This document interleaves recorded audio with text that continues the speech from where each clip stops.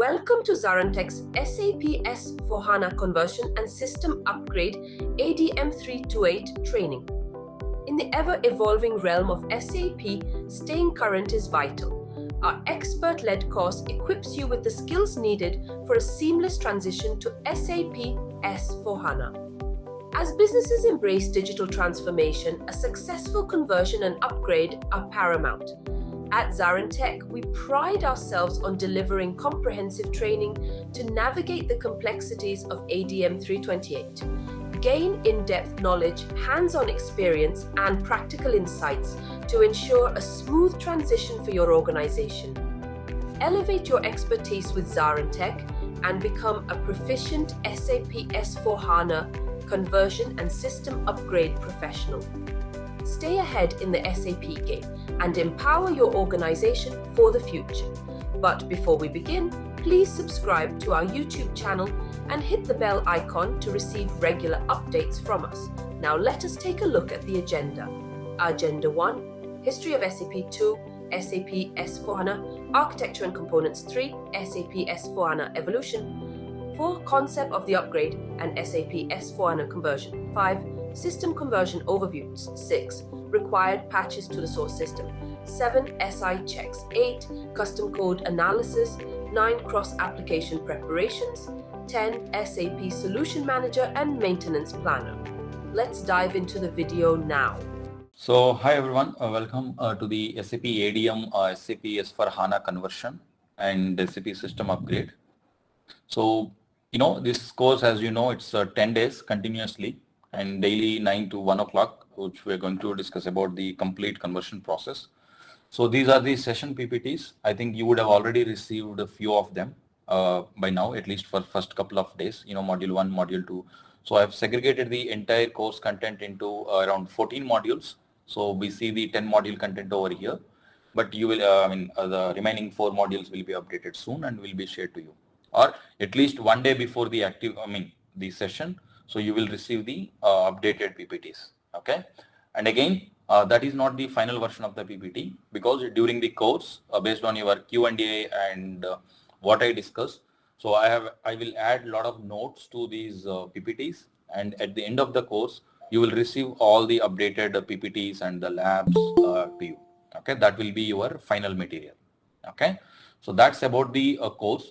So, and then we have the lab activities. So here we see the first 3 days labs has been updated, and remaining total we have 9 exercises I have prepared, and which are very lengthy and extensive. So in this course, it's a total 40 hours of course. What we're going to do is 20 hours of theory, and then we spend a lot of time on the exercises, because as a part of this conversion, it is very important that you feel comfortable with the simplification item check or readiness checks or running some tool and a lot of things, okay? So please pay attention on the exercises when we execute during this session, and the documents also. There's a lot of time spent on preparing this content, around 200 to 300 hours I spent, and you will feel it when I start, going through this course, the level of content and the quality of the content, okay? And moreover, wherever possible, I have removed the basic things. I don't want to waste your time on what is application server and how many work process and these things, start stops and such things, such basic things. I expect that you have a little bit familiarized about it. So I'm going to talk on the very critical or the tricky aspects when we are doing the conversion. That's how I designed this course, okay?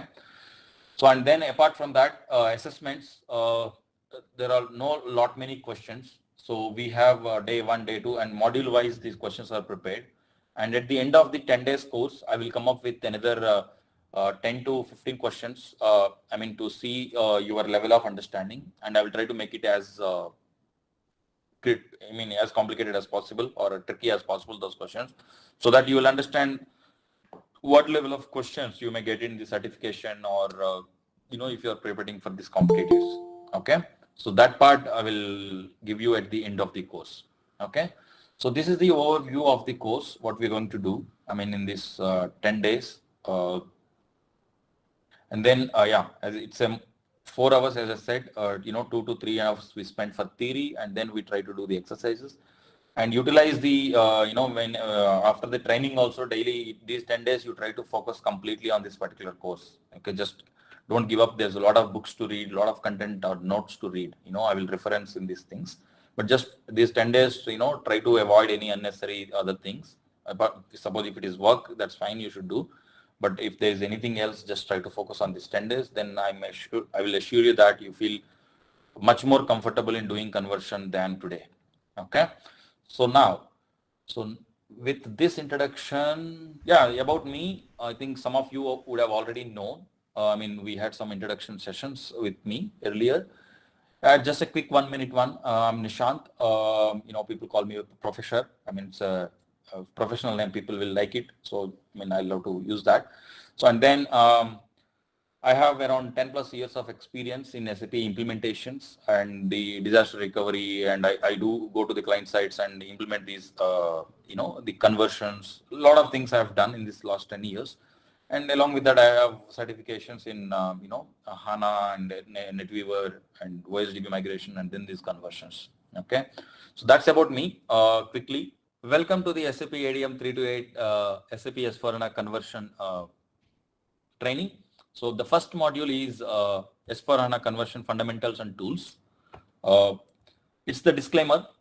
This presentation includes images and all from the open source, and we have put a lot of effort to prepare this content, and you can appreciate the quality of the content once you go through all these sessions. So please do not try to share or give it to anybody else outside of these people, whoever has enrolled for this course, because it's very important and it's a property of ZaranTech. Okay, too much time, but it's important that you have this understanding of how SAP has evolved today. We just spent 5 minutes so that a full clear picture of the product line, what SAP has done. So 1972, 5 ex-IBMers, Dietmar Haupt is the one who is still alive. They have developed a financial product for IBM. Okay, but somehow the project didn't go through and IBM had to shut down that project. So these 5 German guys, so they said, okay, fine, if you don't want this project, please, give it to us and we do patent by ourselves and we'll start it. Then IBM agreed and they came out of IBM and they started a company called SAP. Okay. So it is like system analysis in data processing in the initial days they used to call. So now it is systems, applications and products. That is the current name. What is the full form of SAP? Systems, applications and products, current now. Well, they started in 1972. So initially they had few customers. In 1973, the first version, SAP R1. So do you know what is this R and what is this 1? So does anyone know what is R and what is this 1 stands for? See, we might have heard 10 years back, whoever worked in SAP, SAP R1, SAP R2, SAP R3. Okay. So what were those terminologies? Well, yeah, if you don't know, simple. So try to understand. So R stands for real time, and then 1 stands for the single tier architecture or the 1 tier architecture. You might have heard the words, a 1 tier architecture, 2 tier architecture, and 3 tier architecture. Okay, that is where I'm that is where I'm going now. So they came up with a simple product, SAP R1. So where SAP presentation layer, which is SAP GUI, where the end users access, and application layer, CAR, PAS, and DB, all of them are together in one layer. Okay. So this went very well. Initially they started with financials only, not logistics or anything else. Only financials to take care of the ledgers and stuff. So they did well. So they took around 1979, 6 years. So they thought that, okay, slowly they are expanding their business. So what they thought is, let's separate this application layer, presentation layer, SAP GUI separate, end users, how they log into the system, and then application layer and DB, you put it in one layer. So it's a 2-tier architecture. Okay. So 2-tier architecture, 1979, that they used to call it as SAP R2. I don't think anybody using SAP R2 now. So they're all phased out. In 1992, SAP came up with SAP R3. Okay. So this is one of the most real-time and 3-tier architecture. Even now, still today, we are having this architecture, but the product names and things are different. Even if you see your, applications and everything, any product, any SAP product, all of them are in this architecture, which is Presentation layer is separate because each one of you from your laptops, right? You can access the SAP system. That's the presentation layer. And then the application layer, which means application servers or logic is separate. You have an application server and where applications, I mean, primary applications and secondary applications, those things will be running. And then the database layer, they have separated. So the logic has been segregated. I mean, I don't mean to say that primary applications, sorry, CI and DB on the same host. They can be on the same host, but the logic has been segregated. So application logic and the DB logic has been segregated, but both of them can be on the same host. Okay. So this architecture, they came up in 1992, and that's the era of digitalization. I mean, that is when we call it as the revolution of digitalization has started. But in 2005 and 2006, it has picked up to drastically. But that was the starting point. So right time, right company, like Paytm during the demonetization, how it was ready and it has picked the pace, right? Similar way. So most of the companies are struggling with their enterprise management in terms of the financial, logistics, material management, or oil and gas. So many of them are struggling how to integrate these functional areas and how to make it automate or how to make it digitalize. Such a big organization, they are struggling. They are using Excels or simple softwares and all, but still they could not able to do that level. But SAP has come up with this kind of simple solution, not a simple, very good solution that has been very well perceived by the market. And initially they started with financials, then logistics, then material management. Slowly they have gone. So this R3 architecture was successful at the time. So once R3 is successful, they took around 2004, 12 years. SAP was doing very well in 1992 to 2004 with the SAP R3. In 2004, they have came up with SAP ERP, okay, on NetWeaver platform. So SAP Business One is for it's a ERP with a small scale industries that we don't focus too much. I mean, but shops, small shops or one shopping mall can use such small software. It's for small scale industries. But SAP ERP for the enterprise resource planning, okay. So for the big industries, okay, and on NetWeaver platform. So we can say 2004 is the big breakthrough for SAP because all of a sudden they have opened at a massive scale. You see, SAP ERP is much more capable of what SAP R3, R2 and R1 were able to do. So what were the massive thing what they brought in 2004? ABAP plus Java. Okay, Java, the advantage of Java on NetWeaver. NetWeaver is a platform. You might have heard these platforms, right? NetWeaver platform, HANA platform, or SAP Cloud platform. See, HANA platform means HANA is not just a database and it can do many more things. Data intelligence, connectivity, and integrations to the third-party applications. A lot of things. Platform is which can enable multiple things or multiple products or multiple things to run. Okay, so just understand the term platform. So NetWeaver is a platform. They came up with a concept of platform and they have introduced Java. So we know that many applications outside world, they run on Java. So the integration has happened to this NetWeaver, which means SAP has opened its portfolio for multiple applications where they can integrate and then do their, use SAP as a backend system and do the functions. So that is when 2004 NetWeaver, it's a huge success, SAP, and they came up with only one product, which is ERP, okay, Enterprise Resource Planning.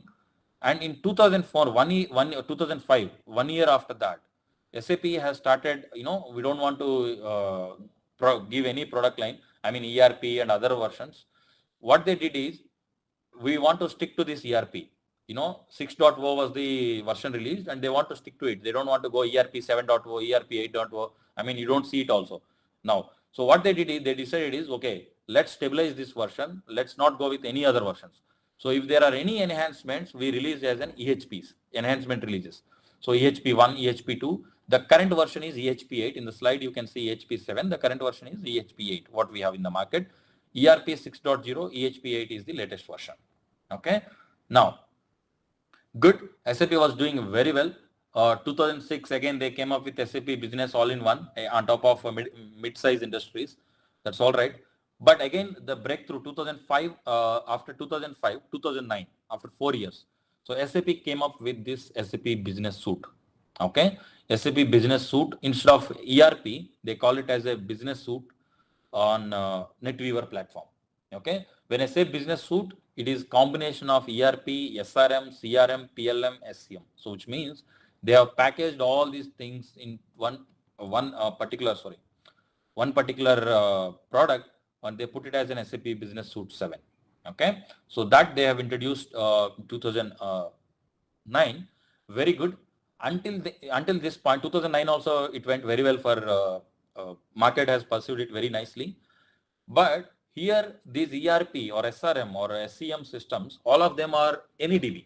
So as I said, SAP came up with this business suite with the concept of any database.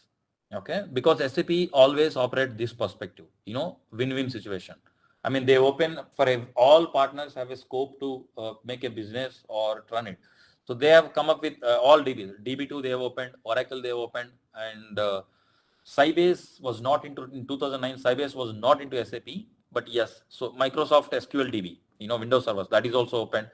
So SAP has opened completely for all databases. It's a customer's choice, whichever database they want, they can do it. SAP has opened for all of them. So then 2011, the problem has started. Okay, 2009 fine, 2009, 10, in 2 years. So there is a problem with one particular, because any DB, any database, so they have a problem with one particular database vendor, which is Oracle. Okay, so what it is important to understand, guys, please, don't think the other way. It is very important to understand why this kind of innovation has happened and what SAP is today. So 2009, SAP has, Oracle has realized it. Okay, so SAP is running on my database. So Oracle thought that I can take over the entire SAP ERP thing, because it's just an application or it's just a software on top of my database, right? So database is the strong suit for anybody. For example, banking you take, database is the most thing. So if they are using the old version of the database, if you go and tell them that I want to upgrade, they will say that no, as long as this database is running, I will do it, because they're very hesitant, because it's a very crucial financial data for every company. So the database is the most important. So Oracle thought, I can take over SAP and I can be a complete thing. I mean, I can have the SAP and DB on. So Oracle thought perceiving in the direction of taking over SAP. Okay, so that has caused a conflict between SAP and Oracle. In 2010, I can say 2009 and 2010, Oracle has started, but SAP was, hesitant, but SAP in a big problem now. What is the big problem? SAP is, as a software, it is very good, but they don't have a database. So they have to rely on DB2, which is IBM. They have to rely on Sybase. At that time, Sybase was different. They have to rely on this Oracle, Microsoft SQL. So Microsoft. So all of them are big player, and in the market, right? Everybody, when you are a company, so Microsoft SQL Server, Microsoft is also trying like Oracle, right? Oracle and Microsoft were very strong at that time. So like these vultures, everybody thought of taking over SAP because this product is doing. So everybody in that focus. But SAP, what they did is, no. First thing, if I have to survive, I have to have my own database. Okay, I have my own database. That's the most important thing, because the data on top, what SAP is dealing with is a very critical data, and they want to have a trustworthy database for themselves. No matter whichever vendor you go, there is a problem. Okay, there is a problem whomever vendor you go. So that vendor may think of taking over the complete portfolio and stuff. There is a problem.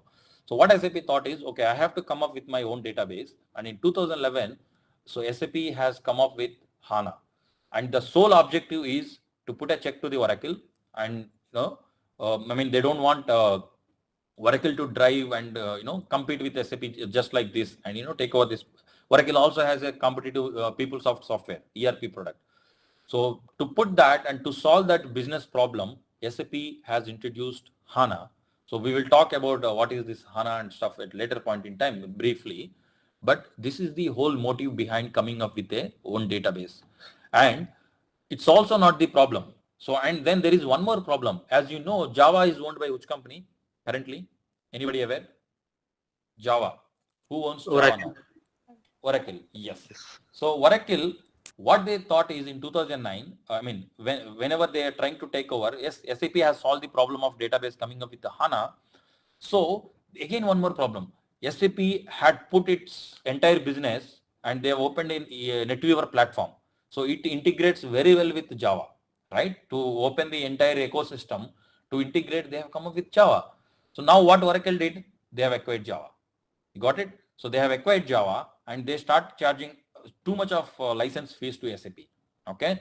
So instead of directly competing with ERP, because PeopleSoft was not doing well, and what Oracle did is they started acquiring all these integrated or Java and other things and started putting lot of license charges to SAP.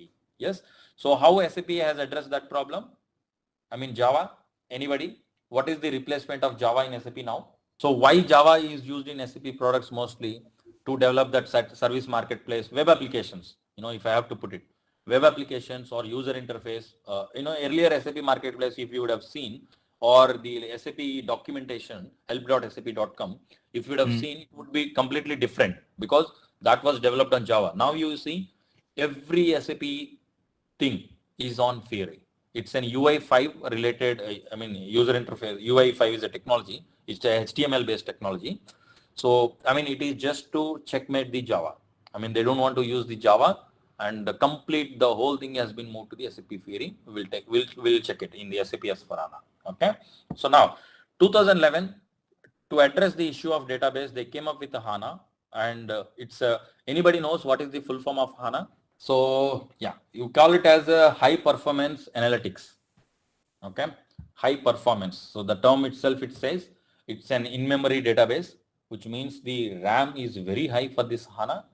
And RAM, when I say in-memory, just think that it's a RAM basically. So HANA needs very high RAM, and the performance is much more better than the traditional databases. Okay, very good. So they came up with database, and in 2015, okay, the first version of SAP S/4HANA came. Okay, so until now, what we have, SAP Business Suite we have with ERP, SRM, CRM, we have to call that way only. So there is no R3, there is no R2, or there is no ERP. So we have to call SAP Business Suite. They are all packaged basically, PLM, SCM and all. This suite is running fine. So in 2015, SAP has come up with SAP S/4HANA. So that is the starting of S/4HANA. So now what we are going to discuss, our course ADM 328 is how to convert this business suite to this S/4HANA. That is why I'm giving you this history, how to move it from there to here. That is our ADM 328 course, how to convert this ERP to S/4HANA. Okay, so SAP S/4HANA, we will talk about the architecture and advantages and all. Anyone knows the full form of S/4HANA? What is the stand for S, and what does it stand for? Anyone? Okay.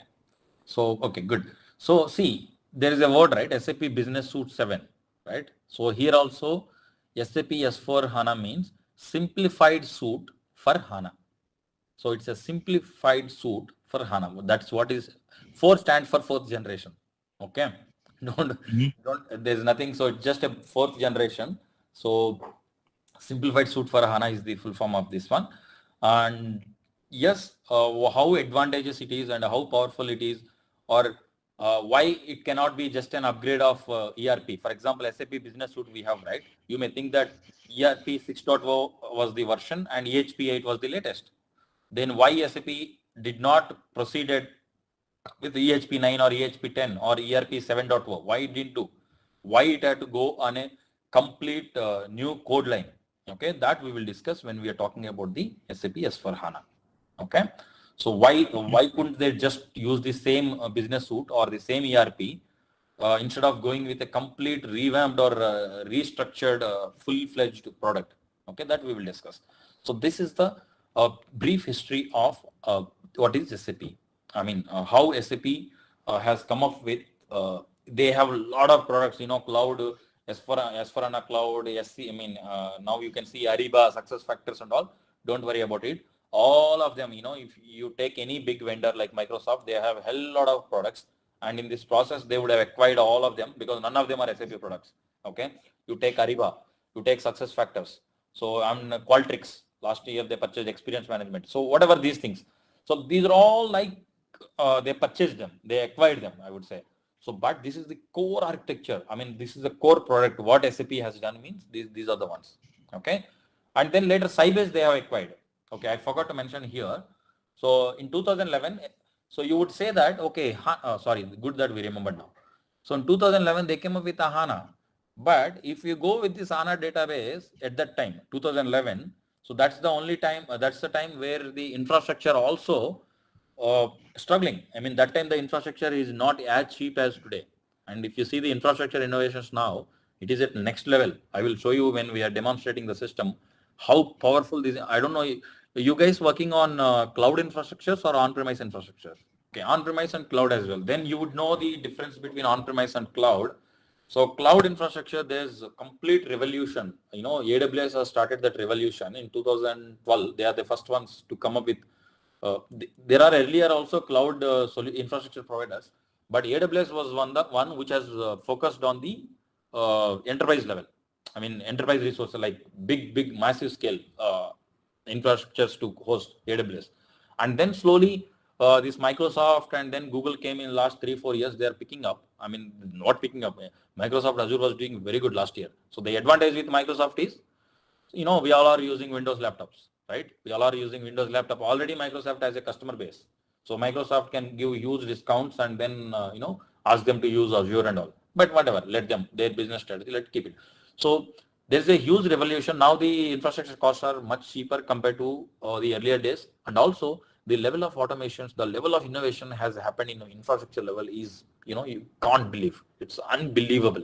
You can see in half an hour or 1 hour, you can build an SAP system. I will build and I will show you. Okay. Within 1 hour, your entire systems will be ready. So such level and automations, that kind of infrastructure innovations happen in the cloud infrastructure providers with the AWS and this one. I mean, I don't mean that AWS only. Infrastructure innovations means these are applicable for all these three, any cloud provider. So the concepts of AWS, the concepts of GCP, I mean infrastructure concepts of Microsoft, all of them are same. Okay. So don't think that all three is three. Anybody worked on all three infrastructures? AWS, GCP and Azure, guys? So whatever it is, so all three infrastructure has the same concepts. So you should not call it as an AWS innovation or GCP innovation. For example, Unix is the mother of all these Linux based or Unix flavored systems, right? Linux, SUSE, Solaris, and you know, IBM Unix is there, HP Unix is there. There are a lot of Linux flavors. So no matter Red Hat Linux is there. So all of them are mother is the Unix. Like that, infrastructure also there is a cloud open source platform. On top of it, these guys have developed these things. Okay. When I try to say infrastructure innovations, it does not mean that AWS or Google or anything. So it's a open source and the innovations happened over there were, you know, unbelievable. And what we are today in infrastructure wise, it's outstanding in terms of the automations or whatever. So, but in 2011, when SAP came up with the HANA, as I said, it's an in-memory. In-memory means you have a 250 GB database or a 1 TB database. You need to have RAM of 1 TB minimum. Okay. So then you go crazy and the customers will go mad. Oh God, I have to invest 1 TB of RAM is very expensive. So what SAP did in 2011, they acquired Sybase. Okay. Because it's also a row store based kind of database. Sybase is because they have to give an option. Either you go with the HANA or if you don't want to spend too much of money at that particular time, you go with my another database which is Sybase. So that is when SAP has acquired the Sybase database. So to provide an alternative instead of this Oracle or you know, Microsoft SQL Server DB or IBM DB2, so they have come up with Sybase and they have given the customers two options. So currently today, what all databases SAP operates currently today? Anyone knows? So except Oracle, SAP is still open for all databases. Okay. So and then SAP also has its own database. Can anyone name one more database? Oracle is one database. That's fine. It's not SAP's. So that they want to phase out completely. Now they are not even supporting it. And then we have IBM DB2. Still there are some customers and still SAP is supporting it because IBM doesn't want to get into any of this ERP software. MaxDB is there. MaxDB also SAP's own software. And then Sybase is SAP's own database. So currently SAP and Microsoft SQL Server DB, it is there, but again, SAP is still supporting even because Microsoft is still has that tie-up. So three databases SAP has their own. One is MaxDB and other one is Sybase. The other one is SAP HANA. So the customer has a choice of, if you want to go with the traditional database like Oracle, you go with Sybase or MaxDB. Or if you want to go with or you go with any vendor, IBM DB2 or Microsoft SQL Server DB. But with the if you want to go with the HANA, go with the HANA database. So SAP has given 3 options for the customers. So now most of the focus is on HANA. So rest all like our so SAP S/4HANA architecture and components. Good. So now you have understood the evolution of SAP from SAP R1 to SAP S/4HANA, how they have evolved. So good. So it is important. Let's try to compare. What is SAP Business Suite, the left side diagram, follow my mouse, and SAP S/4HANA, what it contains, how it is different. So SAP Business Suite, as I said, it's a package of SAP CRM, SAP SRM, ERP, SCM, and PLM. Okay. So and if you look into the SAP ERP, so we know that SAP PI and SAP ECC, ERP central component. I mean, actually, if you say SAP ECC is the upgradable component. When we upgrade SAP ECC. We don't upgrade SAP ERP. Okay. So it's component. I mean, technicality wise, I'm talking. Okay. So ERP has this, SAP BW, SAP ECC. These are the components they have it. Now, SAP S/4HANA. So here, as I said, what is the full form? Simplified suite. This is also a suite. It is not like a business suite. It is also a suite. So it also comes with, a SAP S/4HANA server. Like you have, you see here, there is a mapping, right? SAP ECC is the ERP central component.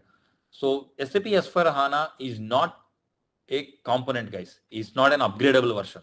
I mean, SAP, it's, we will get confused or we use this terminology.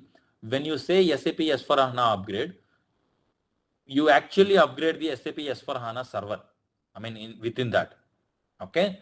So not the SAP S/4HANA. It's a product name, like SAP Business Suite, right? It's a product name, SAP S/4HANA product name. So when we say SAP S/4HANA server is getting upgraded, and when I say ERP upgrade, what does that mean? ERP upgrade doesn't, you see left side diagram. ERP upgrade doesn't mean that I will go and upgrade this ERP. What actually get upgraded? ECC.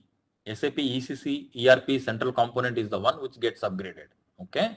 So this is the actual component which gets upgraded technically. So why I am stressing is I want to create a clear cut definition, because we are doing a conversion, right? Conversion using a sum tool. Okay. So which means we should understand what exactly is getting upgraded. Okay. And you should know the differentiation between the product name and the actual technical component name. That is why I'm trying to stress this out. So when you say ERP upgrade, actually ERP central component is the one which gets upgraded. When you say SAP S/4HANA upgrade 1511 or 1610 or whatever the version you want, the actual component what it gets upgraded is SAP S/4HANA server. Okay. And what are the other components you have in SAP S/4HANA? SAP Fiori, we will talk about it. And then SAP BW for HANA. Okay. So these are the components which are part of this simplified suite for HANA. Okay. Okay. Now you understand the difference. So the suite, this is the product name SAP S/4HANA. Within that you have SAP S/4HANA server, and within and SAP Fiori and SAP BW for HANA. Okay. So when we say upgradable version, these are the upgradable components in between. What, not the entire product line, but we keep calling, synonymously we call them, but you know the difference. Okay. Good. The most important thing, sorry, before we go, it's important to understand the capabilities of SAP S/4HANA, or how good it is, or the advantages, or a high level stack architecture. That's very important for us to understand. Then, because even though, see, when we do these pre-checks and then during the conversion and the post steps also, we do embedded analytics, and you should know why you are doing, and the Fiori configurations and all, we should know, I mean, why they are there, and how, then only when you understand this architecture, then only you will appreciate those things what you are doing. Okay. So when you say the high level architecture, so we have, I'm talking about SAP S/4HANA on-premise edition. So there is S/4HANA cloud edition also. Don't get confused. Always focus on this SAP S/4HANA on-premise edition. Okay. So we have a UI layer, I mean user interface layer. So which is SAP Fiori. Okay, the top yellow color. Okay, SAP Fiori apps, Design Studio Analysis app or search, whatever it is. So the Fiori is nothing but the UI. For example, what is the UI for our SAP systems ERP? SAP GUI, right? SAP GUI or a Web UI. Sometimes it's all SAP GUI related only, Web UI, Web GUI we call. So now, as I said, SAP do not want to invest in the Java, so they have developed their complete Fiori. We will see also, we will launch the Fiori Launchpad and then we will see the tiles and stuff. It is nothing but for now, just know that it's an user interface platform. Okay, how you interact with the system. Or let's talk about the UI layer first, the responsive design. So this yellow layer, so yellow line you see here, right side, I'm putting my mouse. So SAP Fiori as user experience paradigm across applications.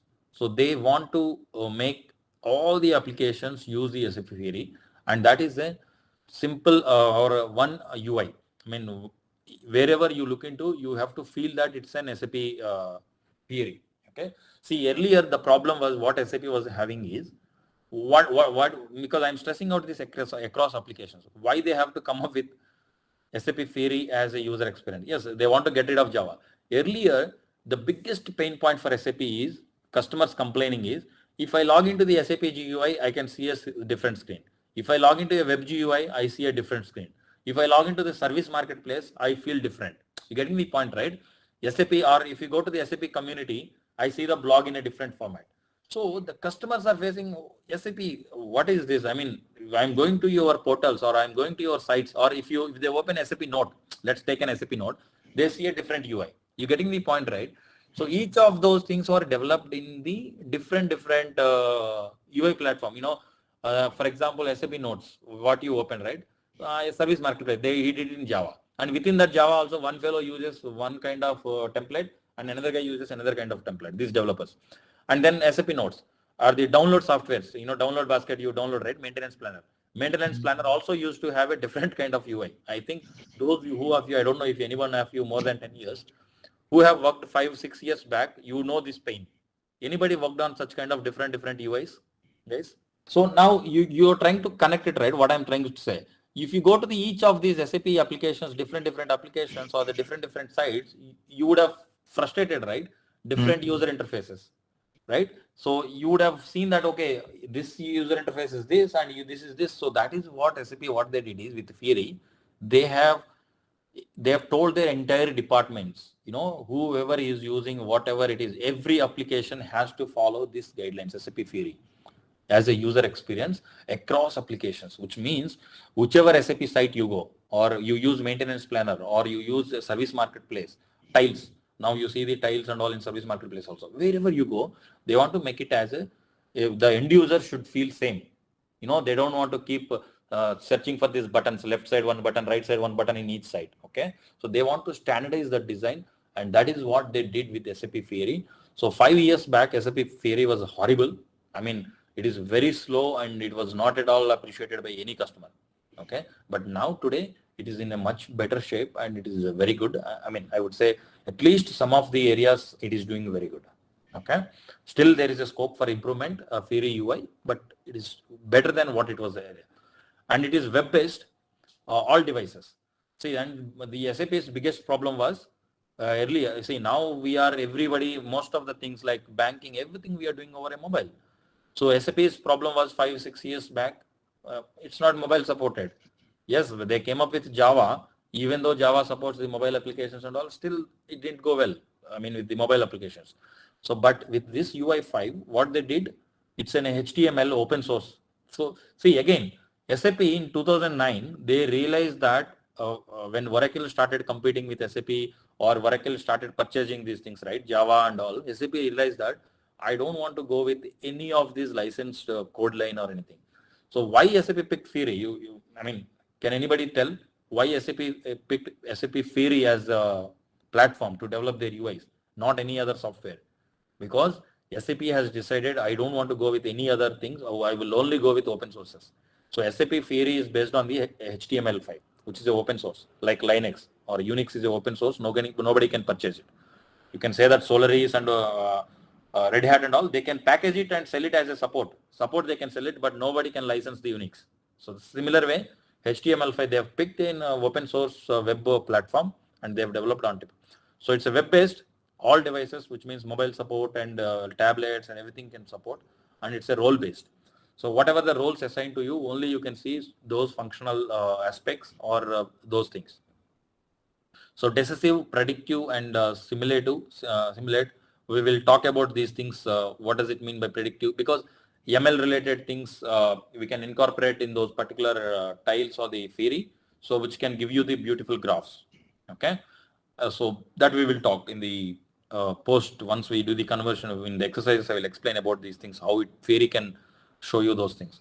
And even when we are doing readiness check and all, we can see these graphs and stuff. Okay, that's the theory. That's the background of theory. Hope now you understood. Now, the most important thing, application layer. The left side, I'm talking about this application layer. The middle blue color, SAP S for HANA ABAP. Okay, so what they did here. So how it is different from your SAP Business Suite or the earlier ERP? What they have done here is principle of one. Okay, what does this mean by the principle of one? Why they have to come up with this concept, principle of one? So simplification of applications and the data model. Okay, one recommended solution. Principle of one means one recommend. I'll tell you what it is. No aggregations and no indices. Higher flexibility and throughput. Data footprint reduction. So again here, what these guys, I mean, you may not understand it, but developers can understand this principle of one. Okay, so in ERP, in SAP Business Suite, for example, you take ERP, SCM, and what we call PLM. So if it is there, see what all there in this one, SRM, CRM.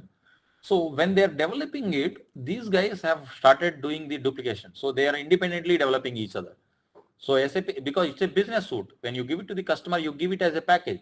So what the developers have done is, there is a repetition of the coding. In SAP ERP, they code and the similar function module they develop in SCM also. Similar function module they will develop PLM also. Okay, so which means obviously there are some similar functionalities which you may have to call. So each of these CRM developers have created a similar in a different code. Functionality is same, coding is different. Same is the case with SRM. Same is, so these SAP developers, they are not aligned internally, because how SAP works is department wise. So compartmental wise. CRM means CRM compartment. There are some 20,000 developers working on ERP, 30,000 developers working on it, like that. So they have their own code lines and they have developed it. See, functionality is working fine, but there is a lot of duplication of the code. Okay, they are doing the same function. So that has caused the business suite to be slow, right? When you have too many lines of coding, then there is a problem. So what they came up with, principle of one. Okay, so they have aligned their entire developers, or they have told them across the platforms, like Fiori they have done, right, open source, and I want all of you to use these standards. So like that, they have I mean, all platforms like Service Marketplace, whichever department or whoever is doing UI, SAP has to stick to those UI guidelines, any developer. Like that, they have come up with that one. So with that, what they did is data footprint reduction. They have aligned all the architects of all the products, and they've told that let's standardize our development codes. So let's standardize, this is our, this is what we're going to do. Let's not do, if it is the functionality, and we have to stick to this code line. So we should not deviate from this one. So with that, what happened? That duplication of this coding, for the same functionality in different products has been reduced significantly. The data footprint or the code footprint has reduced to 50%. I've seen once the counting has happened in one of the system. So in ERP, how many lines of code is there? Some billion lines of code is there. In this one, only a 500 million lines of code is there in S/4HANA. So which means same functionality you are achieving, but you have reduced the data footprint or the code line. Okay, then obviously, if the any common logic, right? If your logic is simple and if your code is simple, and then it will quickly fetch and it will give you the results. It's faster. So this is what happened in SAP S/4HANA. So what you have to remind here is they have reduced the coding. They have revamped their entire. That is why SAP had to. So I ask you one question: why SAP did not upgrade just SAP Business Suite to S/4HANA? I mean, ERP 6.0 to ERP 7.0 or 8.0, why it had to come up with an entire code line? The reason is, I mean, they cannot uh, use that one. I mean, because these thing of code correction happens when completely you have to redo the entire coding. You know, when you have to reduce this $500 million, you cannot simply upgrade means you just correct the existing one. Here it is like deletion and rewriting the code. So that is why S4HANA is a complete new product code line, if you have to say. Okay. It was built on top of HANA, I mean, to leverage the benefits of in-memory capabilities. Okay. That is why they have developed this complete new product. So we know this HANA. So HANA as a platform. Okay. Please remind this, guys. Platform is a very tricky word. HANA platform, NetWeaver platform. When I say the platform means it has HANA, we know it as a database because it's the most commonly used or the SAP is represented. But HANA can do much more things. HANA as a platform. So you can integrate your mobile applications. Okay, you can do data analytics. You can do data intelligence. So a lot more things you can do with the HANA platform. Okay, but in this case, we are going to talk only HANA as a database in SAP S for HANA. Okay, so it's an in-memory compression. As I said, in-memory means RAM. So code push down. So the reduction of this code is possible only with the HANA database because they've created some views, and as and when needed, or it is always loaded into those views and you can fetch them quickly. So increase the speed of the data, obviously. So I mean, because it is all, the whole data is available over RAM, obviously the moment you do an SQL query, it will, within seconds it will give you. And earlier in traditional database, the jobs which were taking 24 hours, 30 hours, they were running on the fly within 30 seconds, 40 seconds, because your entire database in memory. So obviously if your laptop's RAM is more, your speed is more, simple. So like that. And see, having RAM itself doesn't make your laptop faster, but your operating system, right, or application also designed in such a way to utilize that RAM. So this is what they have done. So they came up with an HANA database which has excellent RAM, and they had to do the complete restructuring of this coding and rebuild the entire ERP thing. That is why it's a new product line. Okay, so this is the simple or the high level stack architecture. Three things: UI, SAP Fiori, SAP S for HANA, and then HANA as a database. Okay. So when I say SAP S for HANA, so transaction logic has been changed. I mean, it's an in-memory logic and you have to fix. And then analytic engine, as I said, the graphs from the data, what is available in the system, which was not possible with the business suite. So in business suite or the ERP, what you have to do, you have BW reporting. You had to run a job and you have year-end reporting or quarterly reports you pull, right? So you wait for that 2 days to run that job and fetch the data, and you put it to a third-party application like Tableau or Microsoft Power BI analytics tools I'm talking. So you put it over there and then you generate the graphs. But here, analytic engine, so SAP has put the complete analytic logic also here. It will generate the graphs. It will give you on the fly what is your current business and what is the revenue, what are the loss, what is the profit, and everything it will show you right away. We will see this graph. And enterprise search, it's again searching with this column store in HANA, the search becomes much more faster. So this is the high level architecture of this SAP S for HANA. Any questions, guys, here before I move to further? So, I mean, are you following? Is it interesting, or let me know if I go fast or something. Okay. So you're getting the context, right? How I am going. So I will slowly jump into the directly conversion after this, but it is important that you get these basics strong. Okay. Good. No. So we are not going. Serious view is a development topic. I mean, it has nothing to do with our basis. Yes, okay? yes. Yeah. So if you are interested, I can get you documentation tomorrow. Okay. So we will, I mean, we will spend a little bit of time over there. Serious view. See, I'll explain you how it happens. Let's take this gray background as a HANA database, right? So HANA database. So, and database contains what? Tables, obviously. I mean, if we talk about this, tables at the bottom, you have the tables, and then these tables present where? On the disks. Okay. Where does this physical data writes to the disk, right? I mean, data volume. in the HANA server. Okay. So now let's take in the CDS view place. Let's assume that you have the memory. Okay. You have an SAP S for HANA. Let's say you have Fiori. So when you try to run a query from SAP Fiori, because it's an UI, it goes to the SAP S for HANA. Let's say you want to pull some data, okay, from a particular table. It goes to the SAP HANA. It will think that, okay, it's in a OLTP or OLAP. OLTP means, have you heard of this OLTP? Transactional. Yep. Okay. Transactional query. And OLAP, good that you have asked the question so I can explain in more detail this diagram. Okay. See, OLTP, what kind of operation is it? Is it reading or writing? Mostly. It can do both, but OLTP, transactional. So ERP is a OLTP or OLAP? OLTP. So does that mean, or BW, OLAP? BW is an OLAP system. Perfect. Your answer is correct. Now, OLTP, what kind of operation it is? It is more of a read or write. See, that is why transactional logic directly goes to this arrow to the table level. Can you see this? Okay. It directly, see, all the transactional data means it's more of a write. So whenever you have a huge, so okay. Have you heard of this row store and column store databases? So Oracle is row store or column store? Yes. DB2, all the traditional databases. Okay. All the traditional what you had until 2011, DB2, Oracle, MaxDB, and all of them are row store. Okay. Yes, later they came up. I mean, Oracle at least came up in 2013 or 14 with the column store, but fine, let's keep that as well.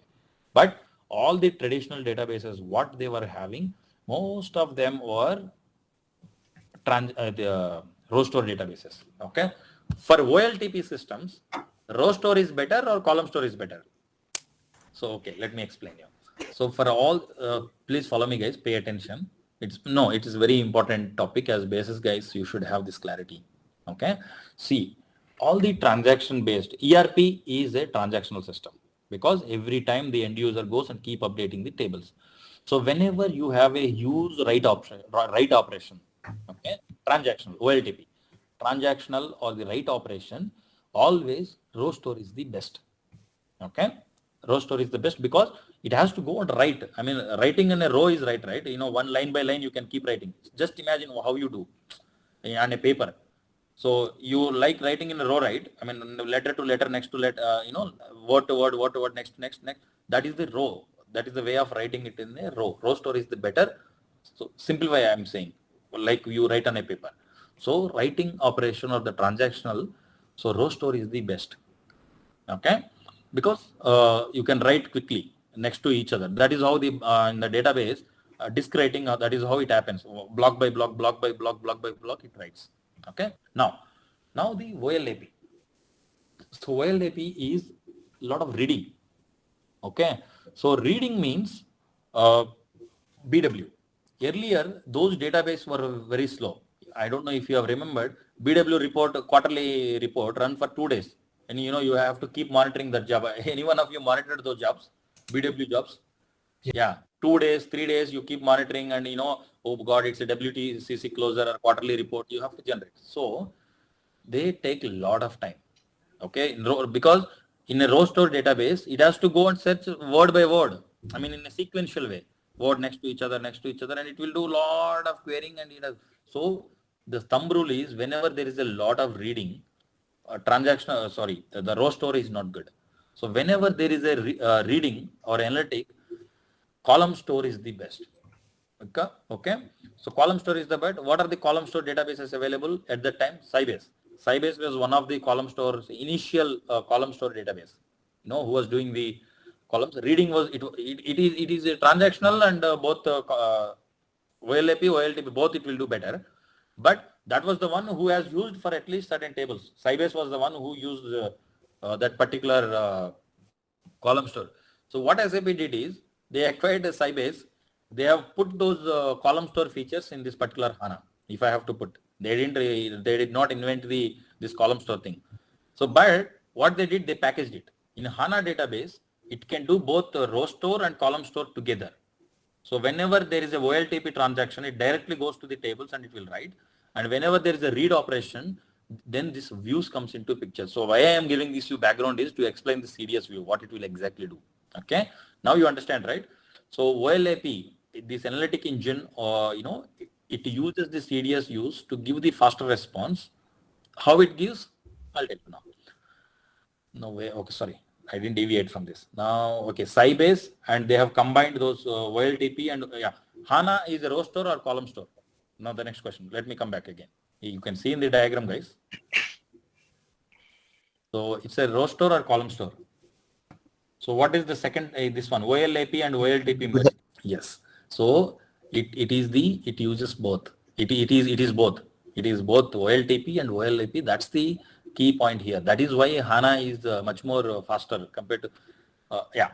So whenever there is an OLTP or the transactional related thing comes, right, it directly goes and writes in rows here, direct logic, it directly goes to the table and update. Whenever there is a query, for example, analysis app, design studio analysis app or BW or whatever it is, it will use this analytic engine or enterprise search to give the data in a, the views here, these CDS views are created in the column store. And no, the tables are created in the column stores. On top of it, that those tables are loaded as views. Okay, got it? So CDS means full form something is there, man. I don't remember. If I tell you the CDS full form, it will be very easy. No, okay. Let me tell you what they did. So you have these tables all at the OS level, right? So suitable table, table. What they did is they knew, because SAP is their product, right? SAP's product. They knew that which tables are used for BW. Where they read a lot, right? When you run a report, you know which table it is going to fetch the data. What they did, all those tables, they put it in column store. Column store is easy to read. Why? Because in an Excel, you just have to, you give the field. For example, let me open this one. Let me explain. So, okay. So see my Excel.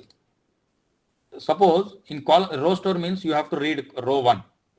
This line, this line, this line. So let me say 1, 2, 3, like this, and then 5, 6, like this. Okay. You remember? Okay. Now let me put here 9, 10. Okay. Suppose if I have to search for 10, okay, this 10. If I have to search for 10, what in a row store thing, how it search? It will go to the one, this, this thing, and then it will come here. So the query will take time until it reaches 10. So if it is available here, that is fine.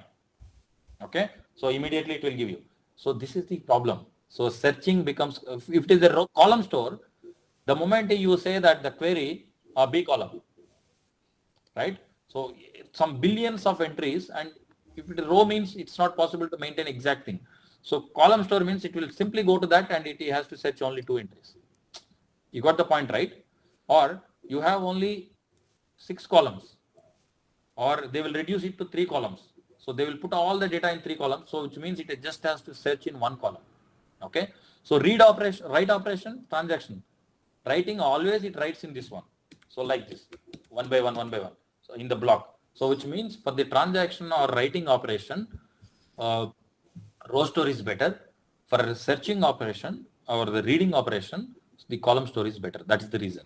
Now, what these views are created. So what they did is these BW tables, all of them, they put as views. Okay. What do you mean by views? They put them as, they created the indexes. This indexing.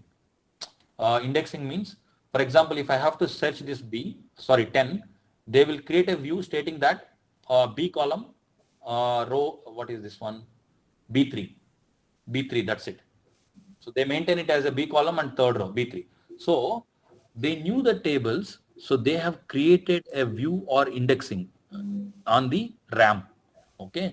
Whenever there is a query comes, BW query, BW query comes to search particular table or pull a data for last 1 year, it will come and look for this view. Okay. So then it knows the exact location and tuck it will fetch and it will give you. Okay. And all those tables are loaded into this RAM. You understand, right? That is what this CDS views is. Did I answer your question? You understood right now how it works? I don't know Yeah. who asked Yeah. it. Yes, I do. So these are the serious views because SAP knows what tables the BW or the reading operations most frequently used tables. They will load them into the RAM and they will create these indexes or structures or in the as name view. Okay. So CDS full form I will search for it, man. I don't remember this exact word. Core data services. That is what that view. I mean core data services is nothing but those tables, whatever they frequently use. Those things they will put it as views over there. Okay. Good. Now you got the clarity, right? What is this UI layer? Good you asked this question so that I am able to explain this OLAP and OLTP as well. Okay, perfect. Well, now we are talking about this next generation business suite, S4 HANA. And anyway, most of the things I've already explained in the previous slide. So, I mean, just remember this few things. So in the slide you see SAP Fiori user experience, I explained you. So Internet of Things or the applications and the people, many of them can use this UI. So SAP S4HANA applications and extensions, and again the connections of these devices, analytics tools and stuff. So SAP HANA as a platform. See here, it's not database. HANA as a platform. It can do multiple big data. Also, it can do social network connectivity. So lots and lots of things. Okay. And what is the another important feature for a platform? It should be able to integrate. So when NetWeaver platform came, SAP NetWeaver, right, with ERP on SAP Business Suite on NetWeaver platform, Java was the one which helped to integrate. So now here, here they will use this OData services or Fiori. When we talk about Fiori, I will tell you what are those integration platforms SAP use. So SAP HANA platform has features or it can enable integrating with the hybrid scenarios. For example, cloud solutions, Ariba, Concur, Field. So these are all acquired guys. None of them are SAP solutions at the bottom, but it is SAP now. I mean, they have acquired from outside. That is why I'm not focusing too much on them because that's the core. Whatever I have shown you the history, right? That is the core of SAP's invention. So Ariba, Concur, and they are all acquired later. These are the cloud solutions and they can integrate with this particular SAP S4HANA. Okay. So, and one more important thing, as I said, SAP S4HANA is a new product line. Okay. So it's the classical business suite and SAP ERP is a separate product line. As I told you, so they cannot simply upgrade the ERP from 6.0 to 7.0 because they have to use this both because earlier ERP was a row store. And how do you make it as a column store with this HANA database? So they had to do a complete coding separately. So as I said, create the CDS views for faster response for the OLAP queries or the BW queries. So like that, they had to do complete revamping the entire coding. So it's a complete product line. So that is why there is no option just ERP 6.0 to ERP 7.0. They could not able to do it, and they had to come up with reinvent the wheel. I would say, they had to do the complete reinvention of this product.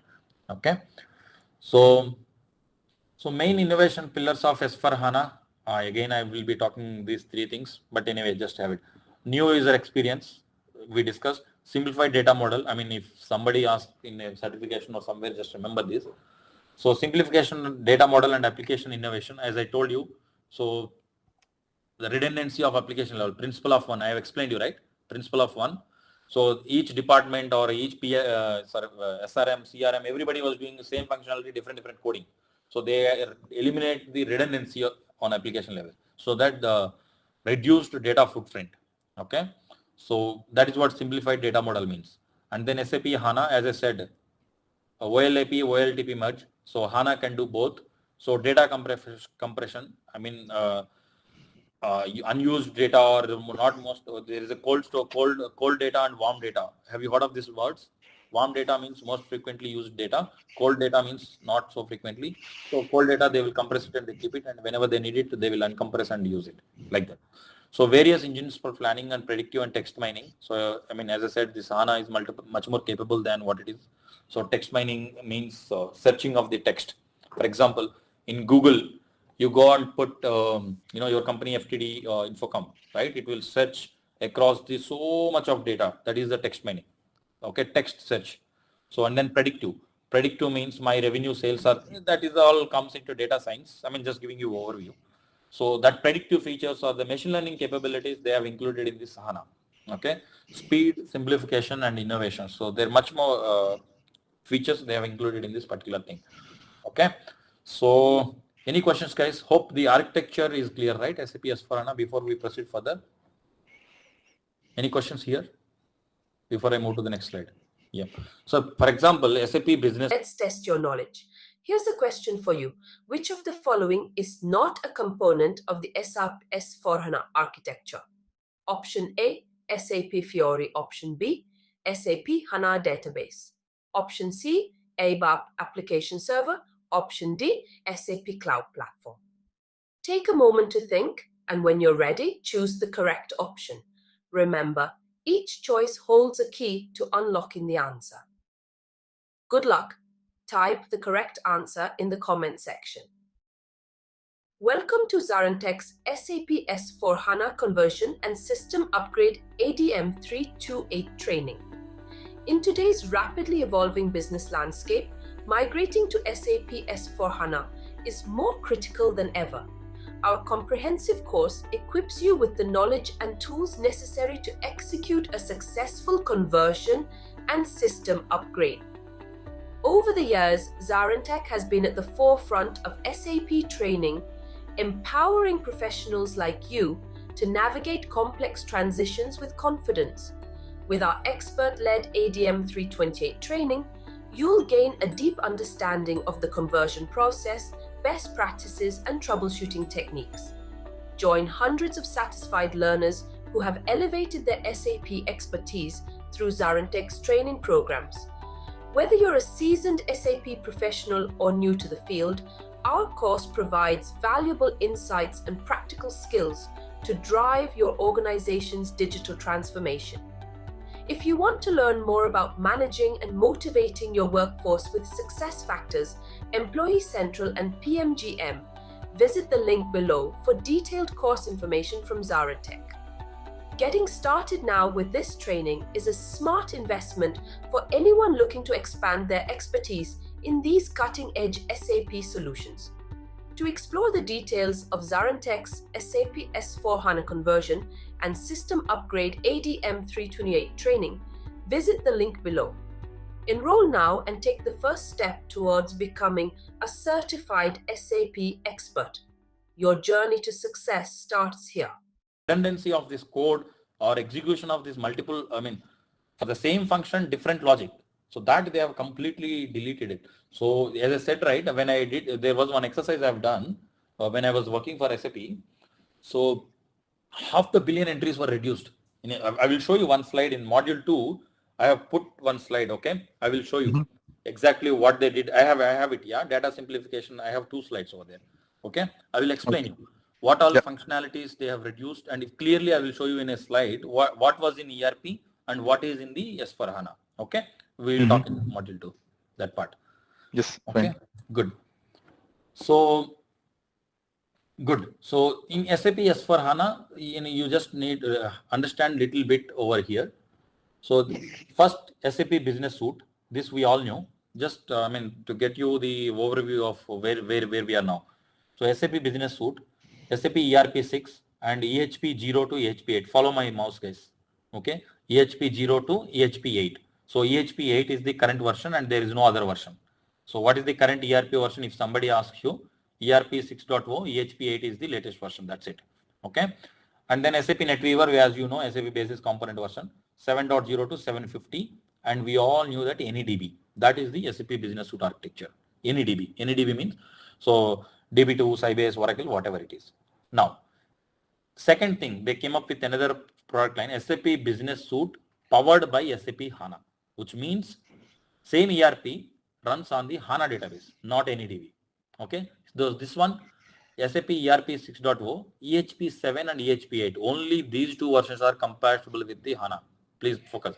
See, AnyDB, EHP 0, EHP 1, EHP 2, EHP 3, all these works, and EHP. But powered by HANA Business Suite only works with EHP 7 and EHP 8. Those are the latest versions.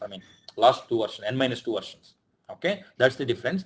And NetWeaver version also 740 and 750. That's it. Not more. 7.0, 730, all not. So HANA 1.0. Okay.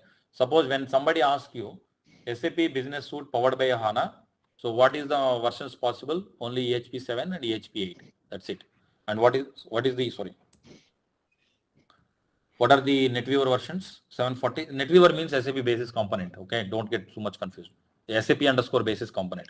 740 and 750 HANA 1.2. Now, SAP S4 HANA Finance. So you don't focus on this slide at all. Just for your information, 1503 and 1605. There are two middle versions they have released.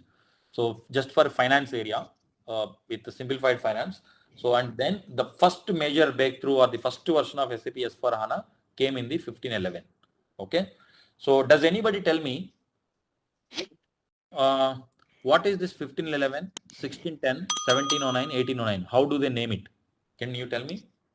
When I say, so why in 2015 they deliver, 11th month, which is November, they delivered. Why in 2016 they delivered in October? Why in 17 they delivered in September? You see, right? 09 is September. And now onwards, 1709 and 1809. What is the 1909? Later, 1909, 2000. After that, they have stick to this 9, I think. Yes, 9. And then SAP S4 HANA 2020, right? 2020. Yes, 2020 and then 2021. So what is the latest version? SAP S4 HANA 2021, right? But no, the 21 is not a month. You getting my point, guys? So I'll tell you what happened. So 1511, 1610, 1709, I was there. So I was the one of those guys who built this 1511 system, S4 HANA system for the developers. See, in SAP, you need somebody to build the system, right? Where do you develop the code? Okay. First, you have to have a system. So this SAP S4 HANA 1511 I built, and it was a nightmare, I would say. So the reason is you don't get anywhere in Google or anywhere issues. Even in SAP also, these basis issues, no one knows. There's nothing. It was the first time we were doing from the core. It took around 6 months for the first system build, including around, we were 20 basis guys and 5 architects, and I think 150 developers involved in first building of this 1511. Building system only, not the code development. Code development was done by the many people, but I was one of those basis guys involved in this 1511. Okay. So in 2015, yes, 15 stands for 2015 and 11 is for the November. Good. The system was ready by November and we released it to the market. Okay. It is like as if you have developed a motorbike design and you have produced it and you give it to the 11th month. But only 1 month you have, December, and then the next month, January, it will become a old version, right? You're getting the point. Where is the time for the customers to adapt it? I mean, if you release your system itself in November, 1 month goes for the customer deals and all, then you don't have time. I mean, for the we are not giving, and moreover, it's not only the problem. So you have developed your SAP S4 HANA. What about your partners? There are a lot of people who integrate with SAP, right? Third-party applications like Transport Express. I don't know if you heard of it. Lots of EY, tax-related applications, a lot of them. So you are just giving them 1 month for them to test their integration or application. Those guys gone crazy. Okay, because 2020, suppose 15 means by 16th first month, these guys also have to come with the latest version, right? Or at least by end of this 2015, they should announce their version also. Transport Express 2.0, 3.0 applications. So this was the problem. It was too late. So November is the too late. Then what they did? So as per the partners, noise, they have reduced to 1 more month, which means October 2016. Yeah, we learned something and we did quickly this time, and then they said, oh my God, 2 months, that is also not sufficient. Move little bit. So then 1709, which means September. By September, the new version will be ready. Okay. So like that 1809, 2009 come. So then they were fed up of this thing. Okay, let's not give this month at all. So then we will name it as 2020 version or 2021 version. So now I think they are coming by June. Okay, last 3 years I have not focused, but by June your systems are ready and they will give it to the partners in June. So they have enough time to test their applications, and by 9th month September they release the new version. Okay, that is the background of these versions. Okay, and SAP NetWeaver, so 750, 751, 752, it goes keep on going like this. Latest versions we have better, I think 760 or 770. We'll see in the system. So from 750 onwards, HANA 2.0. I mean from 1709 onwards, 1709, 1809, 1909. The current version is we are using HANA 2.0 SP5. is the latest HANA version. So what we are going to do is the 2020 version of the S4 HANA for our exercises. So which is on the HANA 2.0, we will verify over there. Okay. So this is how SAP S4 HANA evolved from the SAP Business Suite, and these are the critical components. Okay. So now, again, I am stressing evaluation of SAP S4 HANA architecture. So don't don't worry. So ERP, we discussed it, and then 1511, as I said, you ignore this 1503, and these were trial and errors things. Nobody has used them, and it is offered. 1511 and 1610 is the first S4 HANA version, SAP. So initially they have integrated with cloud solutions. Okay, this is what I want to show this slide. Why I introduced this slide is Hybris, Ariba, Concur, they have acquired these things in 2015 itself. They have integrated, and then 1709, 1809, they have they have introduced SAP Cloud Platform. You would have heard it. So SAP Data Hub, Ariba, these are all again. So means the intention of telling is they have SAP Leonardo, they have started introducing lots and lots of new features as and when this SAP S4HANA product with all the latest versions.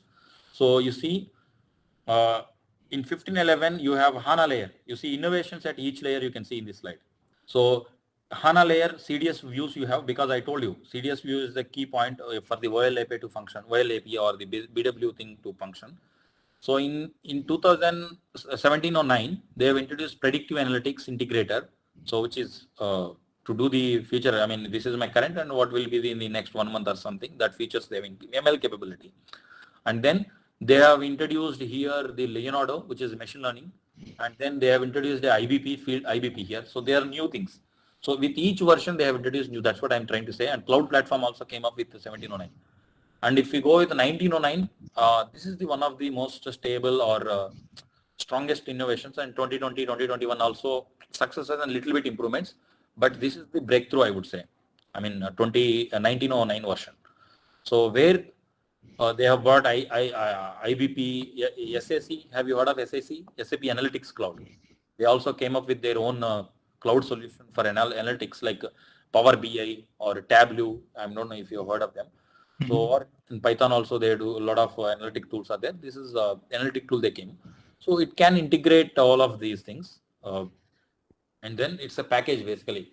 And also experience management. SAP has acquired Qualtrics. Okay. I think, I don't know if you guys heard, one of the highest paid as a money transaction, that was 8 billion. They purchased acquired a company with 8 billion. Okay. It came in news also. I mean, as a cash, generally companies don't acquire companies by cash. Okay. But SAP paid 8 billion as a cash. That's in Europe, you can Google it. So I don't know how much money they had it.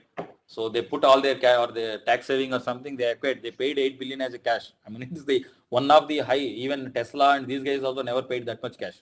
But it's a small company, but they paid as a cash and purchased this, acquired that experience management Qualtrics, and then they integrated it. So this is the overview of the innovation features they have included by the version. Okay. So good. Again, I will revamp this SAP S4HANA architecture, and then we will proceed slowly into the conversion, our topics. And one thing you would have noticed, right? SAP has not deviated from this R3 architecture. I mean, 3-tier architecture, right? Even in SAP S4HANA, you see an UI layer. Yeah, it's a different. Instead of SAP GUI and others, they are using Fiori. Yeah, SAP GUI is still there, but user interface has been changed. And then you have application and database layer. Still, it's an R3 architecture. Okay, if somebody asks you, what is the architecture in SAP S4HANA? Also, it's an R3 architecture. That's the one thing. And one more thing. So you don't have to take any notes. I'm just opening in the speaker notes. Whatever I speak, right? So even more than what I spoke, I have noted these points, you know, the background and all from the standard books or the open source I have taken, and I put it over there. Okay. So just for your reference in future, you see this. So you don't have to take notes for anything. I mean, see the first pillar, user experience, whatever I am speaking, right? So everything, this is helpful for your certification also. I mean, it's not that just I'm randomly speaking. I took it from the standard books and I have kept this content over here. Okay. So the theory or the definitions are helpful when you go for the certifications. Okay.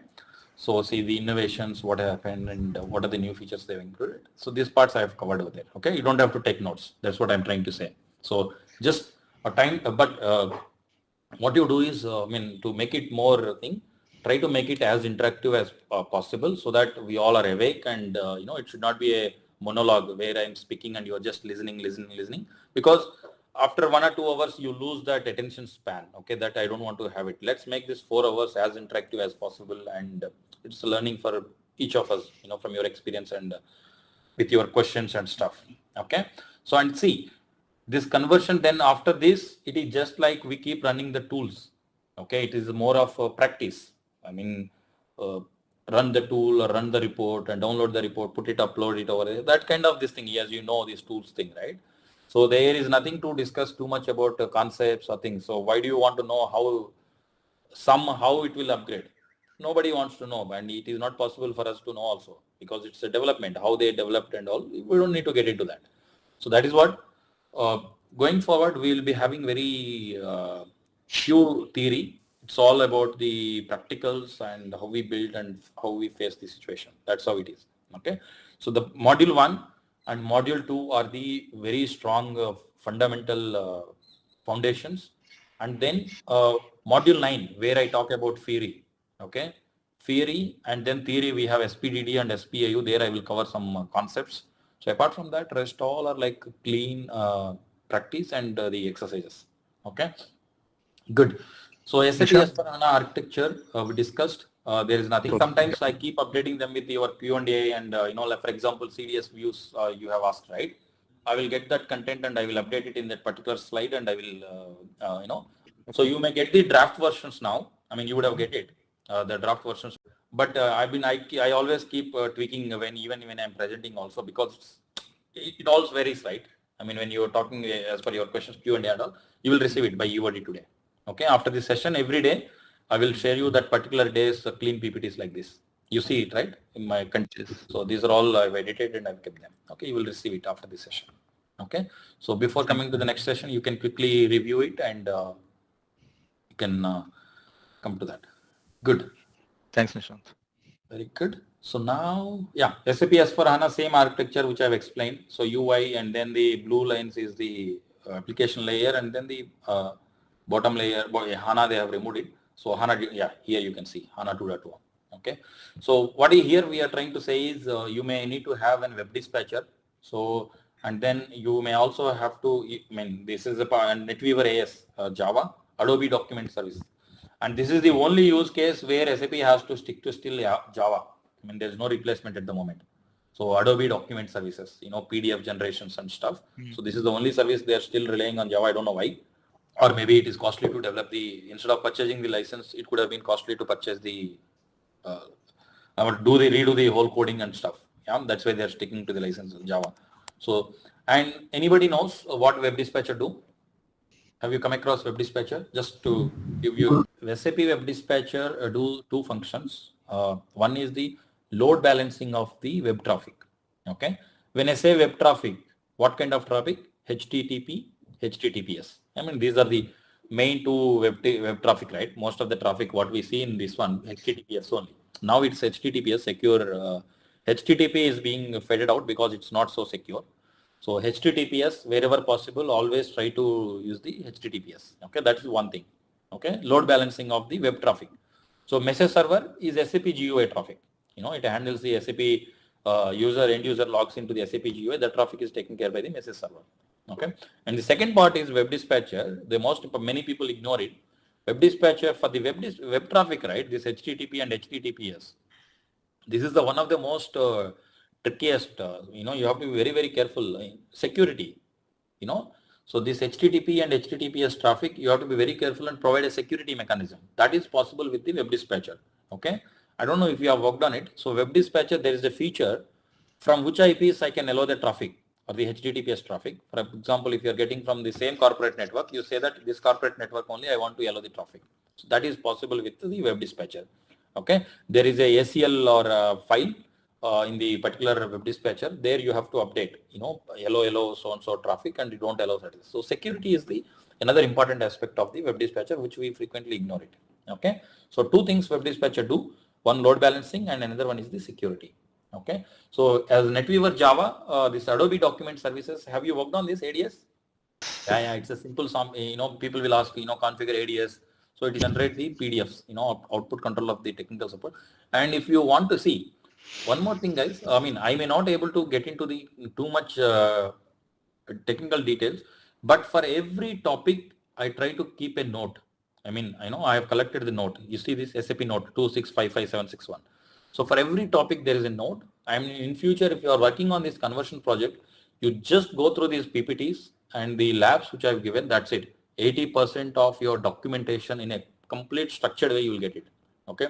Adobe Document Services. If you want to refer something, you refer this note. That is the always best thing. Even though I would have explained you some concepts, that will vary. So notes is the best way to get the latest and up-to-date information. Please keep in this mind always. So, and the web dispatcher, when I say latest version of the web dispatcher, you refer this 908097, which I have put it here. Always, wherever I'm talking now, that PD might be applicable at the moment, but in future it may change. Okay. So always when you are referring it in future, remember, go to the latest versions, whatever I've given in the notes or the slides. Okay. That's why I would have simply removed all these things and covered this and completed the slide, but it is very important that you have this information. Okay, good. So now let's proceed the HANA. I mean, I just want to give you some simple overview of this, how the advantages of HANA. So yeah, SAP ASC, you see these yellow ones are the nodes. ASC, SAP MaxDB, Oracle DB, IBM DB2, these are the MSGs I think we discussed. These are the traditional databases which were there in the market. Okay. So it's all row ones I've explained you. So row stores. So here row storage database databases. So ECC, SAP ECC is designed, or ERP. So ECC here they are terming it as a component. In ERP, as I said, SAP ERP central component or ECC is the main component which we will get update. SAP S4HANA, as I said, it's a product name. SAP S4HANA server, you see, SRV is maintained. So server we are talking. Okay. SAP ECC is designed for row-based data, needs aggregate of tables and does not use any DB procedures. Okay. But here HANA DB, column stores are stored, and there are some DB procedures like CDS views and some table relevant procedures have been defined so that it can leverage the take advantage of the column store database. Okay, so this is what it mentions, takes advantage from the column based data, much faster reading. I explained you OLAP how it is faster, does not need an aggregate of tables, because in columns table they have created the views in such a way that the aggregation happens with the DB procedures. Okay, but anyway, that is part of those things are the HANA modeling. I don't know if you heard of this training, HANA modeling. I mean, I am not an expert in that particular modeling and how to do this table structuring and all, but it just know that they have defined these procedures and all so that it doesn't have to do like in ECC. Okay, HANA is a much faster way because of these two aspects. Okay.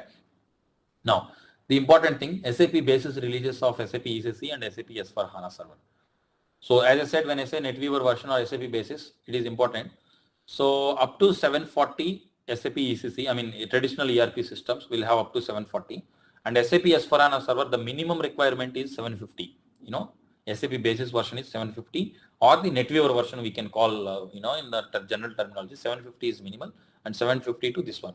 So with this old SAP basis versions, you will not be able to do the conversion, or I mean, you will not be S4HANA you will not do. So what you have to do is you need to get it to minimum 750 version or upgrade it, and then you start doing the conversion. Okay, so good. So then because I'm trying to compare ECC versus S4HANA so that you get some good. Again, ERP 6.0 EHP8. If you look into this, how the components looks. So EAHR 608. So the most important ones are the middle dark blue. SAP ABA 750. SAP basis 750. This is the latest version of the SAP ERP. You know, right? That is EHP8 is the latest, and that's it. From 2012 onwards, they have never. I mean, they came up with S4HANA and they didn't do anything. They didn't release anything else new. So this is the latest 750 and 750, and it is always good to have this latest version, and it is easy to convert to SAP S4HANA. So as I said, SAP basis 750, or when we say SAP NetWeaver 7.5 means it has 750 version of basis and above. Okay. And then, so SAP underscore EBA, if you log into the SAP S/4HANA 2020 version, and you can see 75F. Okay, F stands for, anybody knows what is this F? Finance? Nothing here, foundation. So it's an ABAP foundation. So SAP underscore ABA, it's an 75 foundation, ABAP foundation 2020 they call it. When we say ABAP foundation 2020, so here it's an NetWeaver 7.5, just renamed it to ABAP foundation 2020, and then SAP basis 755 and ABAP, this is what you see in the particular thing. Okay, so this is the difference of the components, I mean core components. So ABA version in ECC latest version is this, and S/4HANA version is this. Okay, same. That's what I want to make it clear over here. Good. So concept of upgrade and conversion. See, you might have you know, for conversion so okay. Now let's talk about the tools. So for doing, have you ever worked on the upgrades in your thing, in your landscape? Upgrades or the patching tool you use? Some tool. Okay. So suppose, have you installed any additional application servers? So, and have you done the migration? Some with DMO. Okay. On normal migration, suppose if you want to move from DB2 to Oracle or Oracle 2 to Sybase, what do you do? See, that is what I want to create the difference. For any patches or upgrades, we use some tool. That's clear. And for general migration, you know, earlier, for example, Oracle to Sybase or Microsoft Windows to DB2 or a Microsoft SQL Server to DB2, what you use? We use SWPM, export and import, right? Database export and database import method. So wherever we use database and export and import method, we use SWPM. But conversion is different, right? And we are using some tool. Okay. So this is the different part. I will talk about it, how this is different. So, but in general, database export and import will be done by the SWPM, and then upgrades are done by the sum tool. But in this case, it is a little different. I will explain it to you. Okay, now, but let's talk about this one. So you see this table, SAP ECC 740 and SAP MaxDB or Sybase DB or whatever it is. So we are going to the same DB. Okay, but target is 740 plus more SPs. So it is a clear case of support pack update. So what do we use? Here the tool used is sum tool. Clear? Anyone has any questions? It's a maintenance. So we call this as a just an SP update, which is we call it as an patching. Apply support package patching we do with sum tool. Did you get it? Just that. And then SAP ECC 740 and it is on the MaxDB. And here SCC 750 we are going. Please follow me, guys. I know you know it, but I want to make it clear difference. What is maintenance? What is upgrade? What is DMO? With in a keen details. So 740 to 750 you are going. In the above case, 742 plus patches only. That is a maintenance activity. So 740 to 750, what is this? It is an upgrade. You are going from 740 version to the 750 version on the same database. So you see, when there is the same database and it is just an upgrade, and yeah, you need upgrade DVDs or upgrade files which you have to download from the service marketplace. Again, the packages also you download it, but you need DVDs, I mean extra mounts or the extra softwares here. Now the third option, ECC 740 MaxDB. It is the MaxDB, Sybase or any other DB you imagine. So here same version 740 to 740 and SAP HANA DB. So here the HANA is changed. I mean the database is changed. So it's a export and import method we have to use, and DMO only, database migration option only. Okay, this is what you have to database migration option. So here you have to use the this DMO option of some, or you can also use this particular what we call traditional SWPM export and import also. Okay, that also works. Anything is fine, but it's a clear migration option. You got it right? So in this case, upgrade with DMO, SAP ECC 740 and database has changed, and then version also changed. In this case, you have to use which tool? Some with DMO option. So the third one, fourth one. See, the third one you can do with SWPM or some with DMO. The fourth one you will do only with some with DMO option together. Or you do the upgrade first 750, we will talk later. SAP MaxDB upgrade and then you go with a different tool, two tools. But if you use one tool and if you want to get it done, you use some with a DMO option. Okay. Now this one, ECC 740, SAP HANA DB, 755 and a HANA DB, same server. Okay. So here it is a conversion. So here you are going from ECC to S/4HANA and on the same DB. So here what you do, you use some tool without DMO option. Simple. Okay. Some with without a DMO option, there is an option to tick or untick. So it's there is no migration here. See, the target database is also HANA.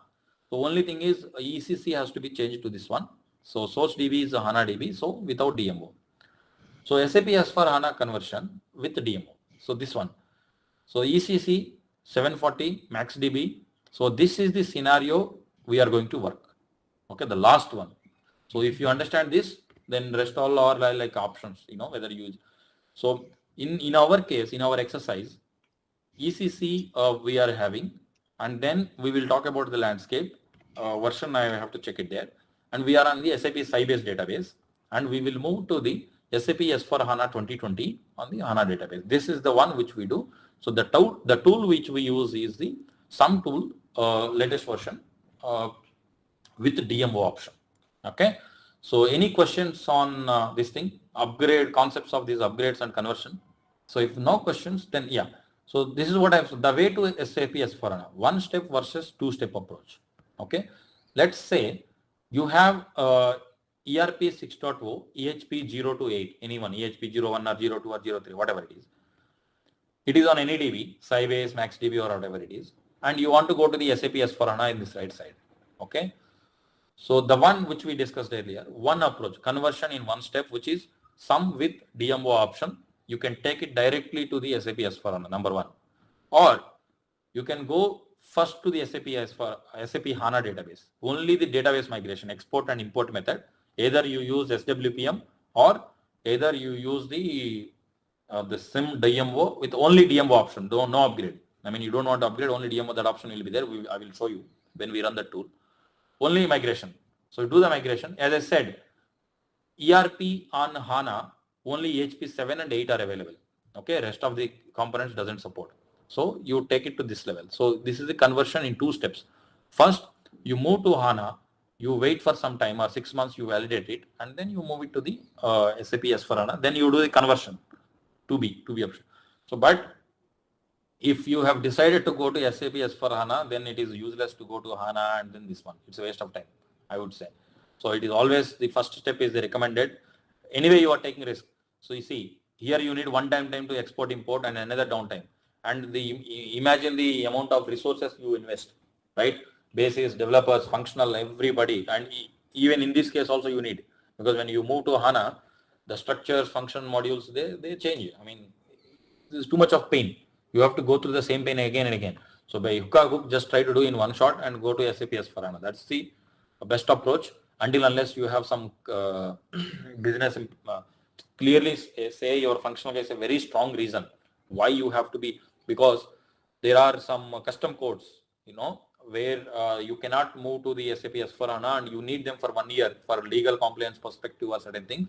Only in those cases you can go to the SAP HANA and wait for that getting approvals for those legalities and tax related, tax related thing. You can't simply change the structure of your invoice and stuff. You cannot change as it is. So such kind of critical cases only you move to S/4HANA. I mean, you don't move to S/4HANA, but 99% SAP strongly recommends to take it directly. Sorry, to the S/4HANA. I'm just giving you background. I mean, these options are possible. So upgrade of ECC, an example I'm just trying to show. So here we have SAP ECC 6.SP5 and ECC 6.8. So EHP 5 to EHP 8 we are upgrading. You can see EAHR and EF in service, and they have gone to 8 at the end, means EHP 8 they have gone. So main components to check this is SAP APPL and SAP HR component. You can see clearly. So tick mark means it's just a simple upgrade. Okay. So no conversion, nothing is involved, just to give you background. And then SAP S4HANA conversion of ECC example. Sorry. So SAP ECC 6.ehp5, and if you convert it to directly 2020, yes, there are changes. So the components, SAP HR will be in 6808, and S4 core, you see some new components. S4 core 105, SAP ABA 75F, ABAP foundation layer it will come, and SAP basis also 755 layer it goes. Okay, so this is how this is an example how the component looks when you do a conversion. Okay. Then the most important thing is complexity drivers. Okay. So what can make your upgrade project, just to get a understanding what can lead to this, why this conversion is so complex, why every customer thinks that it looks crazy for them. I mean, converting ERP to S4HANA is not easy. What I am explaining, it's very tough, and even the training also is one of the toughest trainings, I would say. I mean, yes, clearing the certification is easy. There is just one book and 220 pages and all screenshots only. Read it and practice some online questions and then go and do it. Certification is also easy, but practically this is one of the toughest of the in terms of the training or in terms of the execution also in the project. Okay, very tough. So what are the complexity drivers? Okay, so number of customer and modified objects, because S4HANA is, as I said, it's a complete new code line. It is not just patching, or it's just not an upgrade of the existing ERP system. You're taking the system from one code line to a different code line. Okay, so which means, as I said, the objects has been reduced, the logic has been changed. So then how do you deal? So there will be a huge functional and ABAP challenges you're going to have. And the very bad thing is, in any customer or outside people, they do not have such a level of ABAP skill. No matter you may have an excellent ABAP, ABAP is developed by SAP. You need a very strong SAP developers to handle such things. But yes, in conversion projects, there's no doubt that you have to involve the SAP developers along with your developers. Okay, so there it is the most challenging. So as a basis guy, you will be comfortable in executing this. I'm 100% confident about it. As a basis guy, if you follow the exercises, it is more than sufficient for you during a conversion. Okay, you will be able to tackle it. But developers and functional guys are going to have a nightmare. Okay, that is the most thing. And basis issue can be resolved. I mean, you bring it up or by apply workaround. But if a code itself is gone and functionality has gone spoiled, and you are getting ST22 dumps, what else you do? Nothing. So that is why number of customer and modified objects. And moreover, these customers, you take BP as an example, British Petroleum or Nestle, these guys do a lot of coding over the 20 years. They would have generated like G objects. And when I say coding, I mean in our easy to understand Z objects. Lot of modified objects they would have changed like anything hell. So if we go to the S4HANA, are they going to work? Who will evaluate that? Are they going to work, or what will be? So this is one of the toughest complexity driver. That's why from top to bottom they have listed down. You see the triangle, reverse triangle in yellow shape. This is the top complexity driver. Okay. First, let's discuss about the left hand side, and then we'll come to the right hand side. This is also top to bottom, and then number and type of external interfaces. Okay. Yeah, this is the basis challenge. Okay, basis challenge. But however, how do you know? I mean, your system, suppose you have an ERP system, how do you know who all connecting to your system? Can anybody explain? Suppose in your ERP system, what all interfaces your system is communicating? How do you know that? RFCs, yes, that's correct. So first you need to see the RFCs. I mean, how many RFC connections in the system and which all systems it is connecting to, or is the PA. And the even more painful thing is that, see, you don't have a visibility over PA, right? See, from your ERP system, you can see, okay, my ERP is talking to the PA system, but PA is talking to the third-party application. PA is a mediator, right? From the third-party interfaces or the SAP interfaces to your ERP system. So process integration, SAP PA. So PA, then again there you have to assess, okay, how many communications are going there, which interfaces it is going, which region it is going, that you have to assess. So that is why it is the second most critical. Or manage file transfer, MFT, or if there are any applications connecting to .NET connector or ODBC, JDBC, right? So you have to see some directly connect to the database and try to fetch the data over there. So these are all interfaces you have to take it into consideration, because once you migrate, so we don't know what is the logic behind those interfaces, how they are fetching, whether they are reading or writing. So definitely that logic will change when you move to the when you convert it. Yeah, interface connectivity might work. I mean, because yeah, obviously IP also changes. I mean, server details and all will change. That is okay. I mean, you will, as a part of this, all RFC connections, you will ensure that they are working. You run some RFC test report, and then you see that if the connections checks are okay or not. That is fine. But whether they're getting the right data or the format has been not changed or not, that is the thing. So interfaces, number and type of external interfaces is the most important second complexity driver. Okay. Source release. So what is your, as I said, if you are in the ERP 6.0 EHP1, it is having that's why I put a slide on the basis version, component version. You need to have minimum basis version SAP 750. So first you take it to the EHP 5 or EHP 6, upgrade it, and then you do a conversion. Okay. Don't do directly from the EHP 1 or EHP 2 to SAP S4HANA conversion. It will make your life miserable. Okay. So that is the one thing. But generally, most of the customers will be minimum EHP 6 or EHP 7, because SAP always tells them to go with the latest ERP EHP versions. Okay. Definitely many of the customers would have done it. So I don't see a customer who is using very low version of this ERP, except, can you give me some example who are very reluctant to upgrade, or who are very reluctant to go to the latest versions? Which type of customers? Banks, insurance, healthcare, they move. They have no problem. They are always ready to take the latest version. Banking, very tough to convince. Okay, banking is, and the moment you say that you are touching something, then they will say, no, I don't care. Whatever I am happy. Let it run for 10 years, 15 years, 20 years also, I'm okay with that. Banking is very, very tough to convince. Okay, because there, the data is the most critical part. I mean, your data and my data. So in this process, if something changes or something gone, then they will be very bad, very badly impacted, that bank, in their reputation impact and many things, you know.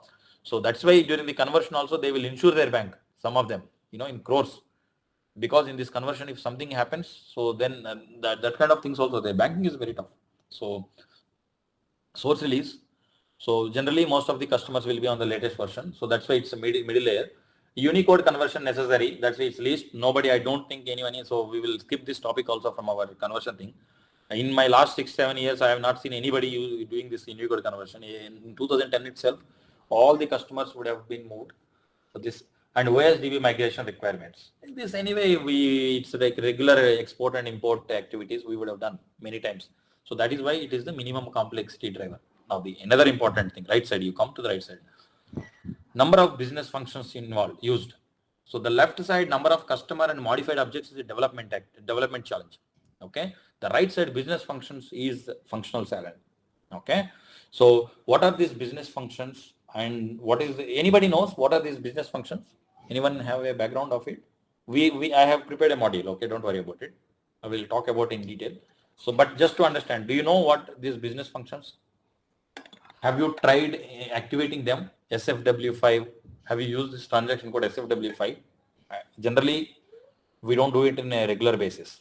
Yeah, good. Yeah, I don't think you guys would have used it, because it's a very, only when the first time when you are building the system, or when your customer is doing adapting ERP, that is the time they would have adapted it, but very less, very less frequently we activate them. But when you are doing the conversion, this will play a very crucial role, these business functions.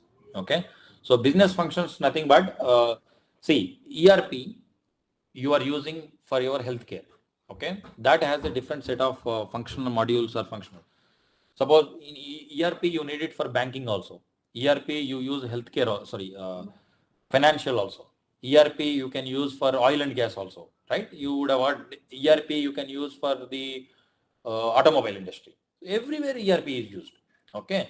So what I'm talking about this business functions is, for example, TCS is into the automobile. Let's talk about Tata Cars and all. They are using ERP. Why would they need the code line or the functions of then healthcare, right? ERP is a package.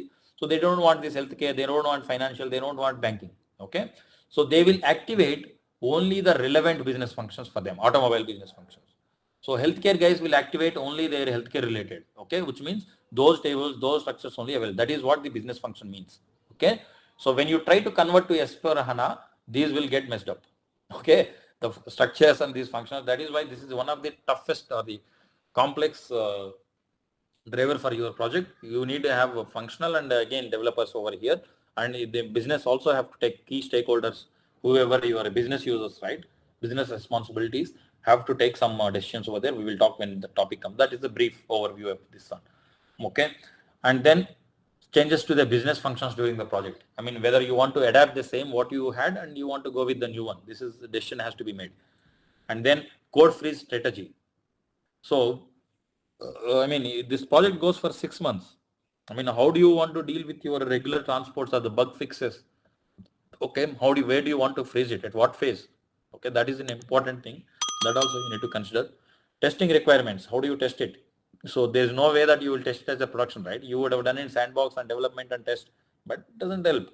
You have to test actual production. I mean, how it behaves, right? But yeah, that is fine. I mean, we always have an option. You take a backup of the production and you build it to the sandbox system and then do it. Okay. So that is option that, but that's why it's a least complexity driver, but it is also a complexity driver. Required downtime. So I mean, some may give you the downtime, but for some systems it is very important based on their architecture, high availability and disaster recovery architectures. So how long they can give you to the downtime, and that is also a critical thing to consider before you are planning this upgrade. So these are the considerations and complexity drivers you need to consider when you plan an SAP S4 HANA conversion project. Okay. So any questions guys over here? So if no question, then I will proceed further. So yeah, the next question, when is the SAP business suite or ERP, maintenance will end? So as of now, it will end in 2027, and extended maintenance means grace period. They will give you 3 years, 2030. So by 2030, they are aiming to get rid of the existing ERP, and they want to have everyone on SAP S4 HANA. So where we are now, 2021, 2021 is over, 2022. So another 5 years ERP.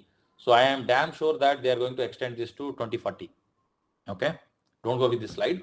I mean, 2027 they will extend to 2040. So 2040 or 2050, SAP will never going to end this ERP, because I am 100% sure that there will be customers who still want to use ERP only. Okay, as I said, banking. So SAP has to, because why do you want to lose? They don't lose customers, right? Because they keep paying money. I mean, license fees every year. So SAP will extend it. It is just to gives an indication to the customers, I mean, to push as many customers as possible to SAP S4 HANA. That is why they put these deadlines, but SAP will definitely extend this. Okay, don't go get into too much into this one. Okay, good. So SAP Innovation and Transformation newsletter register now. So you can go to this particular page. I mean, I have given that link, and today morning when I executed, it says it doesn't exist. So if it's just that you can subscribe to it. I mean, they keep update. I mean, you don't want to do that also. Just don't do it, because you keep getting emails. These are the new innovations. It's a newsletter basically. Okay, if you're still interested, we can search and we can keep the link. And there is a page where you can, where they can talk about all these innovations and stuff. Okay, good.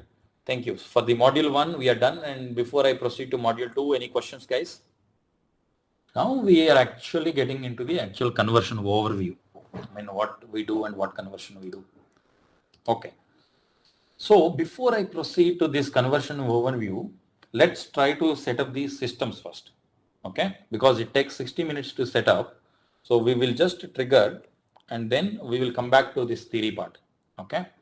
So let me log in again.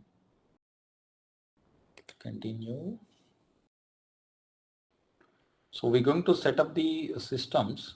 So, and then let me open the lab activity 1, introduction to the course and our cloud appliance library. I mean, you don't have to do this exercise, but just, I mean, clean steps have been given over there. Okay. See, let me, so this course requires SAP cloud appliance library. We're going to use that for our training. which is nothing but I will demonstrate you the how powerful is the automations with this infrastructure innovations, how powerful. So we're going to have 4 systems, 4 CAL solutions, SAP ERP source system, and then ERP source system after preparation steps. Okay, so the first system which we use to do some exercises, because for cost saving I have segregated into 4 systems because we will run only one system at a time. Okay, or else you have to run the whole system entire duration and it will unnecessarily cost us. So and then source system after doing some preparation steps, and to run this we will use to run the software update manager, and then SAP S/4HANA target system. Once it is converted, so we will use the system for the executing query steps and embedded analytics and all, and some additional configuration after doing this ESH and other configurations we will use. So for exercises, we use 4 different systems. I mean each phase you can say, okay, we have taken a backup of the system at each stage. See, for example, taken the source system, okay. After executing certain basics things, I have taken a backup, and we have taken a backup, and we have created one system because it is not ideal in this given time in the 40 hours to troubleshoot those issues. So we have made, I have tested this solution, okay. We made all the steps properly, and this solution we use for the sum tool. And then after that conversion also, there are certain basic issues addressed, parameters and stuff. And then we will proceed with the other exercises. Okay, these are the 4 solutions we will use. So let's take this ERP source system. Let's see if the solutions are available. Okay, what is this? So this is not launching. That's not good. File, new private window. So cal.sap.com. Have you heard of this one? SAP Cloud Appliance Library. So, I mean, it's quickly deployed and usually in the cloud. See, for demo purposes and training purposes, you can deploy these systems in AWS or somewhere quickly. So you can use it for your demonstrations. Okay, let me log in. Each one has their SID and IP address different. Okay. So every time when we are doing the exercise, right? So I will maintain it very clearly. See, for example, this exercises we are doing, right? So, and every exercise it will tell you which system you have to log in. Okay. So which CAL solution you have to log in, and that we will do system by system. Okay. These are built as a complete, see, this is the source system. Okay. The first one. So getting started, you guys also can register with your email IDs, and then you can set this up. Well, let's do this one. I will get back to you. Who is it? Who asked this question? So first thing is log on to the SAP CAL. I mean, you guys also can create your own account just to explore what it is, and click on log on. So enter your details, and if you not, then register yourself. Everybody can register. Okay. So and then click on this search field and search for these four systems. Okay. SAP ERP source system. So first I'm searching this. Let's see if these 4 solutions are available or not. So one SAP source system is available. I just opened it, and then let's see. So here you see these 63 solutions, right? These are all you can use for your various solutions are there. You can deploy and you can use for different functionalities, but you have to pay for AWS. Okay, I will explain you when I am deploying these things. But it's a catalog of SAP systems which are available from this library to build quickly. Just know that. So SAP source system is verified. First one, second one. So this is a system before running the software update manager with that particular status. Yeah, 2. This is also available. It can be built on Azure, Google Cloud Platform, and AWS. Okay. Let's verify the third system. So you do this, guys. I mean, this exercise you follow it once you go home. Okay. So this one after conversion. Yeah, this is the third, and then fourth system. It is like each phase totally we divided into 4 phases, and we have taken readily usable systems in the 4 phases. So then one, yeah, the fourth also available. So that is the first exercise to validate these 4 are available or not. Okay, we have validated. Okay, this is how you do it. Now you will see corresponding solution. That's it. You have seen it. Now let's try to set up the systems. So create your own CAL instance. Okay. So yeah, directly go to this, go to the SAP source system. The first one, let's search for the SAP ERP source system. So for the first few exercises, we need this system. So search for it. Solutions. Okay, so this is the solution. How do you create it? So I mean, in these screens also it is explained, create instance. So I mean, let me do directly. I mean, you can follow the document later. So I will click on this create instance. Okay, so at the bottom you select the advanced mode so that you will have a much more. Choose account. So first the accounts. Okay, let me go to the accounts first. So here you have to define which account you have to go. So FTD is your account. Baburaj has given me your IAM user. I configured it here. This is my AWS account. Where you want to see accounts. Do you want to continue? Yes. First you have to create the accounts. I mean, in this case AWS. So you have to give the access key and secret key and do a test connection. So yeah, the connection with is available. That's it. So it will directly deploy in that particular AWS account. You can log into your AWS account and see if the system is getting ready or not. This is very, very powerful. I mean, this all came up with this infrastructure's innovations. Now let's see. Let's do a create instance. So you can see the getting started. So all of you, please log into this Cal and you can download this getting started guide or architecture design to understand what is this system. Okay, I will talk about it later. Let's create it because it takes time. So ERP system. And then what we have, account, select the, one second. Yeah, it is asking that trial period is only 1 month. So let's activate it, accept it. So, and then let me put that one. So the name itself is the first solution, SAP. So ERP underscore source. Okay, let me put, sorry, ERP underscore SRC source. Okay, and the password, let me do the advanced mode so that we'll get into the clean. Okay, yeah. So advanced mode means it will ask you step by step.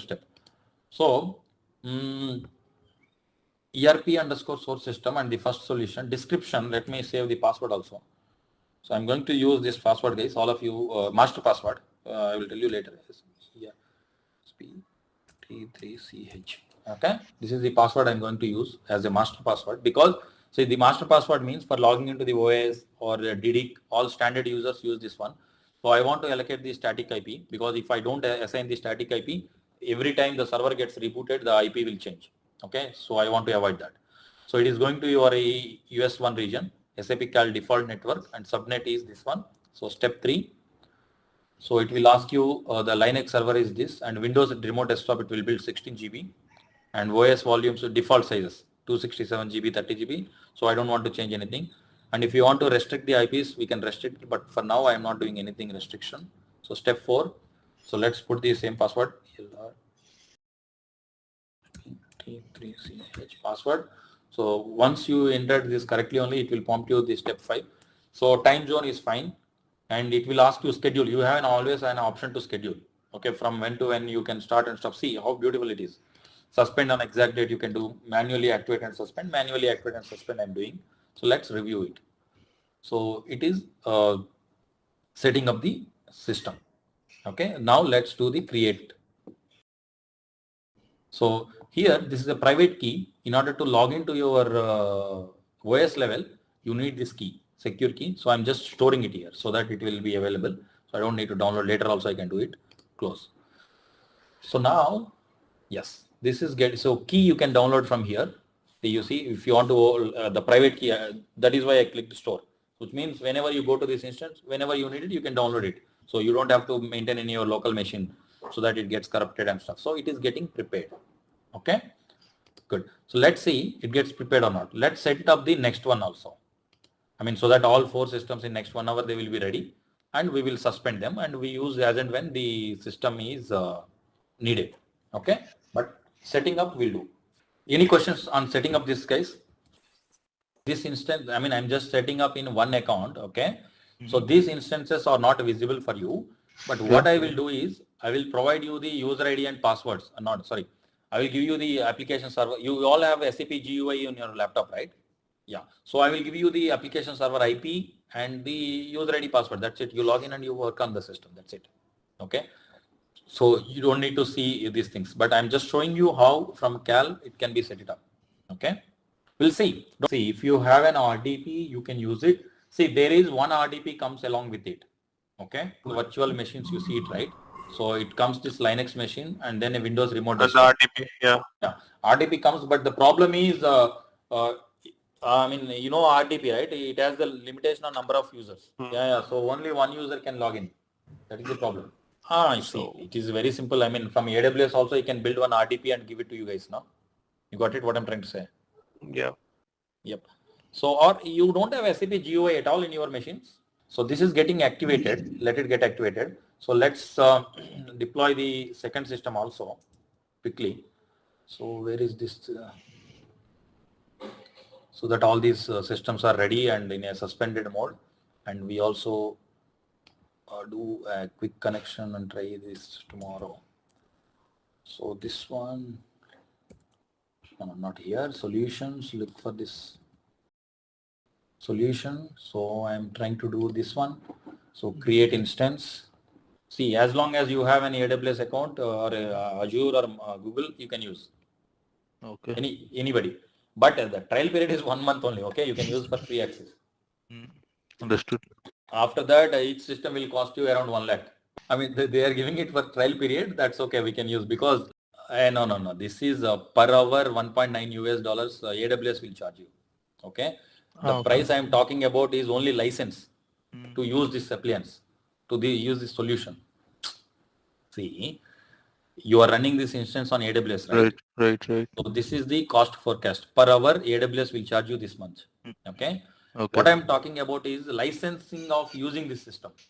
So that will cost you 1 lakh extra. Apart from this. This one ERP after prep. So let me put 2 underscore ERP underscore after underscore prep. Let's give this name and then password. Yeah, let's go to the advanced mode. That's the best. So we know whether we are inputting correctly or not. Yes. Description. Let me put the password so that I don't forget. 3CH and then yeah, public static IP. Hey, hold on. FTD only I'm deploying. Okay, good. So here also we get one remote desktop, but yeah, it is good that good to have one remote desktop from your side. Like I don't know how Baburaj did earlier. All of you can log in and work on it. That's best actually. So here we see 00 means from any IP the connection is available. I mean these systems are not restricted. Okay. I think from your RDP or customer's RDP also it is possible because no client or customer will restrict on the outbound. You get it right? See, the traffic to these systems is allowed from anywhere. Ideally, we should not do it. So inbound is allowed for this system from anywhere. And from your side, outbound should be always enabled. So it should generally everybody do that. Outbound always allowed. So that's why you try to connect once once the system is ready, we will try from one. We'll see whether it connects or not. DLR SAPT3CH. Yeah, so that's the good part. When you go in advanced mode, whenever you give the correct and then only it will tell you that next step. So this one, hey, suspend, why this option is not giving me? Anyway, I can change it later also. Let's do this. This one, I think whatever I did, and let me cancel it again because this password is confusing to me because it's very important that we give the right, or else we have to redeploy it. So do an advanced mode, choose FTD, sorry, no, not this one, FTD AWS, step 2, name is 2 underscore ERP underscore after underscore prep. So I will always try to tell you that second, when you are saving in your GUI is also select like this, 1, 2, 3, 4 like that. So second, so description, ELR. Okay, so public IP will assign. So that's good. So this is fine. So then step 4, password is given. Okay. Yeah, now I see this manually suspend and this one. So just do this. So let's quickly review it. So and then, so good. So this is the password we set and it's going. So let's create it. That's okay. It's saying that this M5 X large is not, you know, even it's not fully certified basically. That's okay. Let's do this just for our training purposes. So as I said, let's store this file, close, close. That's it. So you can see that how many instances are being filled. See, it is activating and it is being prepared. And let's prepare the third solution. Third is after conversion, just for our post exercises. Solutions. So we'll do it quickly. Create instance. Better is always advanced mode. FTD AWS. Yeah, it is asking for licensing. That's okay. So name is the third target system after technical conversion. So 3_S4H. Sorry, let's do this. 3_S4H underscore before underscore config. Let's do this one. Third, I will always refer it as the third one. I mean, we did a conversion, but we did not did any post steps after the conversion. Okay, that's the solution. This one. Again, password wrong. What happened? Why it is not going to the next? We use this one only. Or let me copy paste it. So public IP, good, 4. So then step 4. Let me copy paste it. Yeah, that's the best. So that's okay. Let's review it and let's do. After creating also that manual suspend and activate, we can always change. That's not a problem. Let it create first. Good. So this one store the file, close. Yeah, it says takes 60 minutes. Now let's deploy the fourth instance. So what was the, see whatever I'm doing, it is being explained in the this document, this exercise. Okay, so you don't have to do it, but just have a look into it. All right, let's test your knowledge. Here's a question for you. What does the SAP S/4HANA conversion approach leverage to transform an existing ECC system to SAP S/4HANA? A. Near zero downtime. B. New implementation. C. Landscape transformation. D. Database migration. Take a moment to think, and when you're ready, choose the correct option. Remember, each choice holds a key to unlocking the answer. Good luck. Type the correct answer in the comment section. So the fourth solution should be, it should have a fourth, including configurations. So additional configuration. So for few exercises we use with this one, create instance, advanced mode, choose FTD AWS. Yes, let's accept it. So name is fourth solution. So it's an S4 HANA. So it's a target system including additional configuration. So underscore add underscore config. Okay, fourth. I always refer to this as fourth. Why this did not take the advanced mode? Yeah, public static IP, or else it keeps asking every time it get rebooted, the IP will change. So let's do this. Yeah, password this time we give right. Yeah, this also suspend on exact date. 1957 means evening. Anyway, we will change it after this deploys. So do a create, store, close. 60 minutes it takes. So now under this account we can see the systems which are getting deployed. See, it is activating. Yeah, so it has some error. So the third one has not been created. Then the fourth one also gets failed. Can tell me why it is giving? Anyone knows?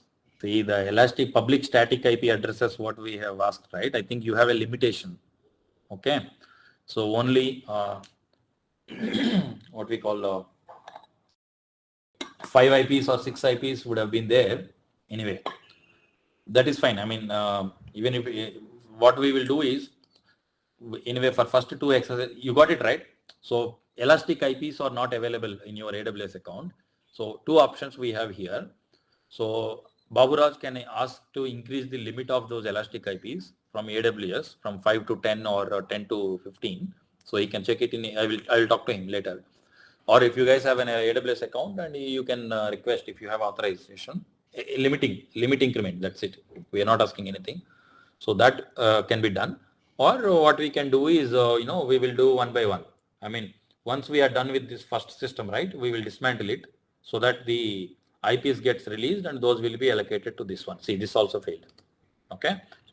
So there are no elastic IPs available for the 3 and 4 systems to be to allocate the static IPs. Anyway, so we'll get this done. Anyway, for first 3-4 days of our activity, so 1 and 2 systems are sufficient. Okay. So tomorrow we'll see this one. This third and fourth, I will set it up and talking to Baburaj. Okay. So yes, in 1 hour these systems will be ready. We will see accessing and stuff. I'll let it run in the background. So can we take a quick 5 minutes break? Okay, before I start with the module 2. So that, okay, so far we have gone through the module 1 overview and history and stuff.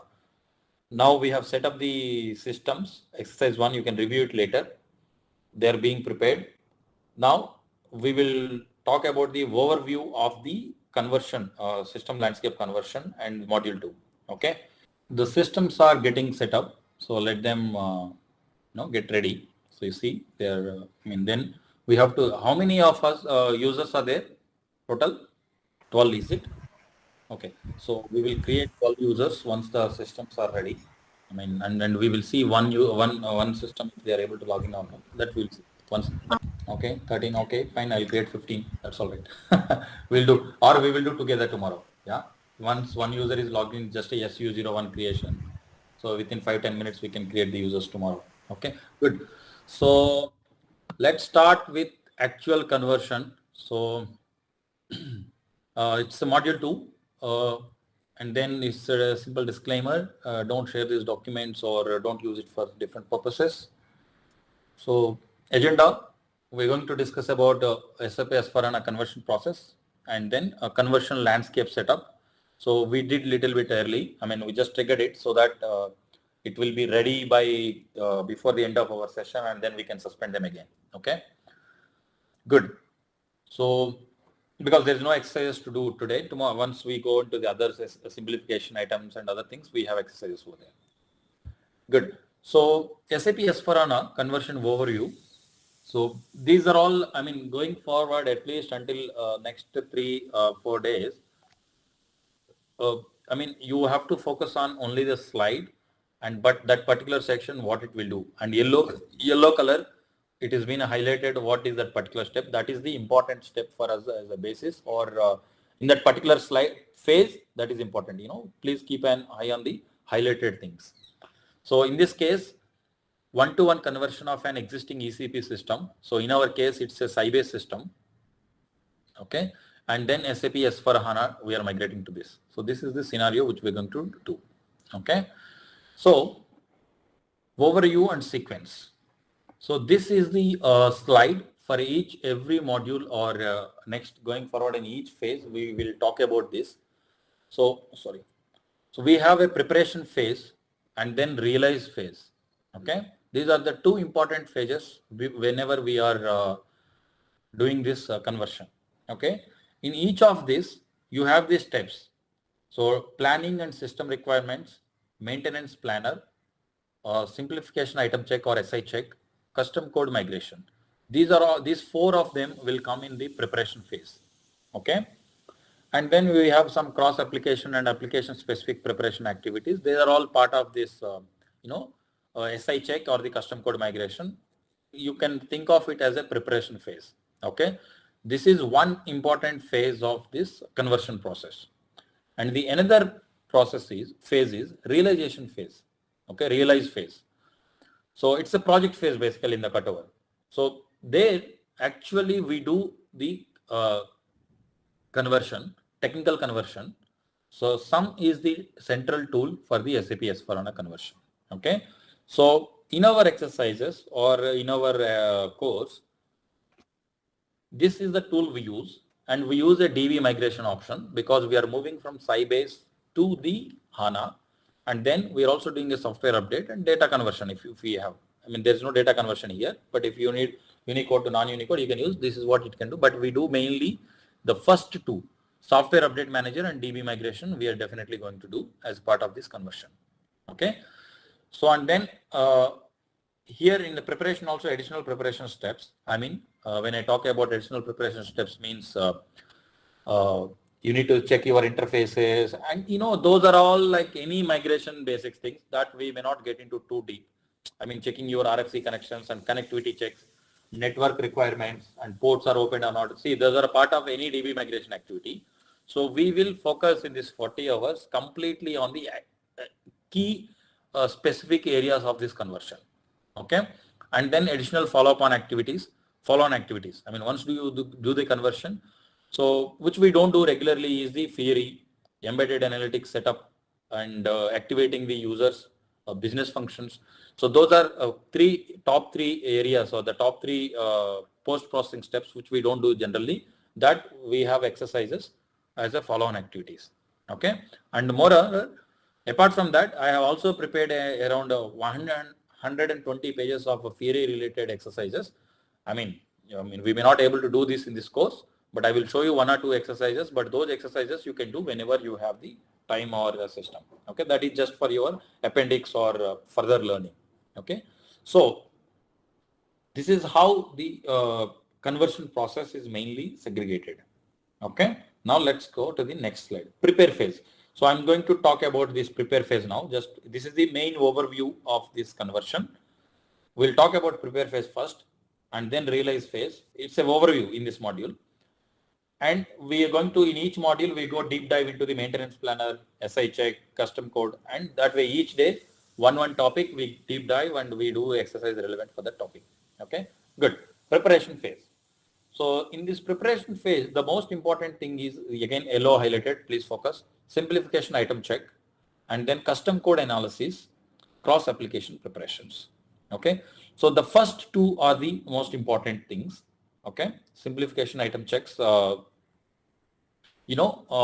will give you a list of, wait, let me show you this one also once again. So present in, so that present view, so that you can understand these definitions also as and when I talk about this one. Okay. So custom code, you are already aware of it, JET code and whatever the customers have developed. So when you convert from ERP to ECC to S/4HANA, you need to see how do you adapt those custom codes. Okay, that part as a part of readiness check, we do that. Simplification item checks means what are the functionalities, for example, ECC has some functionalities and functional level. If you go to the SAP S/4HANA, what are they going to be? Whether they are going to be there or they have changed it to something else. Okay, that is the simplification item checks based on the each function module or each of the relevant one. So SAP provides a very clear documentation on that. We will see as when we do the exercise, but it's just overview. Try to just understand this thing. Okay. So, and then realization phase. So update manager, so activities done by sum. Realize phase, you have sum, that is the most important thing, the tool which we use, and DB migration, and then custom code adaptation. How do you adapt that code to the after you do the technical conversion, and then manual cross application activities. Even I said interfaces and third party applications and those things you have to verify. So this is basically covered in this particular realization phase. Okay. So so somebody has asked me this simplified data model. Okay. So yes, this is, I mean, we discussed, right, how one element that I told you, how this has been achieved in this SAP S/4HANA, how they reduce the code line or the data footprint. So this is where I am talking about simplified data model. So in ECC, we have finance, inventory management, material ledger. So this is all functional, guys. So when we as a basis guy, when you are executing this conversion, I mean, it is irrelevant for you. It's an SCM or SRM or whatever is the system, our steps are same. So don't get it, but understand this is an understanding purpose, sales and distribution. Okay. In SAP S/4HANA, transactional and master data, materialized aggregate history and index tables. So what it is trying to tell you is, so they have combined all of them and they have created a logic which can work in a faster way and the performance is better. That is the only thing which we have to take it at this moment. Okay. Now let's go to this one. So in SAP Business Suite, okay, middle you see the yellow color, SAP Business Suite. In sales, we have VBAK, delivery, LIKP. These are all the tables or the items for that functional. Finance, you have these tables, these many tables. Material, functional guys can understand in a better way these things, but try to understand that these are the tables or the things what they had it. I mean, valuation in material values or material quantities, and these are all the things they used to have. Now with SAP S/4HANA, what they did, you see, it has been reduced. Can you see this? You have so many yellow ones, you have very few. Well, let's take sales. So here you have only two columns, header, item, and then this thing. So remaining all has gone, or they have merged together, or they have created a logic in such a way that remaining all tables are handled by these particular tables. So that's how they reduce the coding, or the code line or the compiling time has been reduced. That's why they call it as a simplified data model. So the term SAP S/4HANA means simplified suite for HANA. Okay, which means they have developed a lightweight application, I can say. If you want, if I have to tell you, they have come up with a new code line, or they have developed in such a way that the same functionality is handled in a much more simple lines of code. Yeah, in ABAP code, whatever. Okay, so that is what, when I talk about the, I mean, these are actually functional guys can understand. You know, these tables have been removed, VBox and all. So same thing in material. So they have removed a lot of this thing. That's what I said. 50% of the coding has been reduced as a part of this thing. So does it answer your question? I mean, it will give you some clarity on how they simplified the data model. Because that's how they achieved this high performance. Doesn't come with this thing. Number one, see, there are multiple things they did. One is the simplification of code, obviously, and the second thing is the HANA, which it by itself is an in-memory. Obviously, when you have a 4 GB RAM and a 100 GB RAM, and if you develop your database like that, it will work faster. There's no doubt. So I would say the significant improvement is the HANA database. Yes, this is also needed, but HANA database improvement is the one of the very good, I would say. I mean, initially it was very slow. Very slow in the sense people did not appreciate its speed and stuff. But now I see customers who are using HANA, they are happy in the sense this HANA 2.0 SP5 is the very stable version, and customers are happy and they are gaining the fruits. And one more thing is, so 5 years back, these infrastructures are very costly, and this one now the competition, AWS, GCP and Azure, the pricings and private data centers also is very manageable. You know, they became much more cheaper, like our mobile phones. Now even the laptops also with more RAM and more also we are getting within 1 lakh rupees. So same way, the hardware costs also reduced because of the competition and the innovations happened. So HANA is, that is the one significantly improving the performance of this SAP, this SAP S/4HANA. So this coding and all, yes, simplification and all improves, but that is the major chunk. What? Okay. System requirements. So prepare phase, and then in the preparation phase, the first one, as I said, we discussed about what is this prepare phase and what we do in the relation phase. Now we'll go with each and every planning and system requirements. So you need to see what is your SAP basis version, and there are nodes which needs to be implemented in this particular source system. We will talk about in the next module. What are the prerequisites, or what nodes to be implemented in the source system? Okay. What are the minimum patch levels you need to have in the system? As I said, SAP basis 750 is the minimum requirement. So those are the things you have to think or consider and before you plan your conversion. Okay, and also what is your source database, and when you are moving from that particular source database to the target database, what are the checks to be checked. So those are all notes and everything I documented, but just giving you an example. So planning and system requirements you have to do, and maintenance planner obviously. So transition paths to convert to SAP S/4HANA. Okay, this is this is part of this planning and system requirement. That's why I put this slide over here. So you have an see, come from the bottom, guys. So little blurred, but don't. I think they are readable. I will read for you. So the bottom one, SAP ERP 6.0, EHP XX. 00 or EHP 1 or EHP 2 or whatever it is. Any DB or SAP HANA DB, whatever. So irrespective ERP.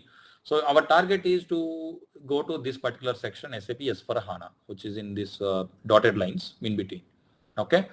So from this particular version, you can go to 1809, you can go to 1909, or you can go to the 2020. Okay. So yeah, this is what I'm trying to say. Planning and preparation phase, you have to compulsory, you have to go through this notes. For example, notes on the source system. Okay. So if you are going to the SAP S/4HANA 1809, refer this note. Okay. Even if I tell you some concepts now, it will vary. SAP with the learnings of all other customers are converted, they keep updating these notes. Believe me, every month the content will change. I've been checking them regularly. I've been following for my conversions and others. So they will keep changing always. That is why I did not bring any topics over here. I just put the notes because that is the best thing. And then SAP S/4HANA 1909. And if you are going to the 2020, you refer this note that will have a clear instructions. We will talk about it in the fourth module. Sorry. We will talk about it how what are the preparation steps we need to see for our Sybase database, and what are the checks which are already there in the next way as an exercise we do in our system. Okay. These notes, you have to look into that. Okay. And then now upgrade path for SAP S/4HANA server. Let's say you are good. One is, these are the conversion paths. Okay. So ECC to the SAP S/4HANA, this is a conversion. Transition paths to convert to SAP S/4HANA. Now upgrade paths. So as I told you, you remember in the initially 1503, 1511 is the first, you should consider this as the first version. So they have developed 1503, 1605. So 1503 to 1605 is possible, but I don't think anybody is using it, leave it. So you focus from this dotted line, this side, 1511, 1610. So see, you see the mapping has been given, 1511 to 1610 possible, 1709 possible, 1809 possible, 1909 possible. So from each version, so upper versions are possible upgrade paths. Okay. So, but one tricky point which we need to consider is, which is in gray color, for target 1709 and here, update database to SAP HANA 2.0 before using the sum tool. This is the mandate. This is the thing you need to keep it in mind. For example, if you remember in our initial slide, we discussed 1511 and 1610 are on the HANA 1.0. Okay. So if you are moving from any of these systems to 1709, before you move there, first you update your HANA to 2.0 before you using the sum tool. That is the requirement. Okay. So just try to get this overview. It is possible, the convert, if you follow these notes. Okay. It's just an overview. Now, so https help.sap.com viewer. So yeah, once this training is over, you go, all of you, I would strongly recommend you to visit this link. Okay. So, and you get this conversion guide. So you get this simplification list and SAP readiness check, simplification item catalog, and everything. You please try to get it. Let me see if I can download this one, help.sap. Let's see if I can help.sap.com. So where is the link? help.sap.com/viewer/viewer/PSAP S/4HANA on-premise. Let's see if I can p/squares for HANA. I've maintained this link somewhere. I don't know why this is missing. Let me just for HANA on-premise. So implement SAP S for HANA, and let's do this. So here, so this is the 2021 latest. So from here you click on this implement. Okay. So see, always the basic funda is, especially in this SAP S for HANA, unlike other things, always refer to these latest documents, conversion guide, UI technologies or operations guide, upgrade guide. So I mean, if you're doing an upgrade, see, there are three ways. When I was talking about this concept or overview of the upgrade, right? If you are just installing a fresh installation, use this. If you are doing an upgrade, use this. So in our case, it's a conversion guide. So it's a free of cost, and SAP, at least these days, they are trying to give everything, at least this SAP S/4HANA conversion as a free, because they want the market adoption. So if you don't give the documentation, if you don't give these things to the people, they will not be able to move from ERP to S/4HANA, and that too, it's such a complicated. So you download this. So yeah, this is the most important thing. Every topic, I mean, in detail, if you want to, if you really want to do, see, these are the diagrams, or most of the diagrams are taken from the this conversion guide only. So always read this particular thing, preparations and all. I mean, we are only talking about this conversion concepts and stuff, but have this downloaded whenever you are doing this upgrade, and most of the topics we will cover it, don't worry. So here, where is this content? So preparing the conversion. Okay. See, I'm just giving you overview. What we are going to cover. So we are going to talk about data volume reduction, and we will run a report and see how much maintenance planner we do, simplification item check we do, custom code analysis we do, so cross application preparations we do. So preparing the conversation, we do all of these things. Okay. So what we may not able to do is removing client 066. You know that, right? We won't do uninstall SAP Fiori apps. See, client deletion, just go to the SSE4 and SSE8 or SSE9 and then delete the client. Okay, because we don't have that client, but if you want it, you refer it. So certain things which we do as a part of basis, I have not covered in this course, so don't worry about it. So that you will be anyway able to do it. So I have picked only the delta or the important topics, and then realization phase. I talk about conversion using the sum, which we will do. So silent data migration, which we don't do. So custom code adaptation, certain things we do.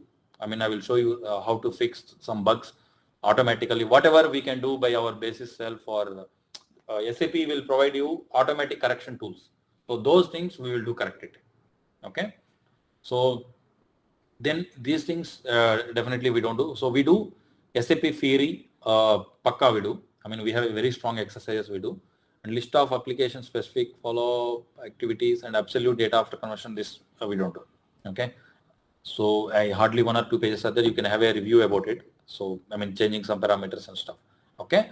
So this is the conversion view, and this is going to be your Bible when you are doing your or a master book when you are doing your conversion. Okay. See, each of it points to one particular note or the latest documentation. Whenever you do it, always you prepare your cutover plan or implementation plan as per this conversion document. Okay. That is most important. So no matter whatever I have given you, these slides, these are very old, so don't worry about them. You always take it from the conversion guide. Okay, good. So then SAP S/4HANA simplification item catalog and readiness check. Okay, this is part. So as I said, we do these things later. I mean, these are the most important pre-checks which you might not have done. This we will execute it and we will see. As I check on this one. And then detailed information on the, did I maintain this link? No, this link also I did not maintain. So SAP has simplification item catalog. You can download this. So what does this simplification item catalog contains is, detailed functional level descriptions of required changes in SAP S/4HANA. Okay, guidance on the activities customer need to complete before, during, and after the conversion.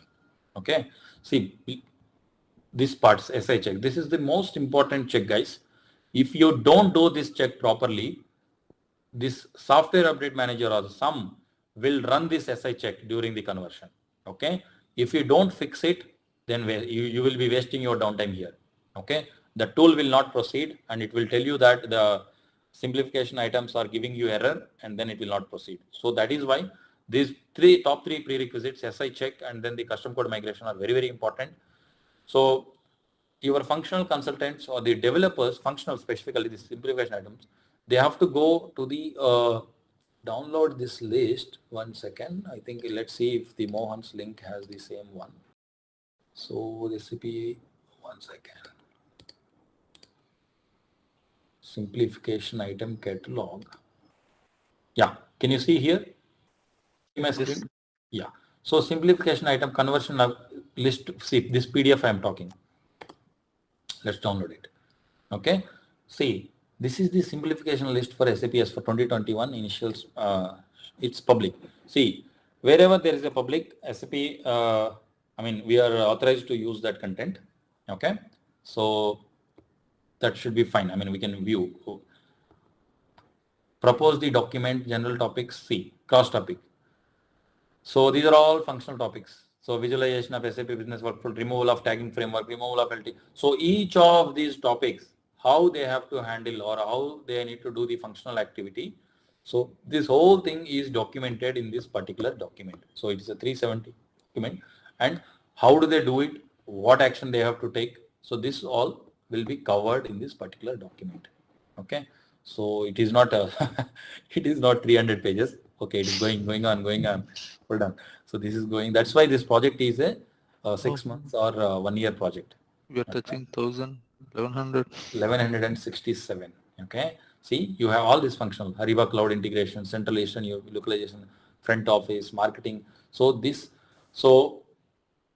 technical conversion, SAP basis, as I said, you and me has no difference, irrespective of the system. By hook or crook, we will bring up the system. But the problem is they have to deal with these things. Okay, these many thousand, you can see 100 and 1200 pages are there. So the functional consultant definitely have to look into this particular document, and they have to be ready, or they have to prepare an Excel. What is my system and what corrections I have made and what they are going to do action upon them. Okay. So if they don't do that, as I told, this thing, the sum tool will not proceed. There is a phase, we will talk about it when we're doing, it will do as SI check. And if these things are not corrected or not fixed before as a part of preparation, then it will not proceed. Okay. That is why this is very, very important, simplification item list.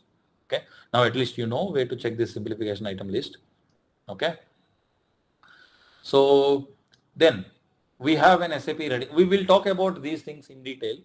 No, we will not talk about how to correct it. Okay. So for example, this we will do as that I am coming to Avira. Just now I started this. Okay, I'm coming to this readiness check. You see my screen, right? SAP readiness check, this 2758146. This is the note. Most important, this will have the what are the scenarios and what are the recommendations and what all checks we'll do. We'll show you in the next slide. Okay. So the readiness check 2.0. Okay, we have an exercise. We will run the jobs and we will get the report and we will upload it to the SAP's. SAP has given a tool where we can upload and we can generate this kind of analysis. Okay, this kind of graphs. Okay, what this readiness 2.0 will do is, so it will give simplification items and activities related to the simplification items. Okay, so what are the SI checks? What are in scope? What are not in scope? When you move it to the S/4HANA, because some of them are absolute, right? So that report it will give us and it will tell us that so-and-so items or the so-and-so function modules have been absolute and which we don't have it, and so-and-so function modules has been changed. That complete report will be given by the SAP Readiness Check 2.0. So this is the latest version 2.0. As I always say, always go with the latest note, what I have given in my previous slide. Okay, 2758146. Okay, and then, but anyway, conversion guide will have all these references, guys. So you don't have to go through these slides also. Okay, so in future when you are doing, so you always, so yeah, this one I put this one. What it will do? So you always go with the conversion guide, what we have downloaded just before. Okay, that is most important. Yeah, now come to the readiness check. So recommended Fiori apps. I mean, what are the SAP Fiori apps it is needed? And then it also talks about the integration or the interface analysis. I mean, it will run some standard checks in the system or some tables or things, and it will let us know what are the interfaces we may have to deal with it. And it also gives us the compatibility of the add-ons. So let's say in ECC you would have installed some third-party add-ons, right? I mean, it not always not only the SAP related. You know it, right? Third-party add-ons also people install in SAP systems. You aware of it or not? For example, Transport Express, and third-party add-ons. You know, people will develop and they keep this monitoring one. I don't remember this one. Like similar to the Solman, DataWard. You heard of DataWard? So DataWard is another monitoring tool. So the customers will use third-party add-ons. So their readiness check will give us the compatibility of that particular add-ons, and then compatibility of the business functions also. I told you in ERP we have business functions, and with SAP S/4HANA how they will be. So which of all of them are in on mode or off mode, or what it has to be done, that actions will be given. And when we run this HANA readiness check, we will look into these graphs or the details in detail so that you get a fair idea. Okay. So then data volume management, this one. So see, the most important question, right? You as a basis consultant or a conversion architect or consultant, you need to understand. Okay, your ERP size is the let's say 1 TB, right? So when you move it to the SAP S/4HANA, how do you decide on how much database size is needed? Okay, you need to take a call. What is my database size? What are my mounts, data size and log volume size, right? So that thing, how do you decide it, right? You getting my question? So that part also it will recommend this readiness 2.0 check, and there is one more HANA DB sizing report also there. But readiness check is nothing but it's a what we call a centralized tool which will give you all of them. You can also run this individually with particular reports. Okay, so that part also it will tell you when you run that report, but it is not a final thing, but it will estimate roughly that this is your source and this is the size, and it is good to go to certain level, but it is your decision as a business decision, but it will give you some draft estimate. Okay, and then SAP Innovative Business Solutions. Suppose I'm not aware of this, I would will see when we run it. I may get some fair idea when I look into it actually. Okay, Innovative Business Solutions. What are them? Let's see in our system if they report, and then we go to the note and we will see what it is and how it will be. But this is how this is what the Readiness 2.0 will give you, Avira. So does it answer your question? What we have discussed so far? Let me go to this slide again. Yeah, what we have discussed, planning and system requirements. See, that is why this is all looped. Okay, it is important that it's not that you generate the stack and you do SI check.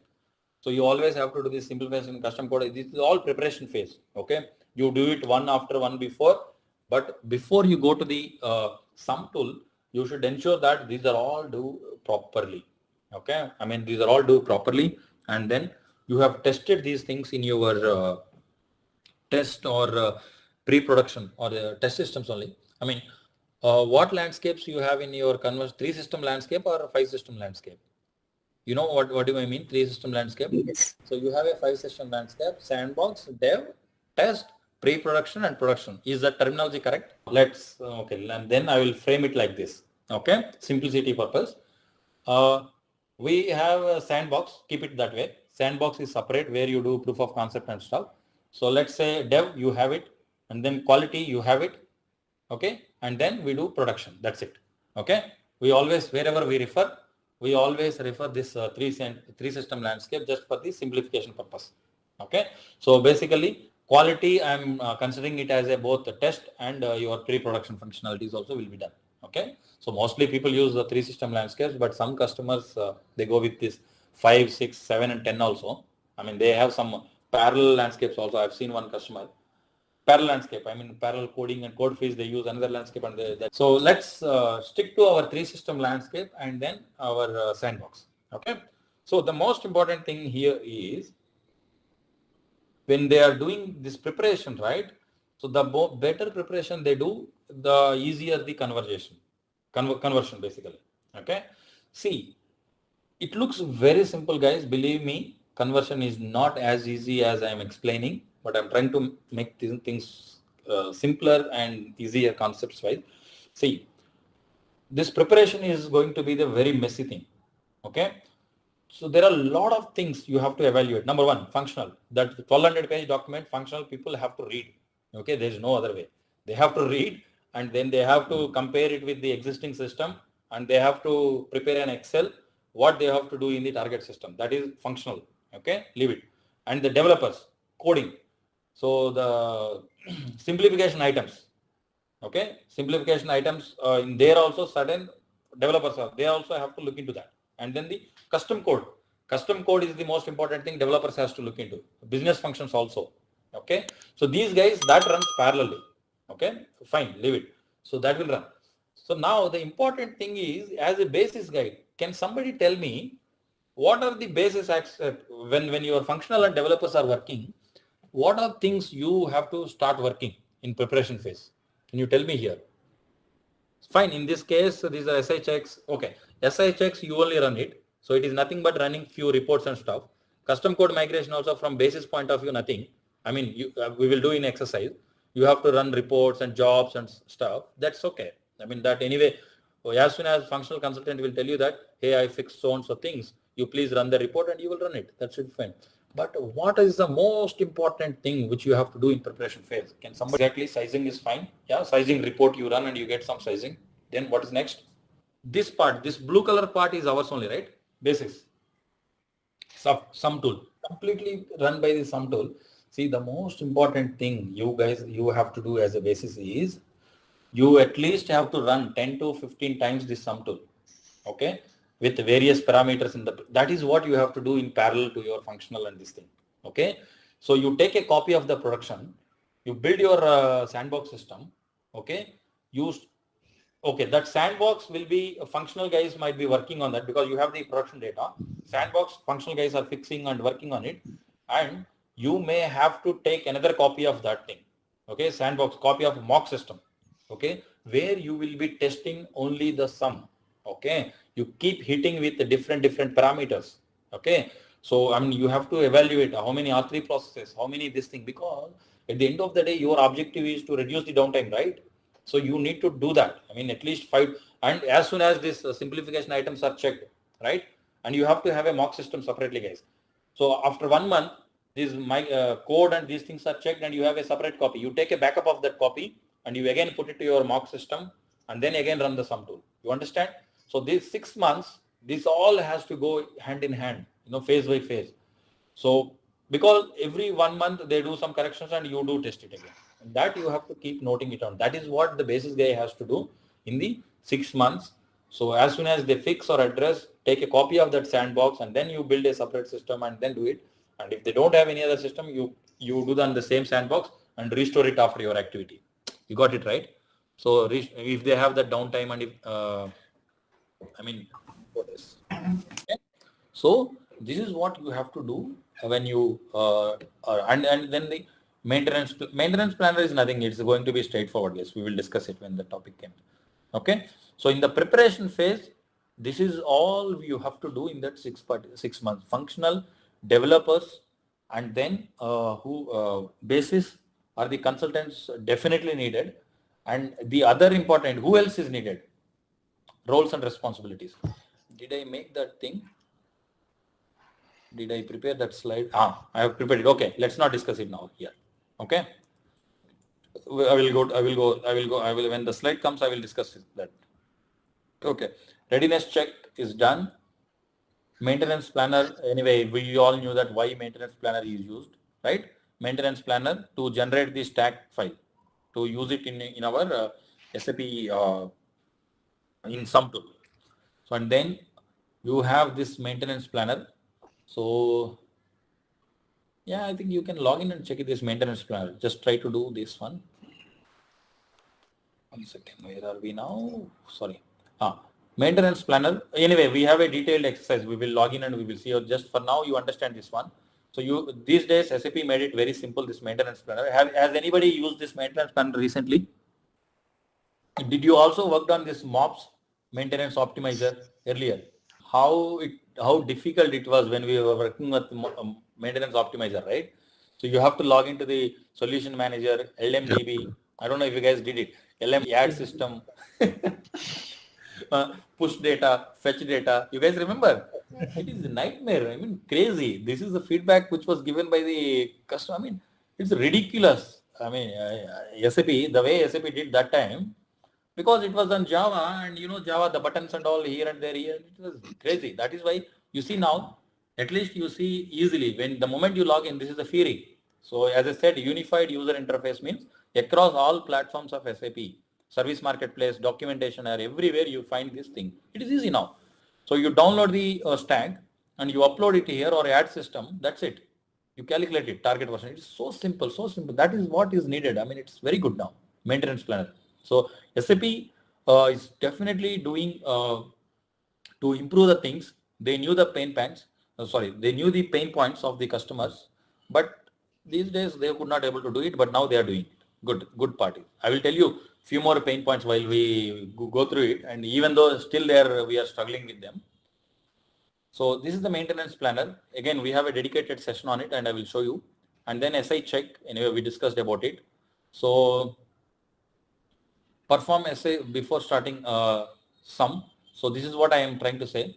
SI checks are shipped as SAP notes executed in the source system. Result is what needs to be addressed and solved before starting the sum, guys. This is very important.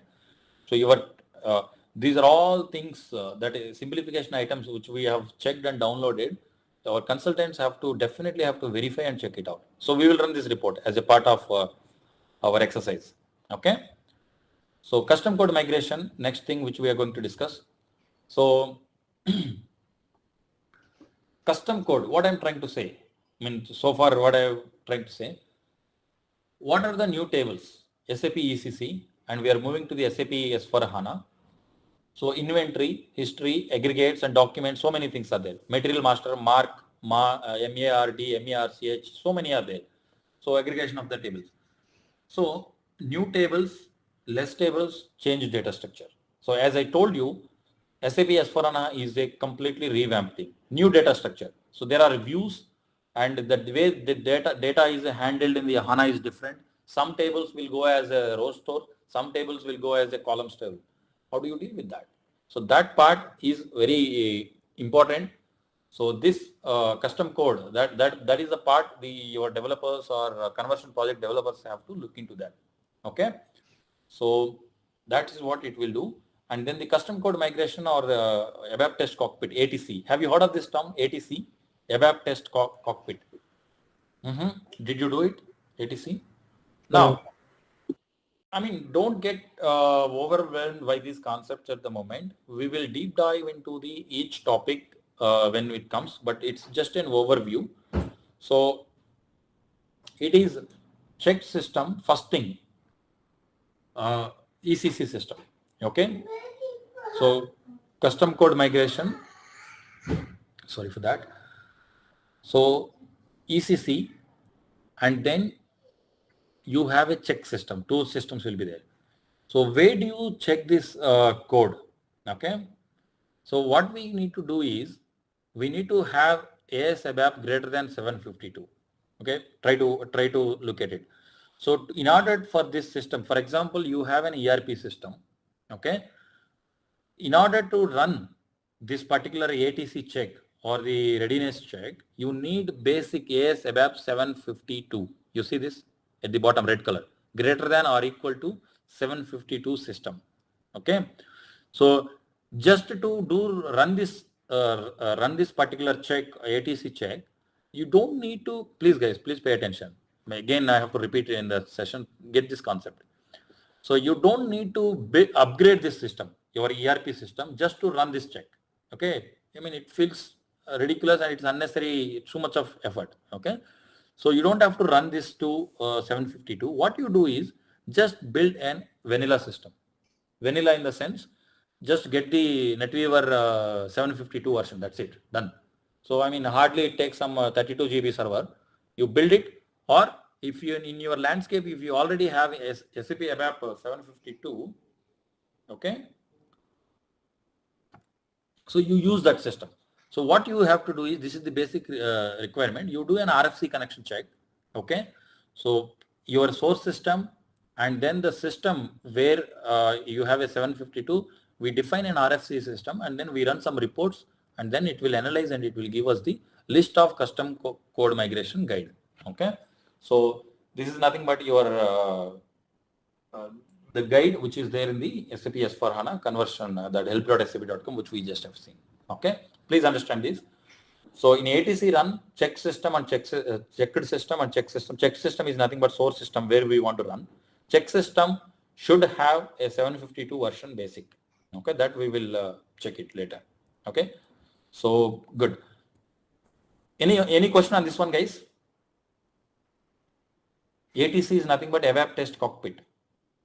We will run, we have an exercise for this. It will do it and it will give you a report. That's it. Okay. Yeah. So that's the, that is why, I mean, the thing is, or in general, what people will do is they will build an SAP S/4HANA vanilla system.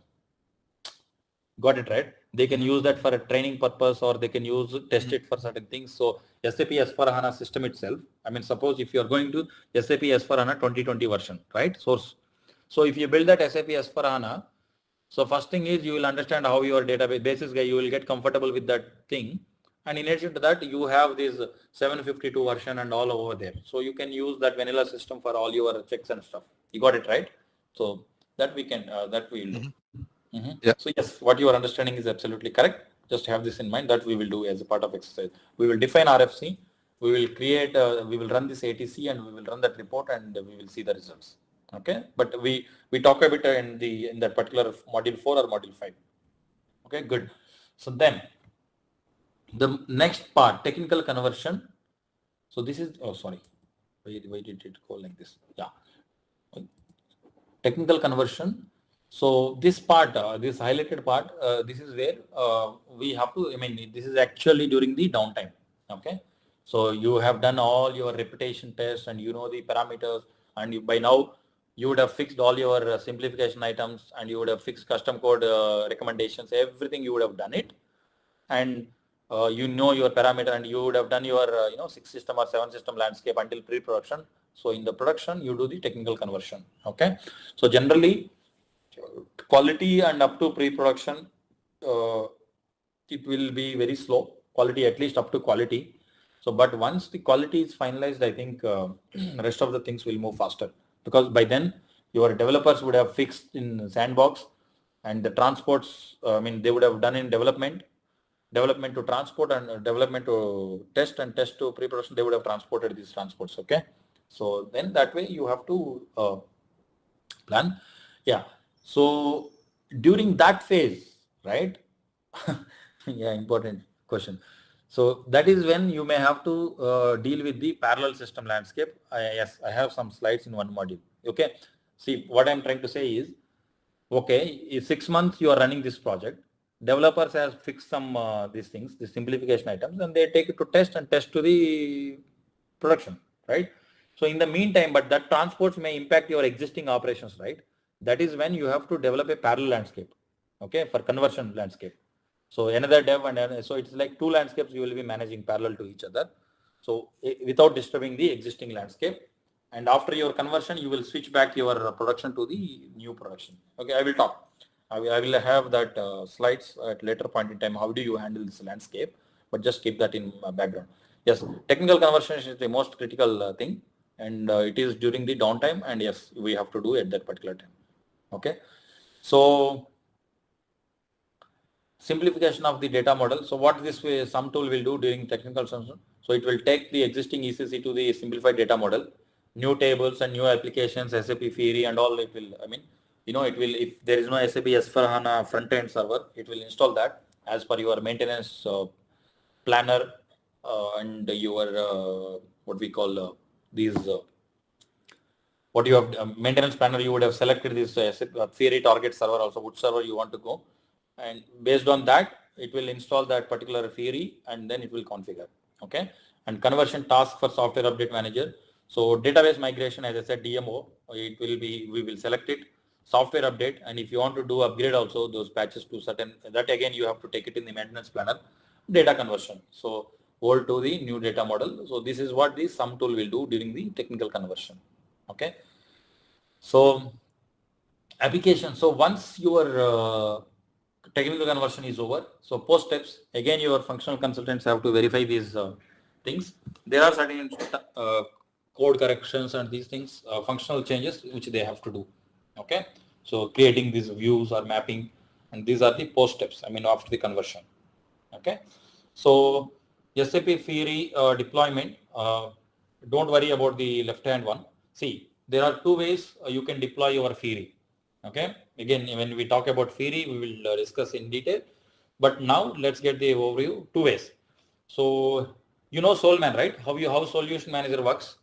So solution manager will have satellite systems, ERP, SRM, CRM and others, right? So and solution manager is a central hub. Okay, they all connect to the RFC. So same concept, when we say Fiori central hub means your entire landscape systems will use one Fiori system where it has the SAP UI5, that is the add-on or the component. Okay, so that's the central hub. So SAP do not recommend it. So that's why, so it's a similar concept. But in your entire landscape, you use one Fiori and rest all systems are connected to that. You can use it, it's your deployment option, but SAP do not recommend it. So SAP, when you go to SAP S/4HANA, SAP always tells you that, so to use this embedded configuration. Can somebody tell me, embedded means within the SAP S/4HANA itself, you have this UI5 component. So why this central hub? See, central hub thing looks very interesting to you, right? I mean, cost saving. So I have my 10 to 15 systems and all of them connect to the one UI5 system, and your administration also easy. So why would SAP wants to do an embedded deployment? Can someone answer this? So those of you 2-3 years back when you work on Fiori, you might have had these frustrations. So see, when you have the central hub deployment, right, you have central, every time it has to go to an RFC. For okay, it takes 2 milliseconds or 10 milliseconds. As an end user, because UI5, it is, I mean, Fiori is a front end user interactive thing, right? So you are introducing a latency over there, 100 milliseconds or whatever it is, it's stupid. So people will get frustrated, even though they have 200 Mbps bandwidth, still when they click on the tile, it will be, even though it is little slow, but it is better, I'm telling you. So that is definitely a very irritating thing, okay, for any end user. No end user would like to, click on something and wait for some time. So it has been, maintenance is tricky and complicated. Number one, what is said. And the second thing is the slowness. That is the major thing. Maintenance, fine. I mean, you can plan and you will ensure that all landscape, or at least you can use your dev, test and production one central hub. I mean, one UI5, right? So that your entire landscape will go in one shot. But this is the major drawback, performance and the tiles slowness. Okay, that is why. And the thing is, if your central hub is go down, that system goes down, on all 10 systems will have a problem of UI5. I mean UI. I mean Fiori tiles not accessible for all of them, right? So that is the major thing. That is why when you are in projects, when a customer thinks of having this UI, I mean central hub deployment, don't. I mean, you give you all these reasons. Okay, so because it's a very end user usefulness, that's why keep focusing on the right side part, general recommendation always. Okay, embedded, you have your UI5 component within SAP S/4HANA system, and that is dedicated to that system, and then you don't have any problem. I mean, you will have better performance. So along with that system, it gets upgraded or downgraded, and if that system goes down, obviously UI also goes down. Simple. I mean, everything is related to each other. So this is the general recommendation. Good. project roles, just to give you a quick overview, project manager obviously, solution architect is very critical and he has to consider all these things.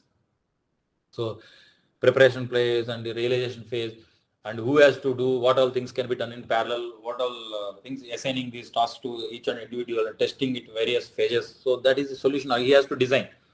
I mean, what are the target, high availability, disaster recovery. So I mean, many factors on the interfaces. Solution architect is the key. And then you have these technical roles. Under solution architect, you see this one, integration lead. So technical or basis resources, obviously, and then development resources. Okay. So you have organizational change manager, and this is just for your information. And moreover, training also is needed. So for the trainers, but these are the basic project roles. So you at least need to have some 30 to 40 people when you are taking to your conversion. Okay, at least. Good. So this one we discussed, one step directly from ERP to the S4, or first you do migrate to HANA and then to S4. This we discussed. Okay. All right, let's test your knowledge. Here's a question for you. What does the SAP S4 HANA conversion approach leverage to transform an existing ECC system to SAP S4 HANA? A. Near zero downtime. B. New implementation. C. Landscape transformation. D. Database migration. Take a moment to think, and when you're ready, choose the correct option. Remember, each choice holds a key to unlocking the answer. Good luck. Type the correct answer in the comment section. Welcome to ZaranTech's SAP S4 HANA Conversion and System Upgrade ADM 328 training. In today's rapidly evolving business landscape, migrating to SAP S4 HANA is more critical than ever. Our comprehensive course equips you with the knowledge and tools necessary to execute a successful conversion and system upgrade. Over the years, ZaranTech has been at the forefront of SAP training, empowering professionals like you to navigate complex transitions with confidence. With our expert-led ADM 328 training, you'll gain a deep understanding of the conversion process, best practices, and troubleshooting techniques. Join hundreds of satisfied learners who have elevated their SAP expertise through ZaranTech's training programs. Whether you're a seasoned SAP professional or new to the field, our course provides valuable insights and practical skills to drive your organization's digital transformation. If you want to learn more about managing and motivating your workforce with success factors, Employee Central, and PMGM, visit the link below for detailed course information from ZaranTech. Getting started now with this training is a smart investment for anyone looking to expand their expertise in these cutting-edge SAP solutions. To explore the details of ZaranTech's SAP S4 HANA conversion and system upgrade ADM 328 training, visit the link below. Enroll now and take the first step towards becoming a certified SAP expert. Your journey to success starts here. SAP S4 HANA conversion prepare phase. Okay, good. All of you are in the call. Very well. It is a snapshot. Okay. Yeah. So it suspends the system and then it takes a clean snapshot. Okay. Because normal backups, they take time, right? This one is like Amazon snapshot. Simple. From the CAL itself, I triggered a snapshot. After some time, it will be available. And it's very quick to restore also. Just it uses the complete image and it will build the system if we have to restore. Okay. Yeah. So good. Hi guys. So now let's go to the module 3. SAP S4 HANA conversion prepare phase. Okay, and it's our normal disclaimer. Please ensure that the content and everything will be with the authorized people, who have enrolled for this course, and do not share with anybody. Okay. So agenda for today, required patches to the source system, and then simplification item checks, custom code analysis, cross application preparations. Okay. So this is the most important area when it comes to the preparation, all of them.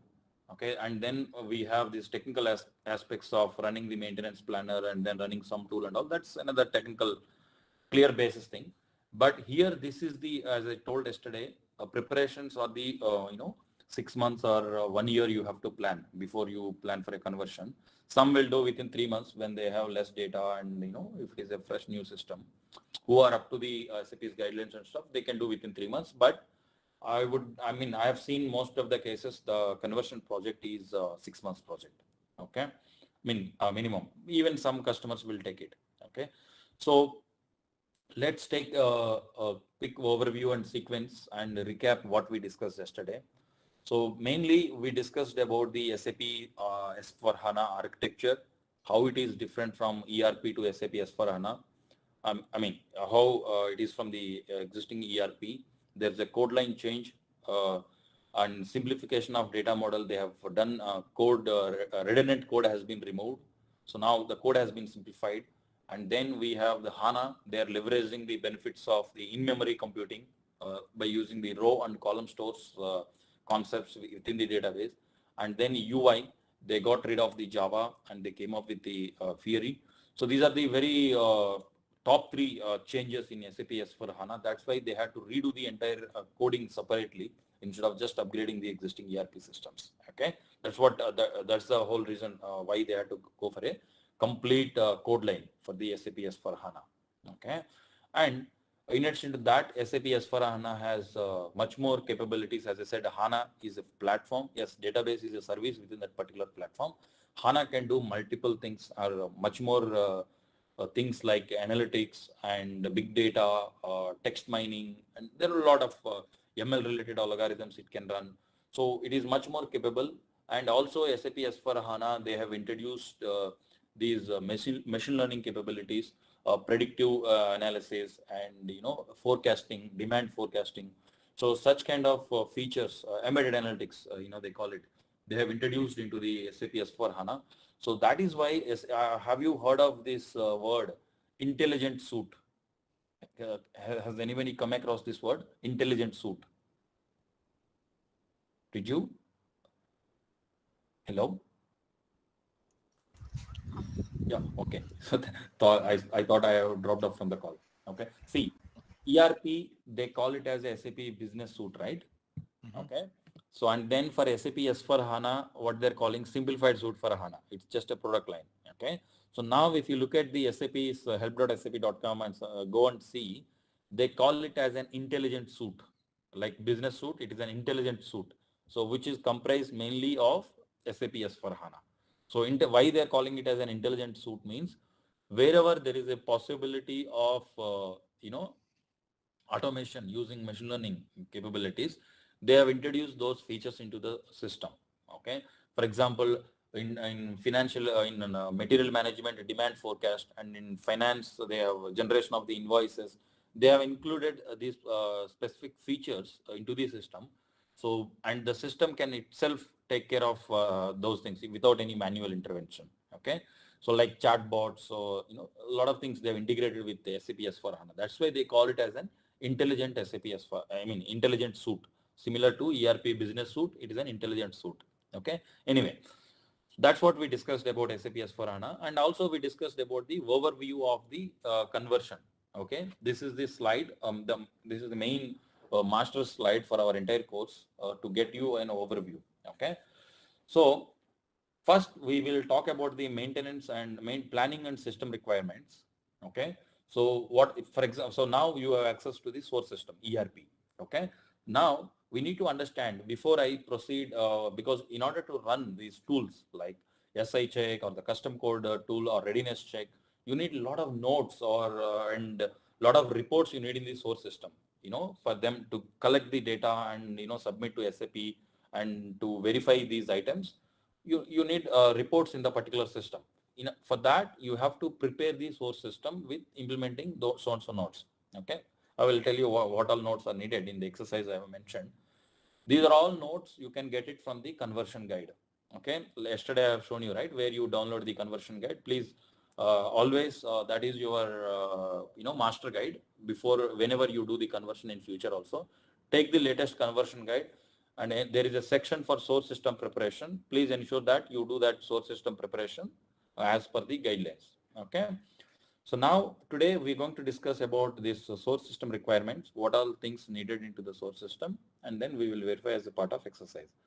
And then we have SI check, okay, simplification item check.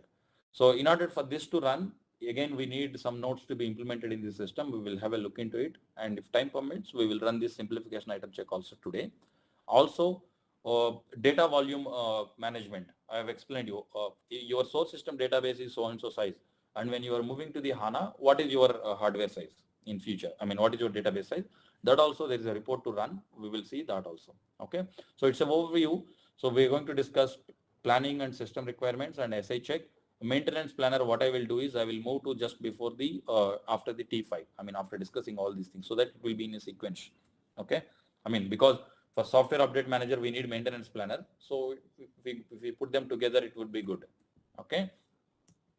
Very good. So required patches to the source system. What are the patches needed in the source system? Okay. Where can I check information about required patches to the source system, and what should I do to prepare it for the system conversion? Okay. So, I mean, many of us, before we start this question we have. So yeah, we are into this particular second section, SAP S/4HANA conversion prepare phase, just to give you where we are, I mean, technical steps. Good. Okay. SAP note for DMO of SUM 2.0. Okay. This is the master note where you get the details of from which source to which target you are going. So let's see, I've just downloaded this particular note. So desktop, this ADM 328. Then SAP notes, because okay, so what is the note number they are referring? 107. Let's see if we have it. 107, this one. I just downloaded as a PDF. So if you try to access it directly from the service marketplace in the Fury Launchpad, it will show. So this is the first note which you need to look into. So database migration option of SUM 2.0 SP09. So what you may have to focus is, for example, your source database. What is your source database, and which target database you are going? So let's see which source database supports which target database. Okay, let's analyze it. So supported source DB. Okay, Oracle, SAP MaxDB, source DBs. I mean, the ERP system which you have just accessed, it is on the Sybase. Okay. What are the supported source DBs? All these, whatever they are in the market, they're all supported. Okay, Oracle, Max, Microsoft SQL, DB2. I don't think there is any other DB, source DB apart from these. I don't recollect. If you know something else, please do let me know. I've never heard of any other database, source databases which are running SAP than this one. Let's say you are on Oracle. Okay, so which source database supports the target database? You have to see. See, Oracle, you can go to SAP HANA, you can go to ASC, you can go to MS SQL, DB6 or MaxDB using this DMO option of this SUM tool. Okay, so Microsoft SQL, again, you can go to any of these database. Yeah, MS SQL to MS SQL, it doesn't make sense. So IBM DB2, you see here is the trick. Okay, IBM DB2, this one, you can only go to SAP HANA, SAP ASC, Sybase. You cannot go to any other database. I mean, MS SQL or SAP MaxDB. Okay, because of various reasons, SAP would have taken this call. I'm not aware, but you have to look into this master note of SUM 2.0 and see your target databases. Anyway, ours is a conversion. So again, same as IBM DB2, you can go to any DB6. DB6 can go to any database. So SAP HANA, there's nothing. So the whole objective is to move to SAP HANA. Let's take our example. So we are in ERP on AS Sybase database. Yes, we can go to SAP HANA, MS SQL, DB6, and anything is possible. So we are going to the HANA. So this is supported. So it is always you come and you look into the system. What is your source database and what is your target database? And this note also gives you some other recommendations. For example, target database on HANA. Suppose if you are moving from, in our case, ASC, I'm just giving an example how you look into this particular note, ASC to HANA, right? So required HANA is minimum version is this one. Okay, your target database must have 1.0 revision 90 or higher. And what about the source database? Okay, there are some dependencies, right? Source database might be at a older DB level, older version. So the source database must have ASC version 15.7 or a higher ASC version, this one. Okay, version 16.0 SP2 or higher version. So whatever your source DB, you ensure that before you start with your conversion project, so you ensure that these things are taken care. So let's say if your Sybase version or the current ERP system has a lower version of 15.7, so first thing is you have to plan to upgrade your database. Okay, upgrade your database to this particular level at least. Okay, this particular level or higher. You getting the point what I'm trying to say? So this is the first note, or when you plan your conversion or 6 months before or 1 year before, you should ensure that your DB or source and source DB especially is at the latest version or the recommended version as per this particular note. Okay, so I mean there are a lot more recommendations when it comes to the OS patches and stuff, but please ensure that this is how you look into this basic note, the first note. I mean, always go to this particular note because this keeps getting updated. So this one is 2021-11-21, which is just 2 days back I downloaded this. So it is latest version. So this is released on the February. So please be ensure that you always refer to the latest versions from the service marketplace. That is strongly recommended. Okay. So that's how you look into the, where is this one, my slide? Yeah. So first note which you have to look in is the SAP note for the DMO of SUM 2.0, or you can also download the SUM 2.0 from the service marketplace, the guide. That also will tell you to refer this particular note. Okay. So yeah, same thing, whatever I have explained you, this has been given. Target is SAP S/4HANA 2020 release. Okay. Information and conversion, system conversion guide, and what are the recommended things. It will keep giving you all the things. Okay. So in detail, please go through this particular note and check it. On-premise integration. So you might have a lot of integrations for your system. So go to this, for example, which are in our case, we are going to this 2020 version. Sorry.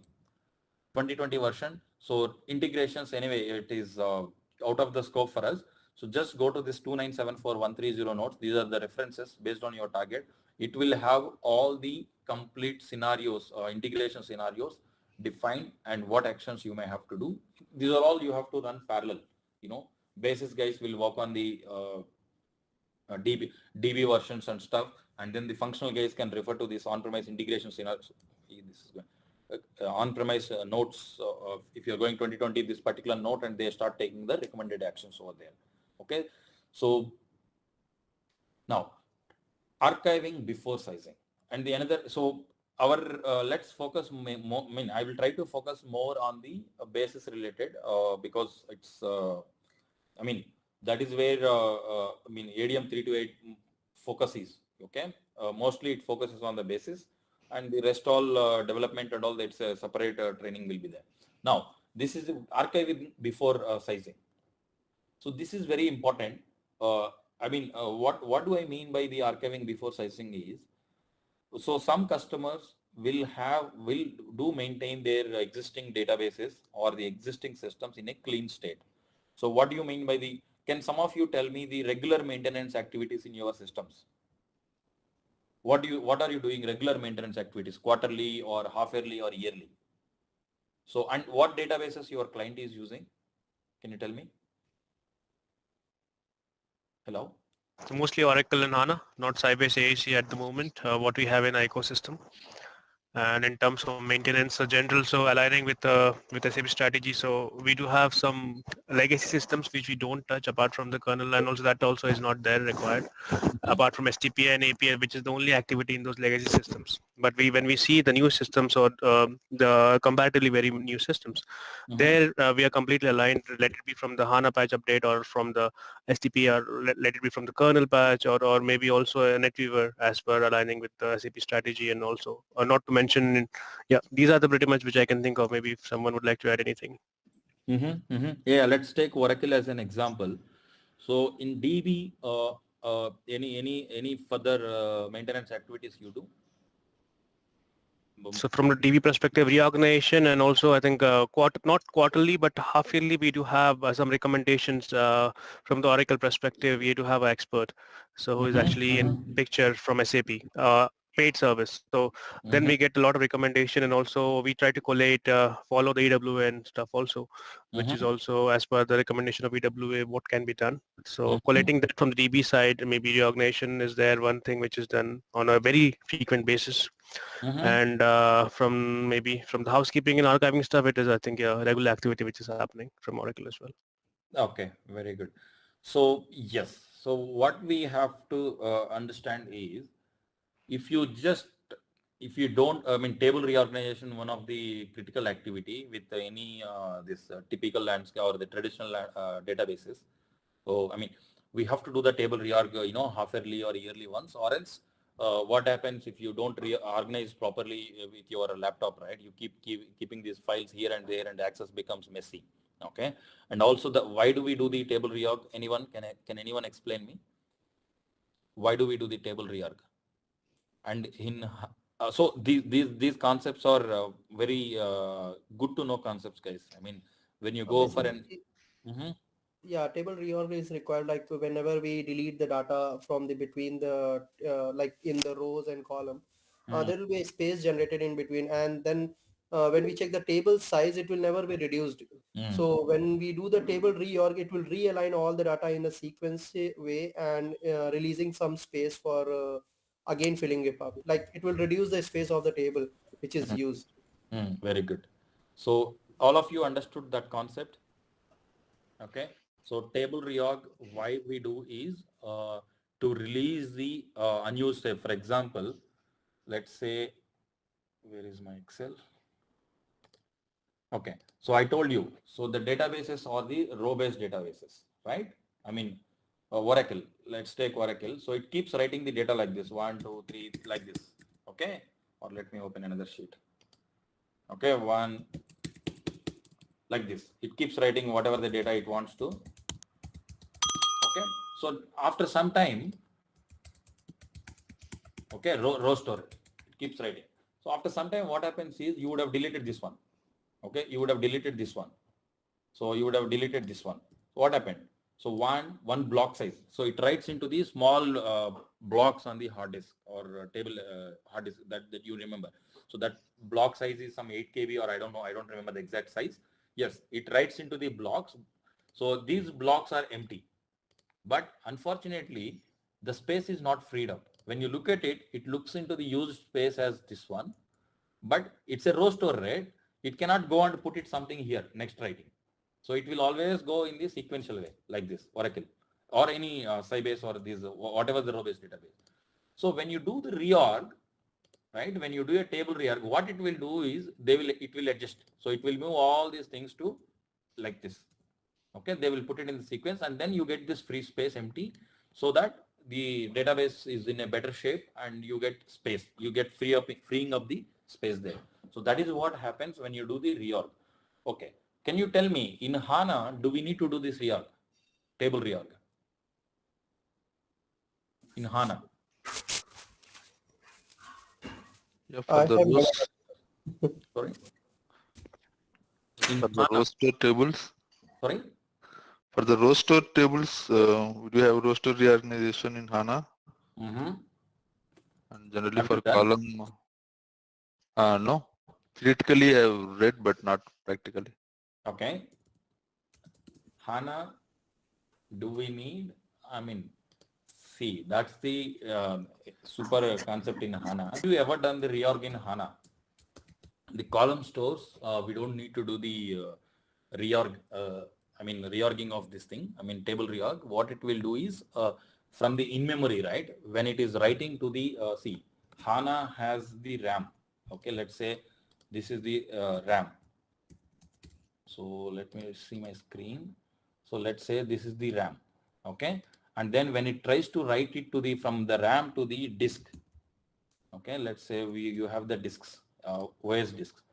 So let's put it into the blue color. Okay, when it tries to write from this in-memory RAM to the disk, so by itself it will arrange those column store tables in a reorganization. There itself it will do for that particular table when it is inserting or when it is deleting. Oh. So there itself, it will take care during the delta merge from the RAM to the disk. It takes care of the this particular thing. So row store, I think in HANA 2.0 SP5, there also we don't have to do. I don't know who has answered it. So I think I have to check back. So with the latest versions, I think SAP has even for the row store also they came up with a mechanism do this reorg automatically. So they want to get rid of that also. I mean, they want to make everything online. Okay. So for now, just try to understand. So the maintenance in HANA, I mean, is very less. So these reorging or these table maintenance and stuff is very minimal when it comes to the HANA. The reason is, so all your reading and writing happens from the memory, okay, in your RAM. So whatever you want to do, deletion, cleaning, or whatever you want to do, it will happen first in the RAM. And when it writes to the persistent layer, when I say persistent layer, which is the disks, okay. So in that particular operation, it is an asynchronous operation. I mean, it happens every 1 minute or like every 5 minutes, like that there is a save point. So during that phase, it writes to the persistent disk. That time it takes care of the reorg and stuff. So what I mean to say is, when it writes to the disk itself, it takes care of, it writes in a clean way. Okay. So you don't have to do anything over there. That is where HANA is reducing this particular mechanism of maintenance. Okay. And have you done this archiving data? BW systems we generally do. So NLS, nearline storage, and there are tools to archive also. Have you worked on this archiving? Good. So whatever it is, so what this slide, what I'm trying to emphasize is, before sizing or before you assess what is my target database, right? I mean, what is your target size, right? So it is always recommended to do all these maintenance activities. Okay, run your table reorg, update your statistics, and ensure that unnecessary data, your functional consultant should be having this idea, some temp tables which will be having so much of unnecessary data which is no longer needed. Such tables, you try to reduce them, or I mean, delete them if you don't need it. So I mean, delete in the sense they can remove that particular data, absolute data, or archive that particular data. Generally, it is always recommended to archive such big tables to a third party. I mean, third party tools or the storage. So these are the very much recommended before you size it. Or else what happens with the existing source system database size, it will try to assess what is your target database. I mean, target database size.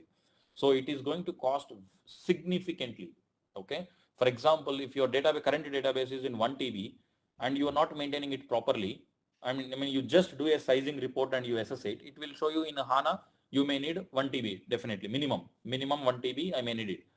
So if you do the cleaning and all, if it comes to the 500 GB, then your RAM size will be needed server hardware, future hardware will be 500 GB. So which means you are saving too much of cost for your client or your project. Okay. So this is very strongly recommended. So, and have a housekeeping strategy. So in your existing thing, like as said, maintenance, quarterly, weekly, or whatever it is. So ensure that your systems are in a clean state before you do this HANA sizing for your feature conversion. Okay. So to deal with the tables, I mean, there are some tables. So like CD posts or PCL2, EDI force, there are some used tables. So you should refer to this, particular note. So which will give you a picture of what are your top technical tables and what actions should take and some recommended actions. Okay. So, and it will also, there is one more note 2388483.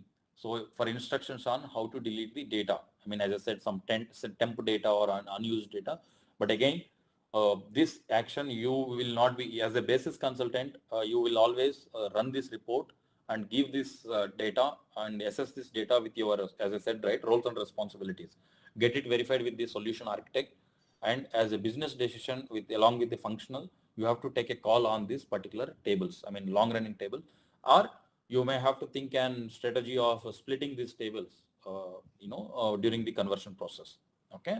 So these two notes will give you an idea of what tables are usually using when you run this report and what actions you need to take to correct that particular thing. Okay. So add-ons preparations and management. Yeah.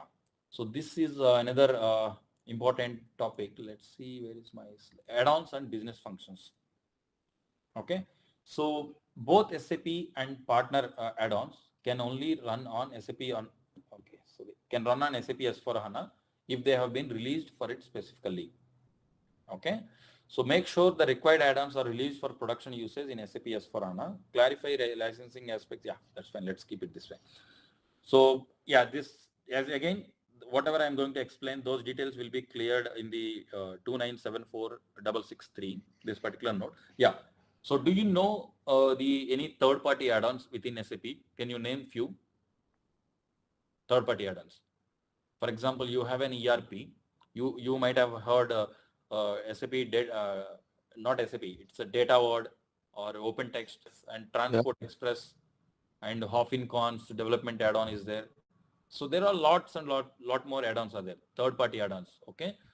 So let's say your customer is using those add-ons. Okay. How do you do? I mean, when you move from your ERP to the SAP S/4HANA, how you tackle those particular add-ons? Okay.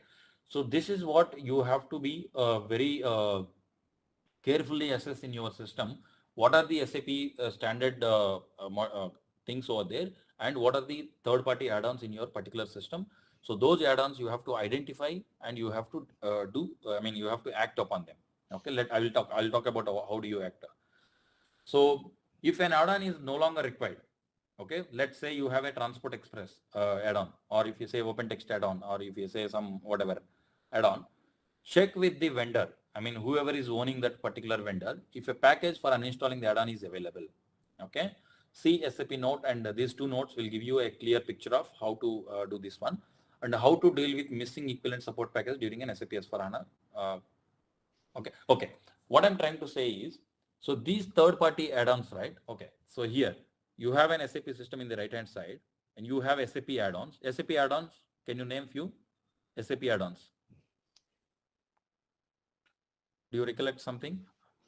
So, and then this, what is this, security also recently it came, GRC or GC or whatever, I don't remember that. And then GTS, Global Trade Services, taxing related. So there are a lot of SAP add-ons on top of the SAP system. Okay. Third-party add-ons, as I said, Transport Express, OpenText, and Data Ward, monitoring tools, and there are a lot of, okay. And then, so varieties of these things. And then there are some more add-ons co-deployed. Okay. By default with SAP S/4HANA, some add-ons, so SAP would have thought that deploy, and they had a tie-up with the partner, and they do together. I mean, it's like a co-development, we would say, we have to put in words. So S/4HANA developers will do S/4HANA, and those add-ons will be developed by the partner, and they together merge into the SAP S/4HANA. By default, that particular add-ons comes into the system. They are co-deployed. And few more add-ons, side-by-side usage. Okay. So side-by-side usage means, so you have an SAP S/4HANA, so you might not be having it in the system. Okay, see, whatever you have this bottom, they're all present in the particular system. But in SAP S/4HANA, you may have to use side-by-side means through RFC or somewhere it tries to call that particular add-on and it will use it. Okay. Now, what do I mean by the handling these add-ons is, let's say you are on the ERP, you have SAP add-on, third-party add-ons. If you go to the SAP S/4HANA, does your, SAP add-on, SAP takes care of it, don't worry. Your maintenance planner will be smart enough to identify which is the SAP add-on and which is the third-party add-on, and it will tell you. And SAP add-ons, it knows what action it has to take. It will tell you clearly that, hey, in SAP, if you go to the S/4HANA from this particular ERP version, so-and-so add-ons will get upgraded to so-and-so version, or so-and-so add-ons will get patched to so-and-so version, and this is the recommended that it will do. Okay, SAP add-on. But for third-party add-ons, maintenance planner, definitely it will tell you that, hey, these are the third-party add-ons and it's your choice, because you as a customer has implemented these add-ons and you have to take a decision. Okay. So now, as a consultant or as a team, what you have to do? First thing is these third-party add-ons as a conversion thing, you have to contact your vendor. Data Ward, you contact Data Ward. OpenText, contact OpenText. Contact them and ask them, I am planning my conversion from ERP to SAP S/4HANA. Do you have the compatible add-on, or do you have the compatible add-on in the S/4HANA? Okay. If that is the case, during your project implementation or the technical conversion, after conversion, you have to implement those particular add-ons after that. Okay, those third-party add-ons, you have to again install the compatible version to the system. Okay, number one. And number two, so what do you do during the conversion? Do you keep them in the system? No. So if you keep them in the system, the conversion may not proceed, and some will throw an error. And also it gets, it may delete also. Some tool may delete, but it will strongly tell you to take an action, and whether you delete that particular add-on or delete only. That is the only option I would think of. Okay, I mean, one of my project ID, delete means it's not just delete, uninstallation. Okay, when I say delete means uninstallation. So that is why you have to ask your vendor if there is an uninstalling the package for uninstalling the add-on. Okay, see, if it is an SAP, SAP has this, don't worry. But for this third-party add-ons, right, these guys, data ward or OpenText, SAP will not allow them to install an ERP system until unless they have both installation package and uninstallation package. Okay, there is a package to uninstall also. I'm not sure if you have ever done it. So it is mandatory for any third-party vendor or anybody before they get certified. You know, all these have you heard of this third-party vendors add-on certification process? Have you ever come across this? Okay. No. Okay, I will explain. I think, do I have this slide? Wait, let me go to the slide. Where is this one? No. Wait, somewhere I mentioned, guys, this one. Hold on. Just give me a moment. I have maintained about these cross-system applications because or else it will be a repeating for us. No. Okay, good. Let me go back.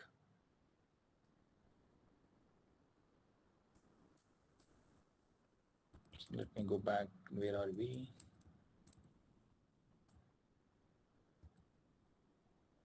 Yeah, business function, will come back to it later. Okay.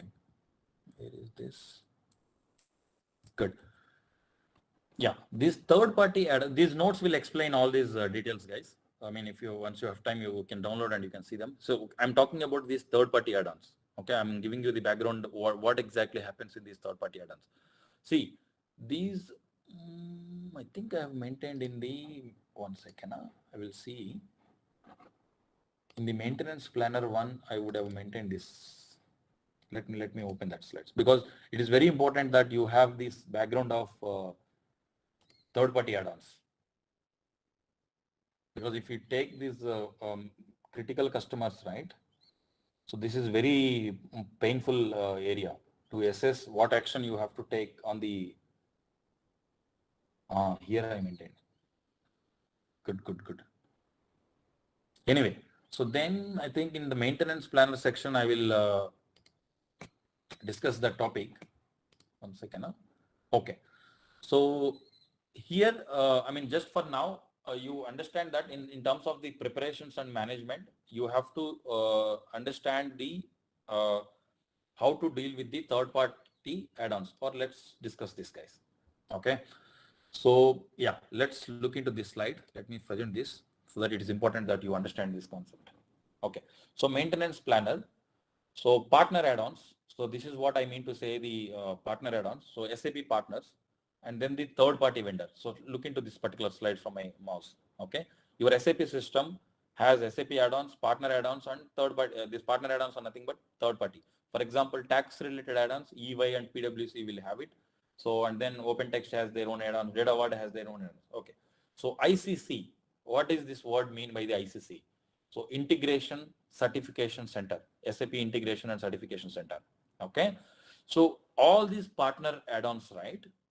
Have you heard of this word, SAP Certified Solution?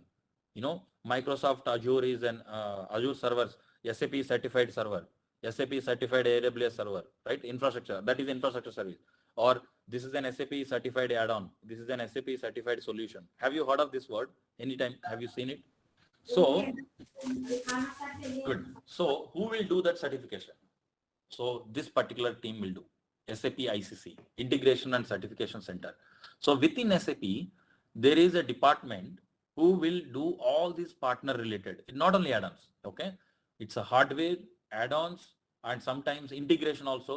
For example, one guy has developed a mobile application, and then he will integrate with an SAP system, and he will say that my application has been integrated to SAP. This has been certified with SAP by SAP. So every third-party vendor, whatever they want to do with SAP, right?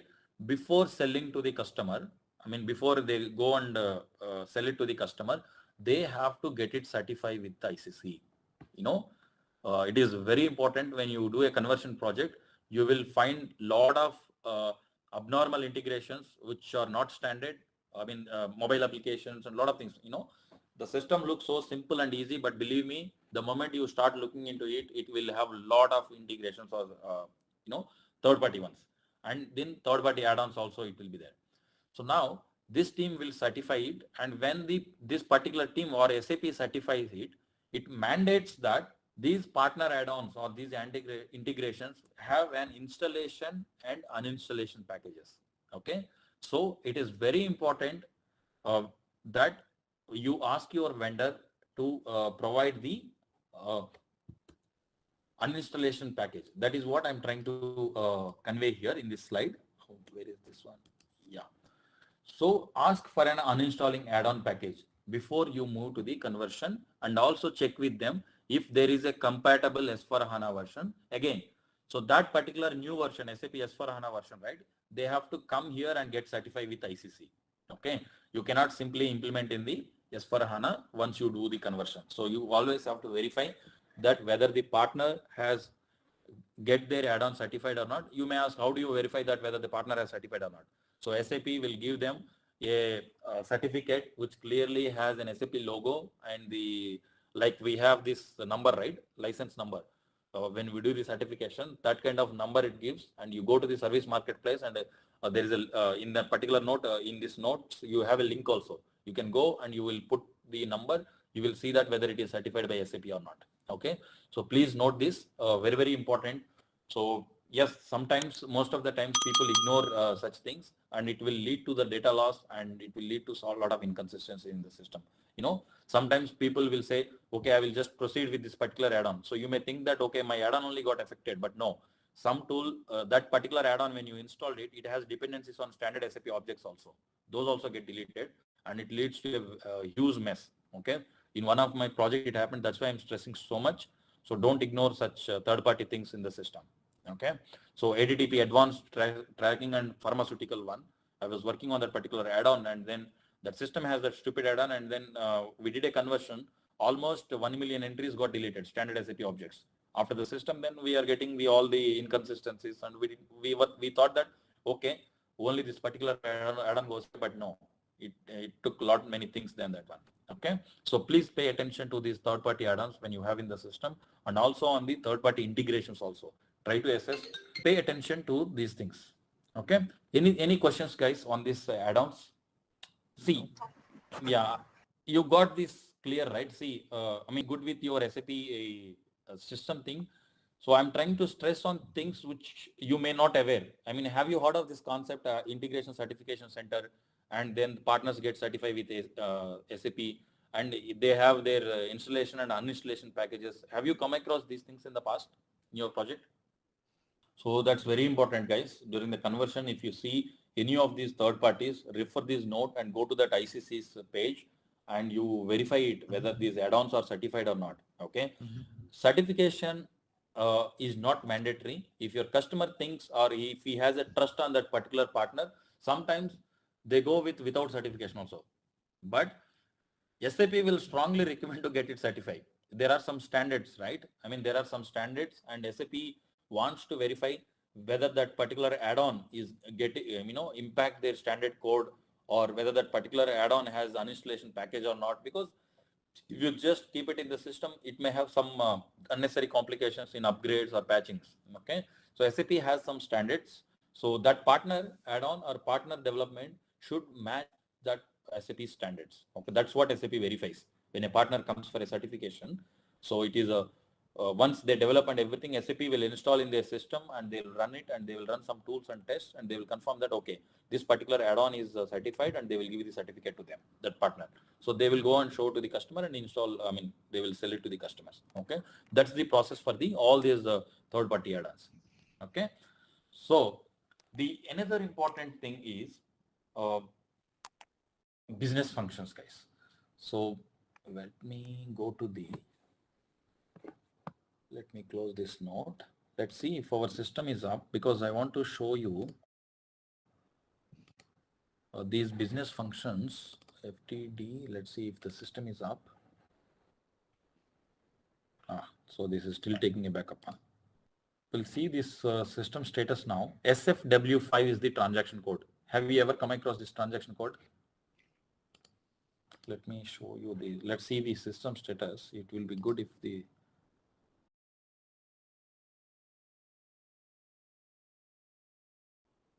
let's quickly check the status of this backup. It should be coming up by now. gmail.com.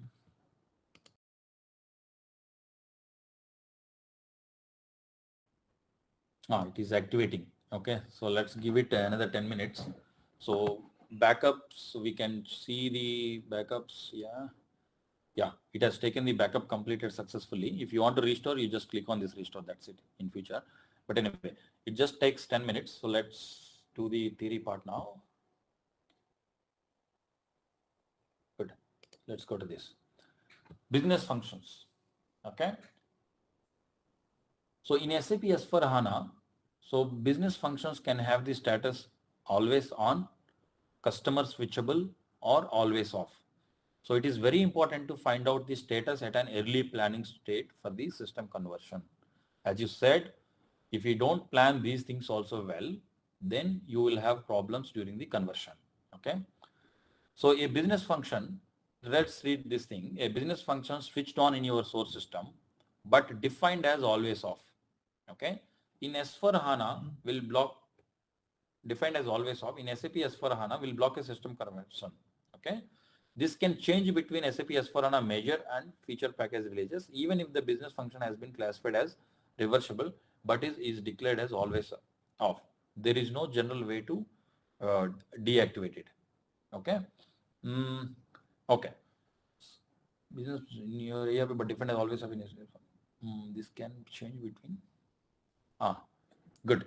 So what we are trying to do is, let us say in your current ERP system, right? You have this one second. Yeah, this I have it. Okay.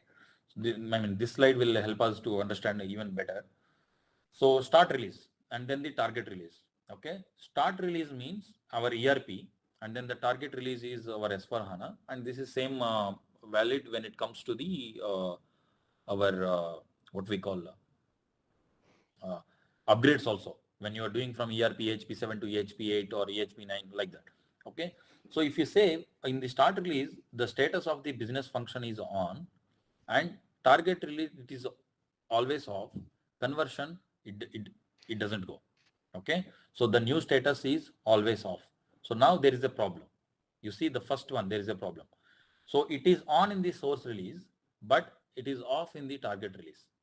This is the action the sum tool will take. If the source status is on and in the target also it is always on, so new status also on, no problem. Okay, the second line, no problem, because in source and target, those business functions are on. So then the new status is on, then conversion happens, yes, and then new status on, there is no issue. Just try to follow, guys. Don't get confused. So the first one is problem. So source on, target, in target they have switched it off. As per the standard recommendation or the guidelines, they have turned off. So there is a problem, new status is off. Then you may miss the functionalities or whatever you have in the ERP, right? So you may miss those functionalities, or there could be an alternate for that you have to take or action or plan. That's what I'm trying to say. Okay. For example, in the source release off, third line, and the target also off, then fine, new status is off, conversion it takes properly off, there is no problem. Okay. So this first status is the problematic one, and then go to the second line, this one, customer switchable one. So, sorry, where is this one? Source is on, and then target it is customer switchable. Okay, here also no problem. During the conversion it happens, and then the new status is on. So only problem is there are some business functions which are on in ERP and which are off in the target. That will lead to problematic. Okay, that's why I put it in a red color, problematic. That is what you have to assess it and take action before. That is what it means. The theory is always, trying to, what is it is trying to. So these are the notes, provide you clear picture of what are the business functions which are always off or which are always on in the SAP S/4HANA. These notes will give you the complete list. Take that list and go to your system, SFW file, and see the current status of your business functions and see whether you have any business functions which are on and which are off in the target release. You getting the point? So take the list. For example, you are moving to the this one. So sorry, this S/4HANA always off business function. This will give you a list of always off in the SAP S/4HANA. Okay. In your ERP system, you try to find what are the all in on condition. Okay. Then check it. So then you will find the delta, and then those things you have to act upon it. But again, this is a functional task, but for your information. So, but activation is a basis task, believe it. Okay, that's why I'm explaining this. Activation means, so suppose if your functional guy tells you that, hey, these are the business functions which we may not to activate after the conversion, then you have to activate those business functions. We will see once this particular system is up. Where is this one? So this, I don't want it. So where did it go, my cal system? Let's see if it is up or not. Yeah, it's up. Very good. So now let's go and see this, to get a picture of 10 steps to S4. So password is PLR SAP3CH. Okay, so let's see the SFW5.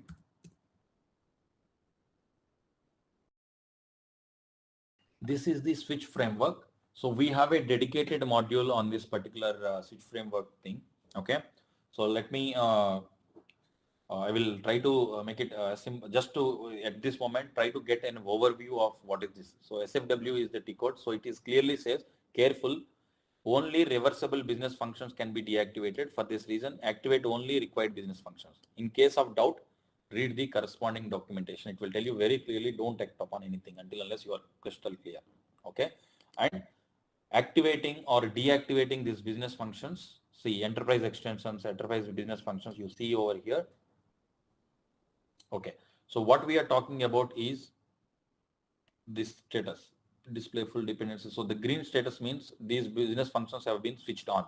Okay. So wherever there is a tick mark, right? See, remain activated, always on. That is what I mean when I say business function always on, remain fully activated. I mean, you tick mark is this means it is a customer switchable. You can unswitch and switch it yourself.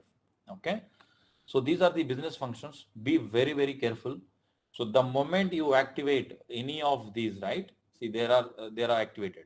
So there are some of them are in off status. Okay. The moment you activate, then the only option to bring back the system is, can anybody tell me, what if by mistake if you have activated some business function, how do you revert it? Yes, switchables. Yes, you mean you can reverse it. Some very few are there. I will tell you, very few are irreversible. But if the business function is not irreversible, what is the another option? Exactly. So this is the only scenario which is very, very painful scenario. That is why you have to be very careful. Okay, there is no other option. So no matter how, you have to do a point in time recovery of the system. Okay, so don't take any action on this until unless you have a solid business approval from the business side and your architect and your functional lead. So all of them have to sit together, and change board has to approve, because it's a one-time activity. So when your system was built one time, they would have activated it, and we will never touch it. Okay, I think you also regularly, you don't touch any of them. If I'm correct, I don't think any one of you have activated anything in your 1 or 2 years of time, right? So be careful. So this is very tricky thing. But so Okay. there are some reversible and irreversible. No, always off will come by default with the system installation. You don't have to do anything over there. You can't activate them. Always off status. Okay. So what I'm trying to say is, see, for example, let's take this as an example. See, always off by default, it will come with the installation. I mean, SAP would have switched off it. Okay. There's no option for you to switch off. So what I'm trying to say is, for example, this two, let's take this ARC and NEENH. Okay. These two are in always off status in this case. Okay. If you move to the S4 HANA, okay, no, in ERP, they are in on status. If you move to S4 HANA, if SAP turned it off, right? I mean, by default, SAP would have made it like, okay, these features has been included in the some other, SAP F&D or somewhere. So that's why they have switched it off by themselves. Now here you have a case in your ERP, these two business functions are in on status or a switchable status, on or a switchable status, but in S4 HANA, it is in always off status. Then there is a problem, right? You getting my point? So, okay. So you have a problem. Then that is the case. You have to act upon those delta. I mean, what are my business functions currently active and which of them, which of them are off in the S4 HANA? Those business functions you have to validate. Do I need them or what SAP did it and where they have merged it, and that you have to do a functional correction over there. You getting the point? No, not the, wait. There is a thing, reversible and irreversible. 1 second. So there are certain customer switchable or always off. It is very important status in the planning state of the conversion. So I will try to segregate what are the switchable, and I will look for a slide. I mean, in the business functions or some module I have kept it. Okay. I will come up with a slide with which of them are reversible, which of them are switchable, I mean always on, or which of them are always off. Then it will give us a clear picture of what actions to be taken or what is our restoring mechanism. Okay, is that fine? Okay. For now I cannot recollect it. Yes, I think 1 second. Where did I put this one? So can you see somewhere did I put my business functional model execution part, some recap? Did conversion? Yeah, business functions. In an overview perspective, just try to understand now that these business functions, we have to act upon them. And, just understand the concept. It is on in the source and it is off in the target, then it will lead to a problem. So those business functions we have to act upon. Okay. Is that clear at this moment? Okay. So now what we discussed, how to deal with the third-party add-ons and then the business functions. At least an overview of what exactly can lead to an inconsistencies. What will stop our upgrade? Okay, that overview is fine. But yeah, when we have this business functions a detailed module, that time I will clearly show you with this stuff. Okay, even I have to see in that framework where this switchable off and how to filter and stuff. Okay. I will just explore it and I will come back in that particular module. Good. So system cleanup, a deletion of unnecessary clients. So anyway, so this all of you know. Has anybody done this deletion of the client? That's perfect. I mean, there is nothing to stress out here. So you follow this particular note, it will tell you. So 066 is an early watch client and you delete it in this thing. And if you do not know the client user and password, this also you are aware, right? Login, no automatic user start to SAP 0 and restart. And then you execute this command and log in with SAP star. You are aware of this, right? There's no doubt. So, I mean, this particular thing, say, for example, you might have a client 066 or some other client. You don't know the user to log in, right? So that time you have to reset the user or SAP star user password. Not only in that case, in any case, if you forget the user ID and password for the system, and if you don't have any other option than to reset it, or I mean, if you don't have any other option, any other user to log into the system, and this is the standard approach, set this to 0 and restart, and then delete that particular user and then log in with SAP star. Okay. So SAP star password. What is the standard SAP star password? There is one more instead of this pass. There is one some June 20 SAP's initial date that password will come. Have you guys come across that? There is a password anyway. Later we can Google it. There is a password with the for SAP Star itself. SAP's initial date or SAP start date it comes. 1990 June something. Okay, we'll see later. Anyway, so pass works, that is well and good. Or there is one more password. Sometimes it won't work. You have to, Google also will give you that June 2022 or 1990 some password will be there. Okay, so that password may work. Okay, there are two passwords. Good. So system cleanup, this nothing to stress out. As you know, this is easy. So verify implemented nodes, and yes, we do as a part of the exercise now after some break. Key takeaways, what we discussed today. Sizing is an important activity and must be considered, when we do the preparation, okay? Housekeeping activities and all these things have to be done in your system so that you get the, you assess the right target server size, okay? Start with early preparation and cleanup activities, this is what I mean, which can already be done in your current SAP ERP system. And it is always recommended for a best performance, always do your regular housekeeping activities. So prepare system for SAP readiness check and simplification item check early. Okay, what do I mean? So implement the nodes, we will do it, implement the nodes and the versions, or DMO would have told you that your DB version has to be so and so version. So those things as early as possible, ensure that your source system is ready.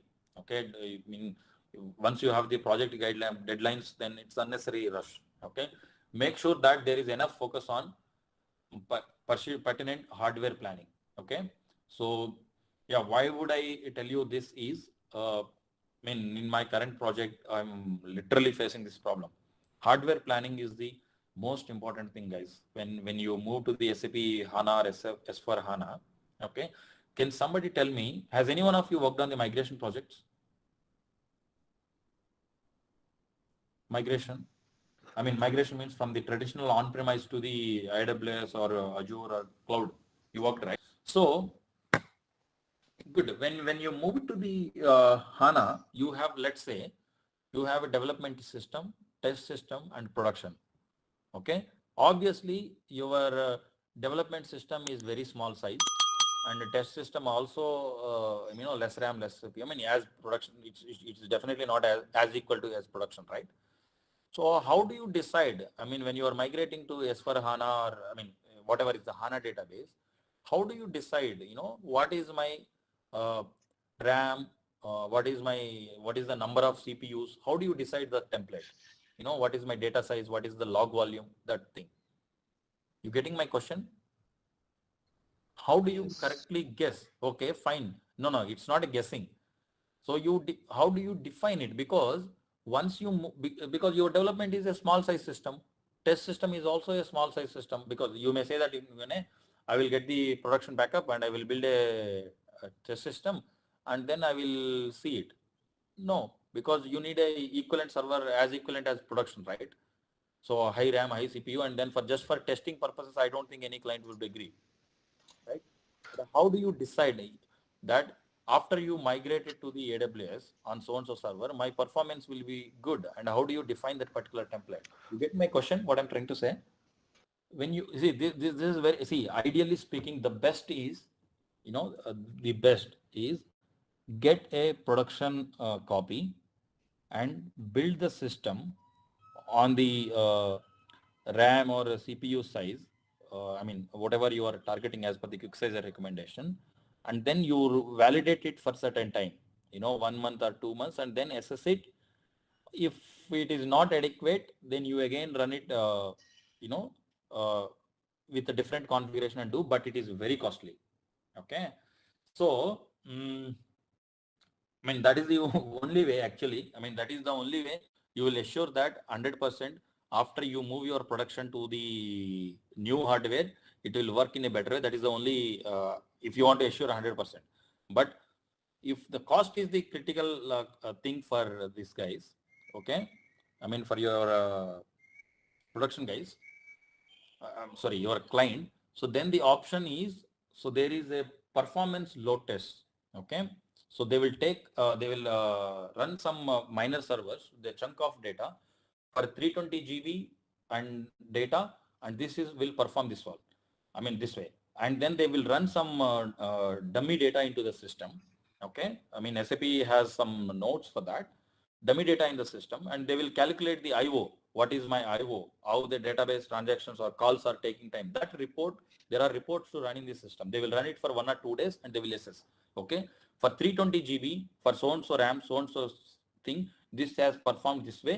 So if your database size is so and so thing, and then they will recommend you. That will assure you that 80 to 90% that your production will run in a better. Okay, that is the one way to, with lesser cost, you assess the hardware. I mean, I give you one example, but always, I mean, if somebody asks you in your interviews, what is the best way to assess if your production works better is simple answer. I will build a system or the server, and with the target parameters and all, I have to test it. That is the only way you assess, or you tell that 100% my system works better when I move to the production. Okay, there is no other way. Okay, so that is why hardware planning. In the hardware planning also you need to consider. Have you heard of this? How do you decide what devices you have to use for the disks, for HANA data or the HANA log or SAP MNT? How do you decide which kind of file system I have to use? We have a lot of varieties. What kind of file system you guys are using? Have you heard of ANF? Have you heard of this block device? Or have you heard of this NAS filers? Have you heard of them? You need to decide that part also. For my HANA data, am I going to use a NAS filer? Am I going to use a block device? Am I going to use a ANF in Azure? No, it's also a NAS filer kind of thing. Okay. And there is a storage devices, right? HDD, SD, have you heard of them? So what kind of device? So that is what, when we talk about hardware planning. So you need to be very, very careful, or you need to assess all those things. But anyway, you can say that it can be decided by the infrastructure, but after move it, and if the issue happened, then again basis guy has to troubleshoot. Okay, it is important that you have an understanding of that hardware aspects as well. Okay, good. So I mean, just I'm giving you an overview, and then check the availability of add-ons early in the project and decide how to handle obsolete add-ons. Okay, as this we discussed it. Okay, so what we do now is we will take 10 minutes break, and then we will start with one exercise. Okay, is that fine? No, they sometimes, these Azure and Microsoft, right? They only supply the basis consultants also. So the consultants will have, suppose if you go for AWS, right? So basis plus infrastructure guy will come, and then you may have to just give them your requirements and stuff, and they will only build and validate it, and they will give you the final template. Okay, that is why I mentioned it. Okay, suppose if you don't have a separate infrastructure guy who takes care of your AWS, then definitely you have to build your AWS server and do this system copy and test it, and you have to assess it, and you have to take a call. Okay. So, but deciding these HDD or the solid state devices or these NAS filers also, basis guy have to give the requirement, or the basis architect have to give. Okay. They have a clear picture of. All right, let's test your knowledge. Here's a question for you. Which SAP Solution Manager tools helps analyze custom code for SAP S/4HANA Readiness? A. ABAP Test Cockpit. B. Custom Code Lifecycle Management. C. Focused Build. D. Charm. Take a moment to think, and when you're ready, choose the correct option. Remember, each choice holds a key to unlocking the answer. Good luck! Type the correct answer in the comment section. So we may not able to assess which device will give us a better IO, right? For a database service. So that we will not be able to tell. I mean, so that recommendation, the infrastructure guys can tell. So yeah, so that is the tricky point here. So you need to, what kind of system it is, how critical is the business system. You got it, right? Suppose if you are looking at a very critical or high available system, I mean, at any point in time, if customer says that my system has to be available, right? Then you have to go with the best possible throughput, the best possible IO, and the best possible the HDD or whatever it is. Okay, I'll tell you. Suppose if you think that, okay, I can go with SDD and I can run. Okay, high availability means definitely you will put a cluster, right? I mean, you have to put the pacemaker or Veritas or whatever the cluster you have to put. Okay. Yes. When you put the cluster, if you go with this low standard devices, if the latency is a little bit increased also, the cluster keeps failing over. Okay, right? That's how cluster operates. So if the latency is more and the response time is slow, then cluster will act. So then customer will have a frequent disconnections. Maybe you may say that failover should happen gracefully, but still there is a 1 minute or 2 minutes gap, right? There's a disruption, and it is an unnecessary pain point for you. Every time there is a failover, then you have to do an RCA. You know why it got failover, what happened, and you know these are all things. So it all depends on for development and test systems. You compromise on the cost. Okay, if you ask me, for your production, you go with the best possible hardware. For dev and test system, instead of going with the best thing, go with the cheap as possible. Okay, even if your development system goes down for 1 day also, it should not be a problem, right? I mean, you can bring it up and you can tell your developers, hey, sit for today and tomorrow I will bring it up. You got it. So you do the cost cutting in the lower tiers. When I say lower tiers, dev and test and pre-production and these things, you try to reduce the costs, but in production, do not compromise. Okay, if you ask me. Okay. Yeah. So hope I gave you some better idea. Okay. Yes. Yeah. Good. So let's meet 10:42, 10:52. We'll meet. Okay. We'll go step by step. So where is this one presentation? You is fine. SH materials. You have these exercises, right? Exercise 1 and lab activity 1, 2, 3. You have it? Good. So we have to, I mean, in your local laptops, I mean, I may not have to install it, but in your laptops, yesterday we did all this. I mean, we deployed the system and we have verified the instances. So exercise 1, there is nothing much from you. Let me go down. So yeah, connecting to the system, which we did. Today we all got the access. So I want you to do substitute in your remote desktop, click on the welcome to get the additional information. This one. So I would request you to install this particular software. This is not, let me try to open this again.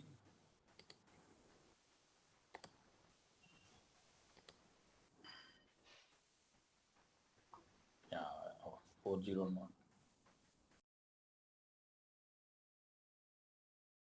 Yeah, so let me also run parallelly in the RDP. So I'm connecting to the remote desktop. Let's try to do it. I mean, if you connect to this local desktop, that would be good. Okay, so this Eclipse is needed, you know, once we do this readiness check, right? Okay, so after this readiness check, there are some recommendations of the code corrections. Okay. Okay. So some of them are auto fixable, quick fixes. We call them as a quick fix. Okay. Those quick fixes automatically you can connect your HANA to this particular Eclipse and you can fix them using the SAP's these plugins. Okay. So Okay. that we have an exercise in future. So, but that's why I want to have it ready in your laptops. Okay. So these are the steps I'm thinking, copy it. I mean, it's not urgent at this moment, not needed, but in future, I mean, just get it, if possible, get it installed in your laptop. I think if you don't have it, then that should be fine. Okay. Steps I've been copy paste, copy now in your notepads, notepad or somewhere. Okay. Or I will send this text pad later. Okay. So those of you who have already have it, just install it. So this one, anyway, in this desktop, I don't need it.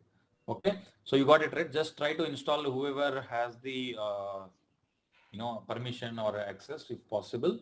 Then we will, that is the one exercise. I mean, in the first exercise, needed softwares. So now let's go to the,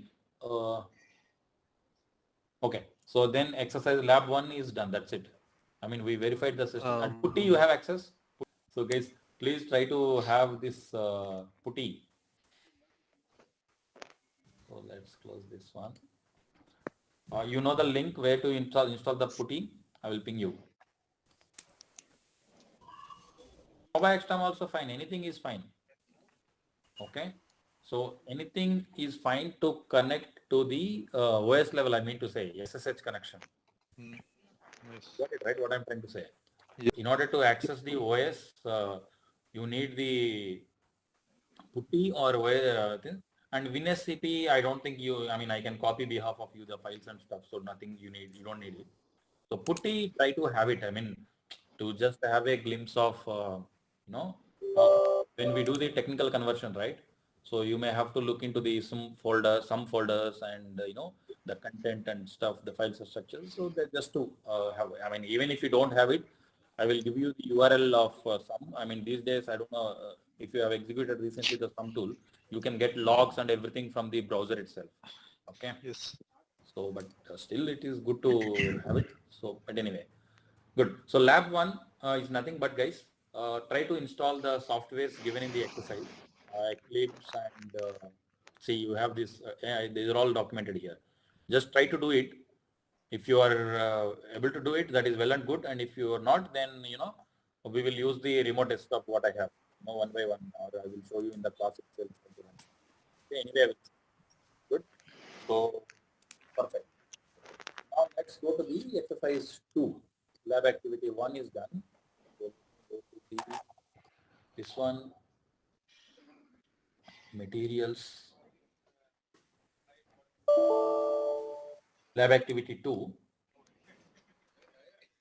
Okay.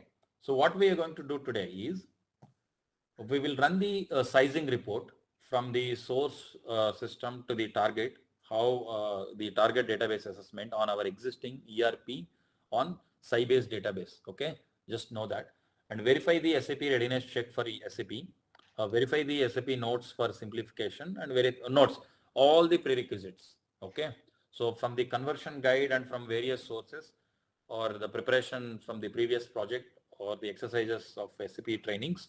So I have created clear notes and everything what to be implemented. Okay. So are we good to start, guys? Am I audible? Yes. Yes. Good. So yeah. So by now you need to have completed all exercises of unit 01. I mean, at least system has been ready.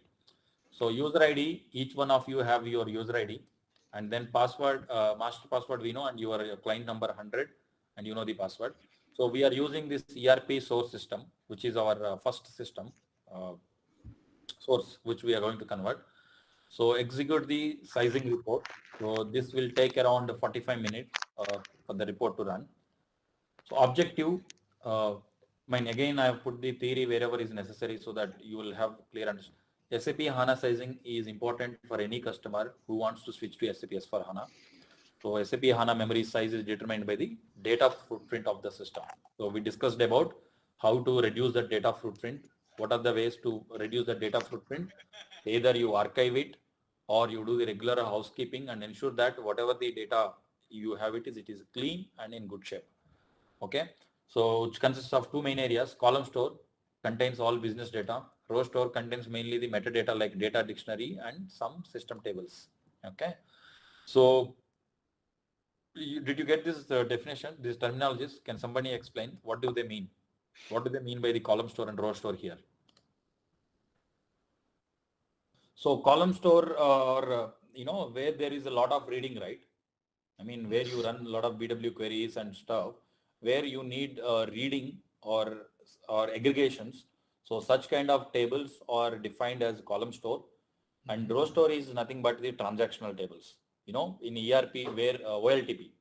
So most of these OLTP tables, which contains the metadata, data dictionaries, and the system tables. What do you mean by system tables is whatever tables necessary for the OLTP transactions, those tables will be stored as a row store. Okay. So SAP HANA memory is also used by the other processes. Okay. So HANA memory, it doesn't mean that, the RAM or allocation memory to the HANA. It only uses by the HANA database. No, it can be used by the HANA caches, operating system, and also the working memory. Okay.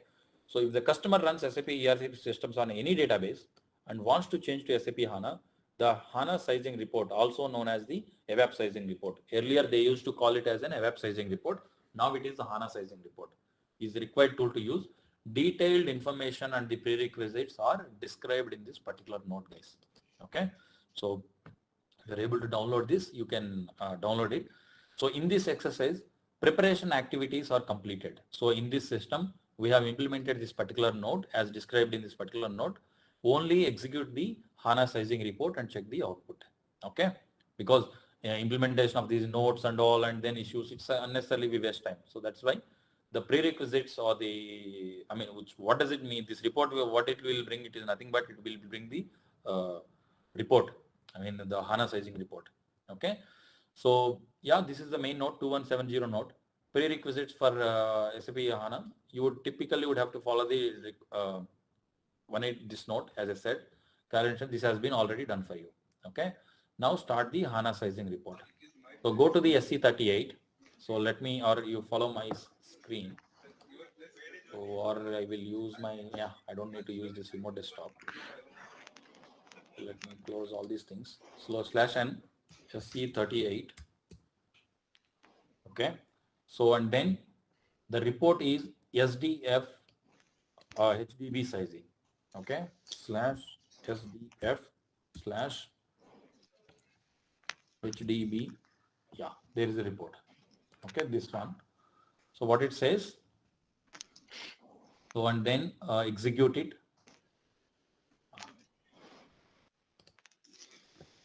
Okay. So this is the sizing for suite on HANA. So I mean, if your target database is a HANA, you always choose this particular option. Okay. I mean, use this particular report. Wait, let me close this. I don't need it. And then, okay. So here, no presentations also I don't need. So where is my labs? Where did it go? My lab. Okay, let me open this again. Okay, I've closed the lab. Okay, so now select the choice of the HANA version, HANA 2.0 and sizing scenario, perform sizing of SAP S for HANA. Okay, so now the scenario is HANA 2.0. It is already selected. Perform the, see, what is the target system for us? So perform business suite on HANA, which is if you are an SAP ERP system and if you are moving to the HANA, which is EHP 7 or EHP 8, I mean, you want to have an existing ERP on HANA, use this option. If you want to do an SAP S for HANA finance, use this option. If you want to use SAP HANA, I mean, in our case, it's an S for HANA and then HANA 2.0. Okay. So, and then you select this execute memory and disk sizing. So it's okay. So you remember yesterday we discussed. Yes. So existing, see, there is a two-way approach, right? See, one way, take your direct ERP to the S4HANA, okay? Which means existing database to the S4HANA, that is one-way approach. Two-way approach, you remember some customers, first they moved ERP to the HANA database, right. And then later point in time, they move it to the S4HANA, okay? So in such cases, when you are moving the existing ERP to the HANA database, you use this one, this option. Okay, perform business suite on HANA, HANA sizing, and if it is as for HANA finance, I mean, I don't think I have never used it. This second option, first one and second one, third one I used. Okay, in earlier my projects. Okay, so yes, no, hold on. That's good that you have raised this. Let me explain you about this system. I mean, it's better to understand what is the system which we are using. Okay. So this is an ERP. Can you see it? Veera or whoever is asking this. Okay. So it is an ERP system. Okay. So it is an EHP 6 for ERP 6.0 and NetWeaver AS for suite. Okay. So why this one? This database is just installed product versions. It might be showing, but it is not HANA. Okay. I will. So initial shipment is this is our current product version. So what is EHP 6 for SAP ERP 6.0 on HANA? Let's go back 1 second. Yeah, it's a Sybase database. You see it, right? It's a Sybase. Maybe the product is defined as like that EHP 6.1. And we are at the release. You remember the DMO option I told. Initially, we need to have at least 16 version. Okay. Yeah. So that version we have. And the name of the DVSID also ABA. And then, yeah, that's it about it. Okay. So, but it's an ERP system. So, which we have seen it. Okay. The source system is an ERP and we are going to the target, our conversion to SAP S for HANA. So, we are selecting this and S for HANA, the 2020 latest version. Okay. FPS 01 we are moving. So, we are, because 2020 version HANA 2.0 is a recommended one. Only for 15.11 and 16.10 HANA 1.0, but remaining all target 1709, 1809, 1909, we have to go with HANA 2.0. Okay. Yesterday's slide also we have shown it. What is the recommended HANA? Okay. Now, so in customer environment, adjust other options according to your system performance. Okay. For example, resident time in days. Generally we do it by default. Okay. So 15 resident time in days 15 and 15 1 30. Everything we leave it as default, and 100 maximum size of the samples 100,000. Let's leave it as default. So now execute in the, where did it go? Execute in the background. So now go to the program, execute in background. So output device is fine. So immediate check. And then, okay, background job SDF HDB sizing is running /n SM37 data aging. I will refer to the conversion and I will get back to you. So, and then how do I put this red color? Yes. Okay, I note it down. So then, so this thing also, let me close. I don't need that. There is this. Okay. So with my user, there is one particular job running. You see it, right? HDB sizing. So you can see the job log. Okay. So it is keep on updating. That's fine. Okay. I mean, you guys can monitor this job. Okay. This particular SDF underscore HDB sizing. Oh God. So this job, you keep an eye. Okay. So now let it run. I mean, it runs for another half an hour, 1 hour, 45 minutes. Okay. So after that, we get the report and stuff. Okay. We'll come back to this. Now, verify the SAP readiness check notes. Okay. Let me update it. Notes for SAP. Okay. So the purpose of this exercise. Okay. Are you following, guys? The purpose of this exercise is to make you aware of the activities required for preparing for the SAP readiness check and simplification check, SAP S/4HANA and business scenario recommendation. It shall serve as a reference for all steps you should perform during a real conversion project. Okay, please note that. So with a lot of efforts, I have brought this. I mean, I've simplified it in such a way that I can say that refer this, refer that, but at least we will try to verify all the needed notes. Prerequisites for the SAP S/4HANA conversion. In your CAL instance, this has been already done. Okay, in the system which you are doing, which was already done, but we will try to verify. Okay, so these are the notes in your real conversion project. Please note that all these notes has to be implemented. For example, setting up the custom code analysis. Okay, so note number 2185390.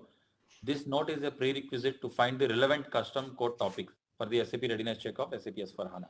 Okay, so this note, it's already implemented in our system. Enabling the SAP S/4HANA sizing. Okay, just now we did that report. This note is mandatory. So this will enable the SAP HANA sizing data collection. How it collects the data from various tables and all. This note enables it. Okay, and then it's a preparation, guys. We are just verifying the notes. So enabling the simplification item check. So readiness check item. This is the note. Okay, they are all placed at one particular place so that it is easy. So what this note will bring. So this is the job report which is needed to run it. We will discuss when we do the SI check or the readiness check. But it just that ensure that all these nodes are implemented in our system. Like that, we have enabling business process analytics. This one, IDOC analysis. This node. So like that, lot of prerequisite nodes which has been taken from the conversion guide. We should ensure all of them are implemented in our particular CAL system. Okay.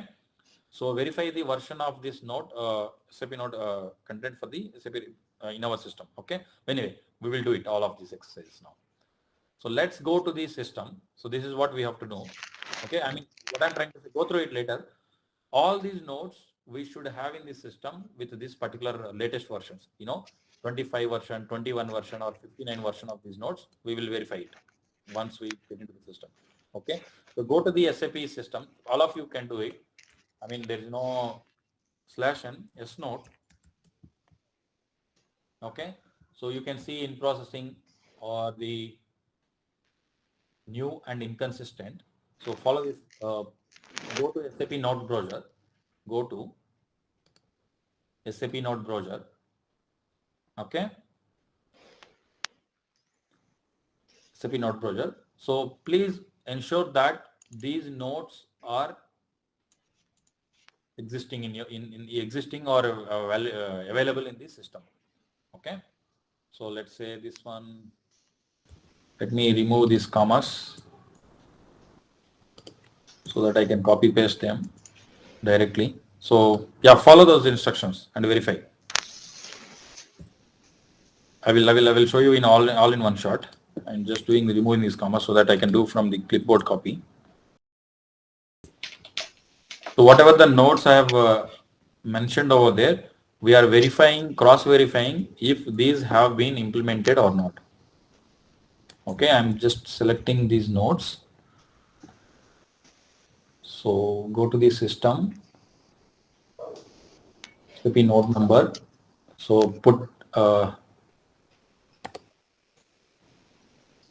copy from the clipboard and then execute it. Let's execute it. Yeah. So we have these nodes implemented. Okay.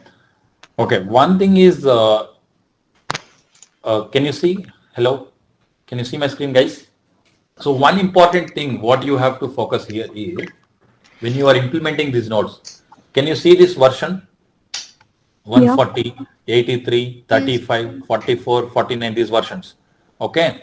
So the implementation status is completely implemented. Okay. So, but in your real conversion project, okay. So, this has been implemented by me, 10 steps to S4, 10 steps to S4. Okay. This is the user which I am using. In your conversion project, always ensure that you have this latest version. Okay. That's the most important thing. Okay. So, I mean, in this case, they are not the latest. They are N-2 or N-3. Okay. Because if I do this migration, I mean, if I move to the latest and then it leads to some inconsistency, it takes a lot of time for me to fix because it's a proven system. So this is a practice system. What I mean to say, I have practiced it with these things. The conversion works fine. So this is always you go with the latest version, and the exercise is asking us to verify these versions. See, when you say here, verify this version is 25 or not, verify this version is 21 or not, verify this version is 140 or not, like this. Okay. So this is what the screen, you will get a list of SAP nodes and you verify the version. Okay. So that's it. So which means we have implemented all these nodes, but in your real project, you should ensure that in your source system. So simplification, I'd see this, you can read the short text of this. So simplification item check related. So this one is SAP readiness check, interface discovery, IDOC related, ST API related.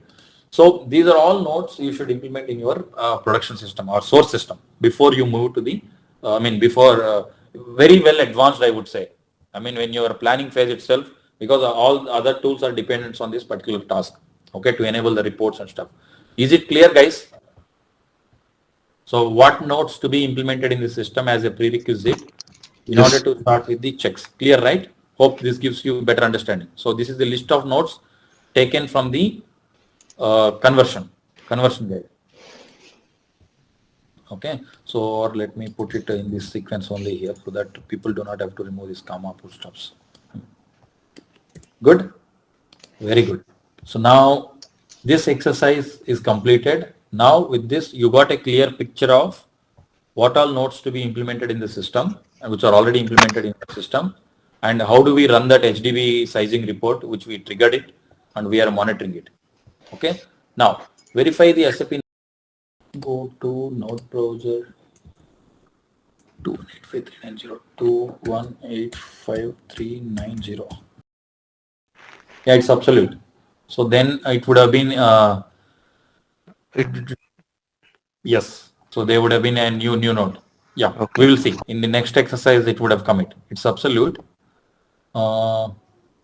Simplification, what was that? One second. No, there is a new note for that, definitely. Or if you open it, it will point to the same. You got it right, what I'm trying to say. So if you open in the S node, I mean, from the service marketplace, right? This Yeah. will point to the new node. Okay. Custom code analyzer,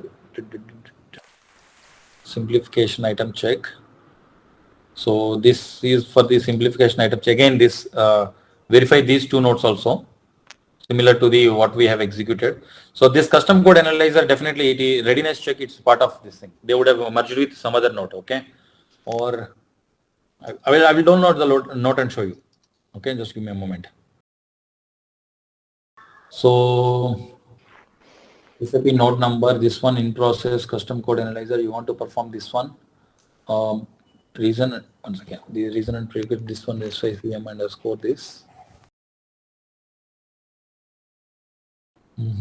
So then this custom code analyzer has been put it to the verify the nodes for the simplification. Simplification, update the simplification item catalog 2552. This is fine.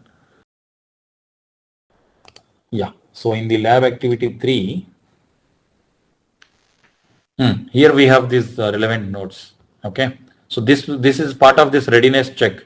Yeah, we will discuss there. I will tell you the what node is relevant for this. Okay. Okay. Is that fine? Okay.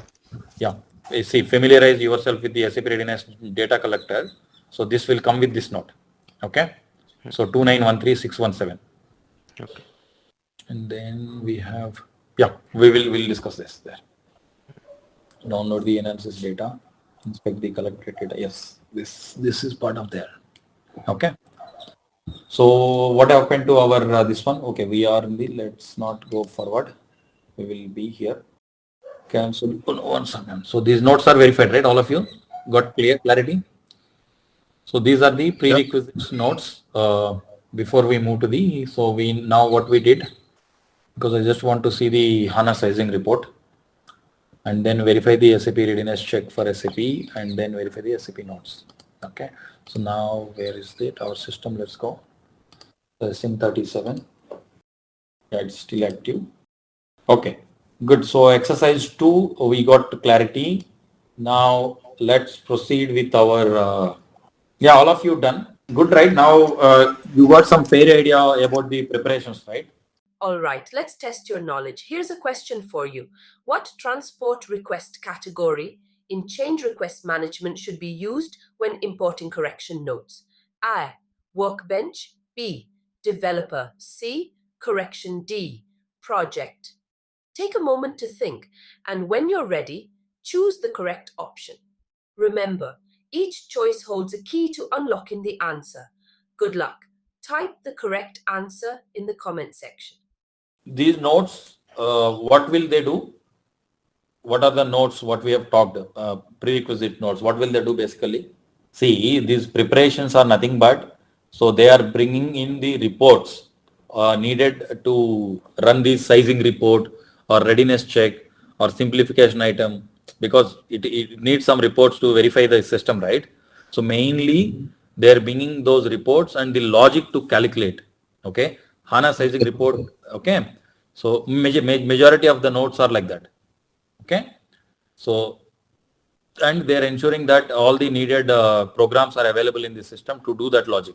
I mean, to ensure that your custom code verification or the simplification item check or readiness check works fine. So that kind of code needed to run those tools comes to the system. Okay, with these nodes. Good. So now simplification item checks. Yeah, yesterday also we discussed about this thing. So what we do now is, let's, yeah, we are into this SAP S/4HANA conversion prepare phase. We are going in details of, so you got the terms. I mean, that's why I hit with all the relevant terms to you in the first 2 classes. You know, Fiori or the HANA web server, HANA server or the HANA or, you know, simplification items, add-ons, business functions. So at max, in the entire course, you hear about this term. I'm just trying to have this overview.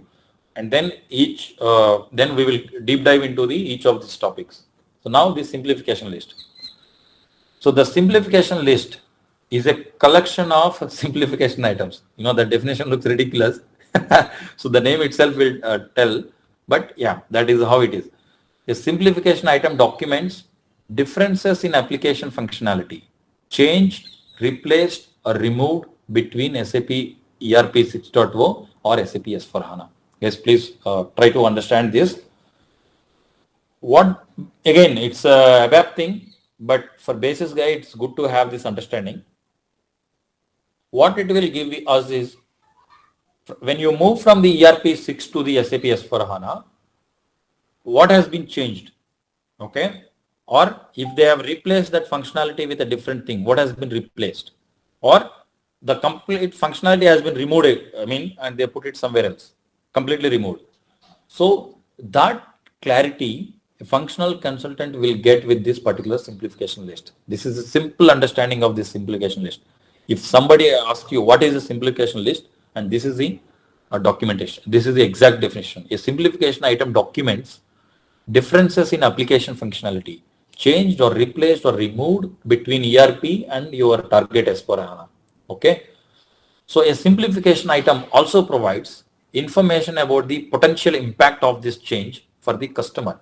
And it will also tell you what is the impact with this particular simplification item, whether, with this function, which is critical or less critical, or, you can ignore, that kind of status also it will give you. We will see when we run that report. And then SAP Readiness check for S/4HANA. And then the SAP ABAP custom code analysis, as well as the simplification item checks are based on the information in the simplification items. Okay. So, don't get confused with these terms. Now what SAP has done is, they have tried to make it very even comfortable. The moment you run this SAP readiness check, right, that readiness check will give you the complete picture of your system, including the simplification items. Okay. Either you can run independently or you just run the readiness check 2.0. It will give you a complete picture of this. But understand it. So this readiness check or the custom code analysis, all of them will provide their inputs or will provide their logic or information based on this particular simplification items in the particular system. So yesterday we have downloaded the PDF where we have seen the 1000 simplification items, right? Do you guys remember? So my slide is visible, right? Why this slide is gone? Okay, it has opened here. Okay, so good. So access the simplification items via the simplification item catalog. Okay, SAP S/4HANA and SAP help portal. Let me do this thing, presenter view, because I would have put the link to the URL. I did not put. Did I put? Sorry, one second. Yeah, here I have put. So let's go and see these simplification items before we proceed further. Yeah, let's try to understand. So access the simplification items via the simplification item catalog. Where we can see this, go to the help.sap.com. Here you can see this is the SAP S/4HANA 2021. So I've shown you conversion guide. You always take it from here. So simplification item catalog is from here. So simplification list for SAP S/4HANA list is this. You can download it. So SAP readiness check, you can download it. So and then custom code migration guide for the SAP custom code migration. How your developers have to do, they can download it from here. So this is the catalog because we need an S user to go to this thing. When you click on this, it will show you a screen like this. Okay. So one second. Yeah, you get a screen like this. So SAP S/4HANA 2020, and then you have 2020. You have around 660 simplification items. So what actions to be taken? You will show it, or you can download the direct PDF. So if your conversion, where is this one? PDF. This is also fine. You will see the list of simplification items and the corresponding actions what your functional consultants have to take in. So where is this thing? Let me show you one. Oh God. Just keep on going. So, I mean, if you have this access, please download it. Let me give you this thing. I mean, you can review it later point in time if you are interested in this one. Okay, that is the simplification guide. So, and the simplification item catalog, you will find a screen like this when you click on that. So 2020, you have these simplification items, and then what actions do you be taken, that will explain over there. Okay. So SA checks, main note is 2502522, which we just verified it, whether it is implemented or not, the second note. Updated periodically. Once you are past the development system, freeze the version. Okay. What does it mean? So once you pass the, for example, let's go to the S note. Okay. So now go to the SAP note browser. So take this note as an 2502552. 2502552. So this is please pay attention. This concept is applicable for all other nodes as well. Okay. For example, because it is a 6 months or 1 year projects, right? Okay. So if you currently, the latest version available is the 83 version, okay, which is implemented in the system. So it is a 6 months project. After 1 month, there is an 84 version released, and then there is an 85 version released. I mean, before you move to test system, how do you handle such a situation? You got the question? So when you are working on a development system, the latest version for this simplification item is 83. And you did 2 months of work, and then when you move to the test system, the version latest available is 85. What do? You use 83 or 85? You getting my point? And then when you move to the production, the latest version will be 90 or 95. What do? I mean, you use in development 83 version, and then in test system 85 version, and in production 90 version. Do you do that way? How do you handle this? See, as long as you are working in sandbox and the development system, right? So you play around and you do whatever, you decide as a part of this strategy. And yes, as you rightly said, you have to freeze this version. It's not only for this node. We have verified a lot of nodes, right? All the nodes, this version has to be freezed, which means that is, or else it leads to inconsistencies. I mean, if you use a different version, something would have been changed. It will give a different result. So from dev, test, and production, you should have, the version of all these nodes or the prerequisite nodes, you have to freeze. Okay. It's very important. As a part of the project cutover, the project lead has to maintain that. Which version of the nodes has been implemented. And whenever there are issues, you have to raise the SAP OSS message, right? You have to refer what version of the nodes you have implemented and how you are doing the conversion. Okay. So that is the point which I'm trying to say. Once you are past the dev system conversion, freeze the version. I mean, if the implement is a SI check note or readiness check notes or all other notes. Okay. SI checks are executed on the SAP Business Suite start system preparation phase to determine relevant simplification items and mandatory application specific preparation steps. This we all know. Check if serious issues exist in the system which could cause the system conversion or upgrade to fail. As I said, it's very important to address the issues, or when we run the report, we will see the errors.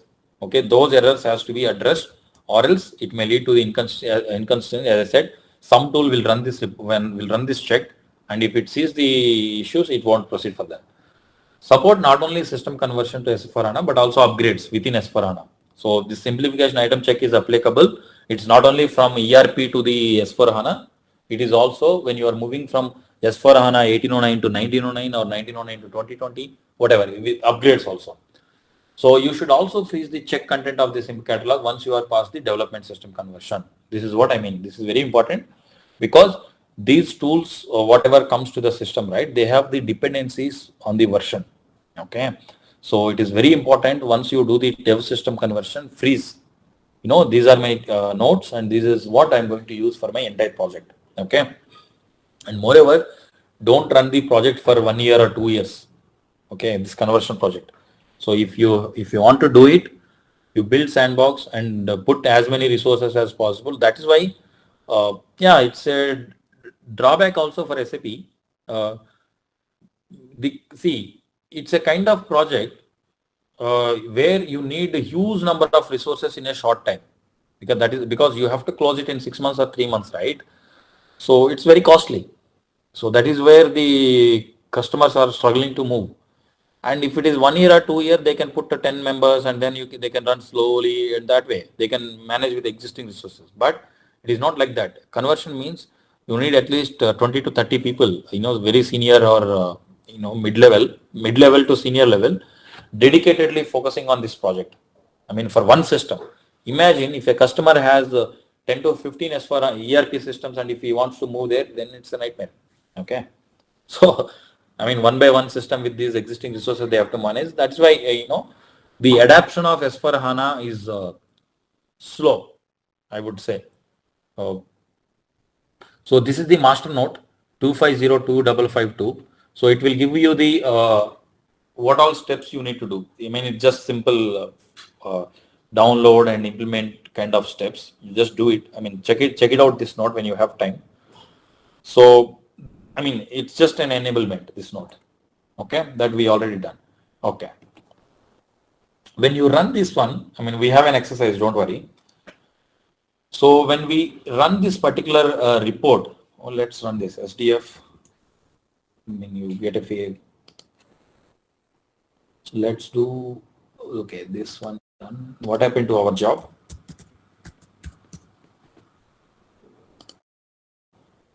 Yeah, it is still active. Refresh. It's running. So SC38.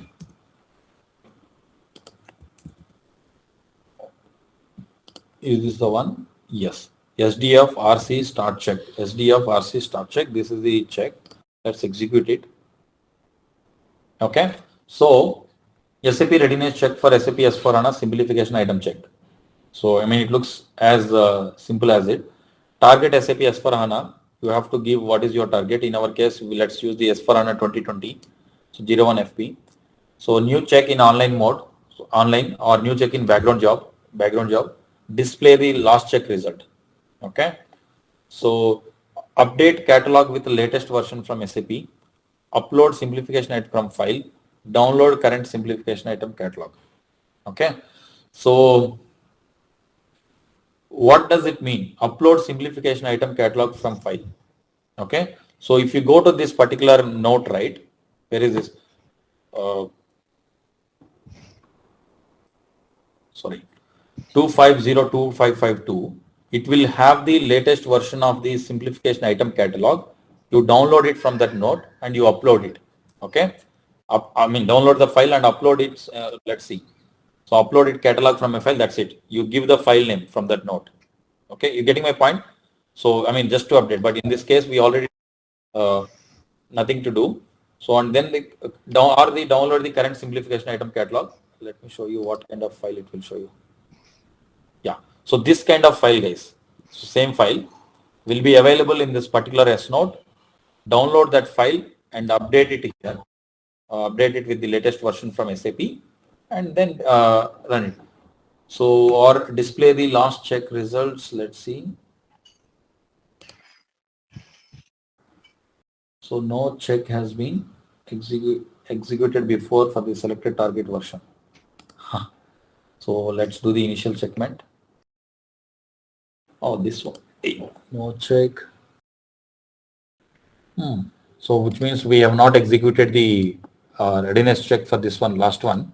Okay, we will run it as a part of this exercise. Okay, I thought if we have already executed, then I thought of showing you this screen.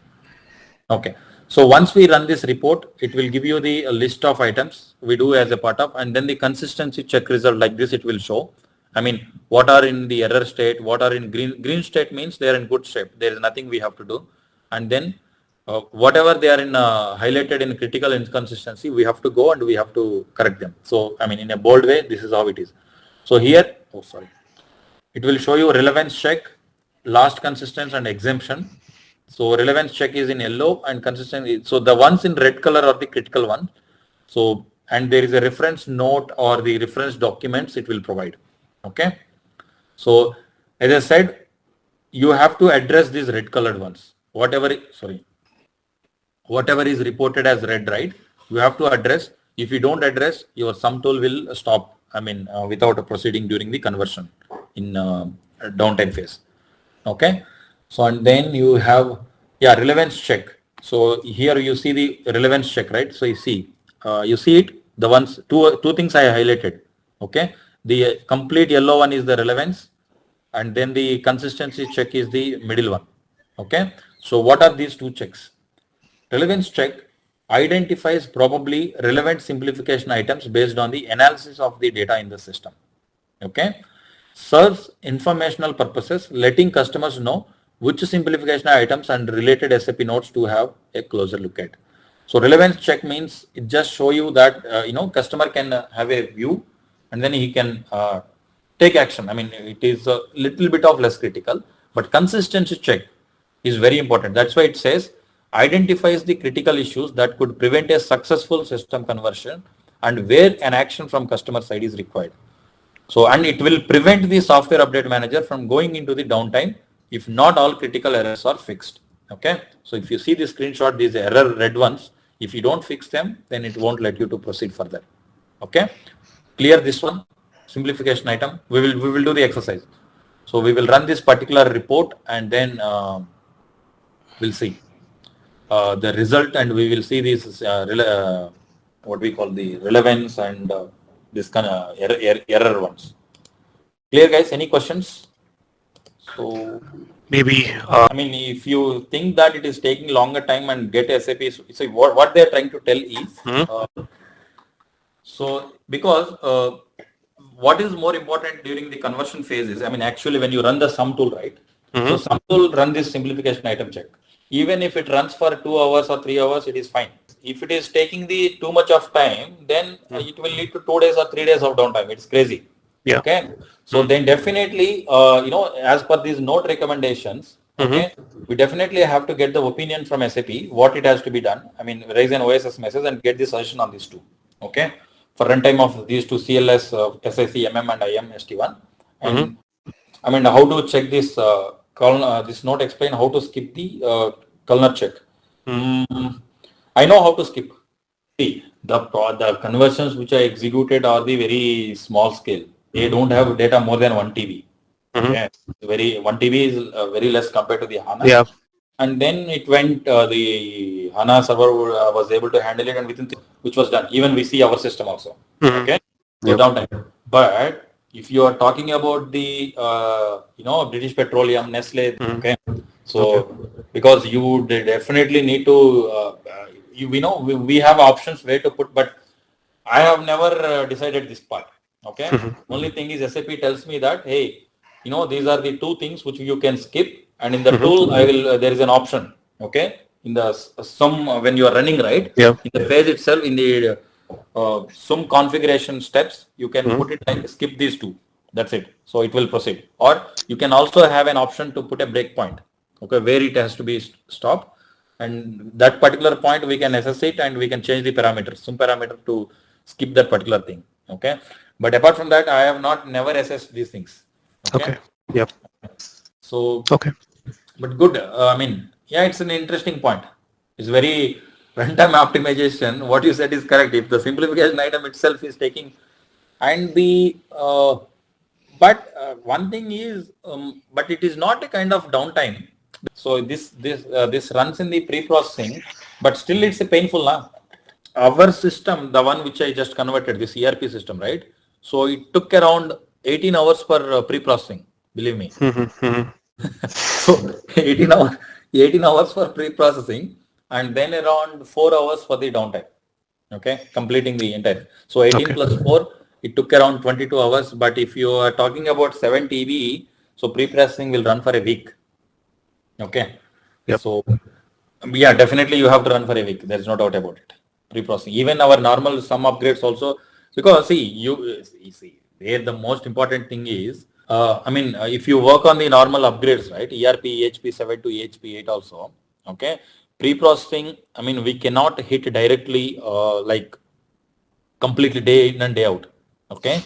What we do, we will run in a low, because if you start using all your processes, then end users performance will reduce, right? In the production system, especially production, pre-processing, you always run in the out of business hours.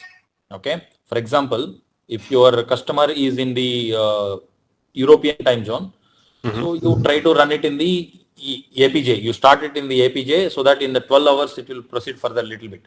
You got it. So that is how you have to plan pre-processing. Yep. So if you hit it like that, then it starts using all your processes, R3 load processes and all, then it may lead to a significant performance impact. Okay. Or if you don't want to disturb the tool, or if you want to run it for a week, just let it go. So what we do is we tweak the processes. Okay. What we will tell the sum tool is in the configuration phase, right? We will give, okay, you use only R3 load process, 3 processes, and parallel processing also we will restrict to the 5 to 5. So SGen, and I mean again, if some runs the SGen, it will take again another 3 hours of downtime unnecessarily. Okay, because unless that SGen is completed, this sum tool will not give you a complete result stating that I am completed, right? So we will skip that also SGen. Okay, so it's very important, guys. So these are all the tricky things when we do the planning and actually working on this thing. Okay, so this is the theory about the complete this SI check, guys. So I mean, there is nothing much from a basis perspective. It's just that we have to execute that particular report and get the values. Okay, I mean these things I've explained in the earlier slides also. So these things we discussed just now. Yeah.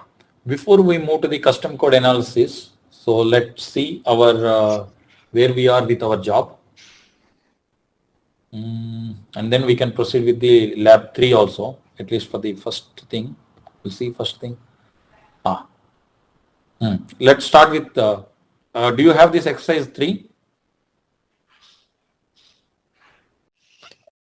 Let's see our HDB sizing SM37, where we are. Yeah, it's still active. Yes, have you opened this one? Exercise 3. Okay, so what we see, SI check, we just discussed about the theory. What we will do is check the version of in the SAP system, and then we'll try to execute that particular report. Okay, so you need to complete the XI01. Fine, we did it. So this one is not SAP S for HANA. It's SAP ERP because we are still in the source system. We have not moved to the target system. So check the version of the simplification item catalog in the ERP system. Okay, so as it says, again there's a description to get a content available in the SAP ERP system to run the item check. As a result, SAP sources, you just go through it. So perfect. So now go to the SC38. Yeah, already that report is there. Okay, so we are going to check the version. What version we are going to? So let's go here. Activate your cal system. We did it, and start check. We did it, and in the section simplification item. So initial shipment. Okay, just select the initial shipment, and then in the section catalog, the bottom one. Check the version of the date of the uploaded simplification item catalog. So date, so which is 03/23/2021, okay, which is March 23. So what you have to do, it is always, because in this case let's not do it. I've told you, go to the master node 2552 node, download this particular file which I've shown you earlier, the catalog file, and upload it here before you run it. So that will bring you the latest version. Okay, so that's it. So we are just verifying 3/23/2021. When was the last version? But it is always recommended to have the latest version in the system. Okay, result, the selected S4HANA version is the simplification version, and upload date is freezed. One more thing, guys, when you freeze this along with that note version, this simplification item catalog file, okay, what you get from this note, okay, so this note will have this particular file. That also, this version also you need to freeze it. Okay, so I mean you should not change it from your development, test and production. You have to freeze that particular node. Okay, so now, so yeah, so by default, this report does not automatically simplification. If you want to download and update the content from SAP, you explicitly have to trigger update, as I said. So you have to get it from the SAP Service Marketplace from that note, this file, and upload it, okay, to this, and then update it so that you have the latest version. That's it. So yeah, this is the another readiness check, which we do not, which we won't do it. We will do it in the next exercise. But for now, what we do is let's try to execute it. So new check in online mode, new check as a background job. So program, yeah, let's see. Execute, immediate. Once we run it, we will see the results. Okay, so this is running /n SM37. So there are two jobs which are running, which we just triggered. Are they? So, yeah, RC new check-in job. Oh, why there are so many jobs triggered, parallel triggered, I think. Let's see. So this is our main job. So it is getting started, or it is active. Let it. So these two jobs. So HDB sizing, which we triggered, and we want to verify the results, and then it's RC start check also. Let's verify if it completes. Okay.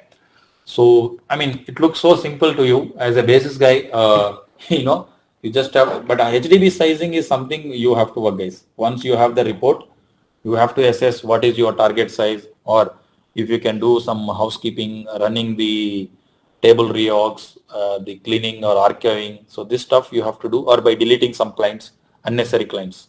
Okay. So it's very important. So let's see if we have any unnecessary clients over here.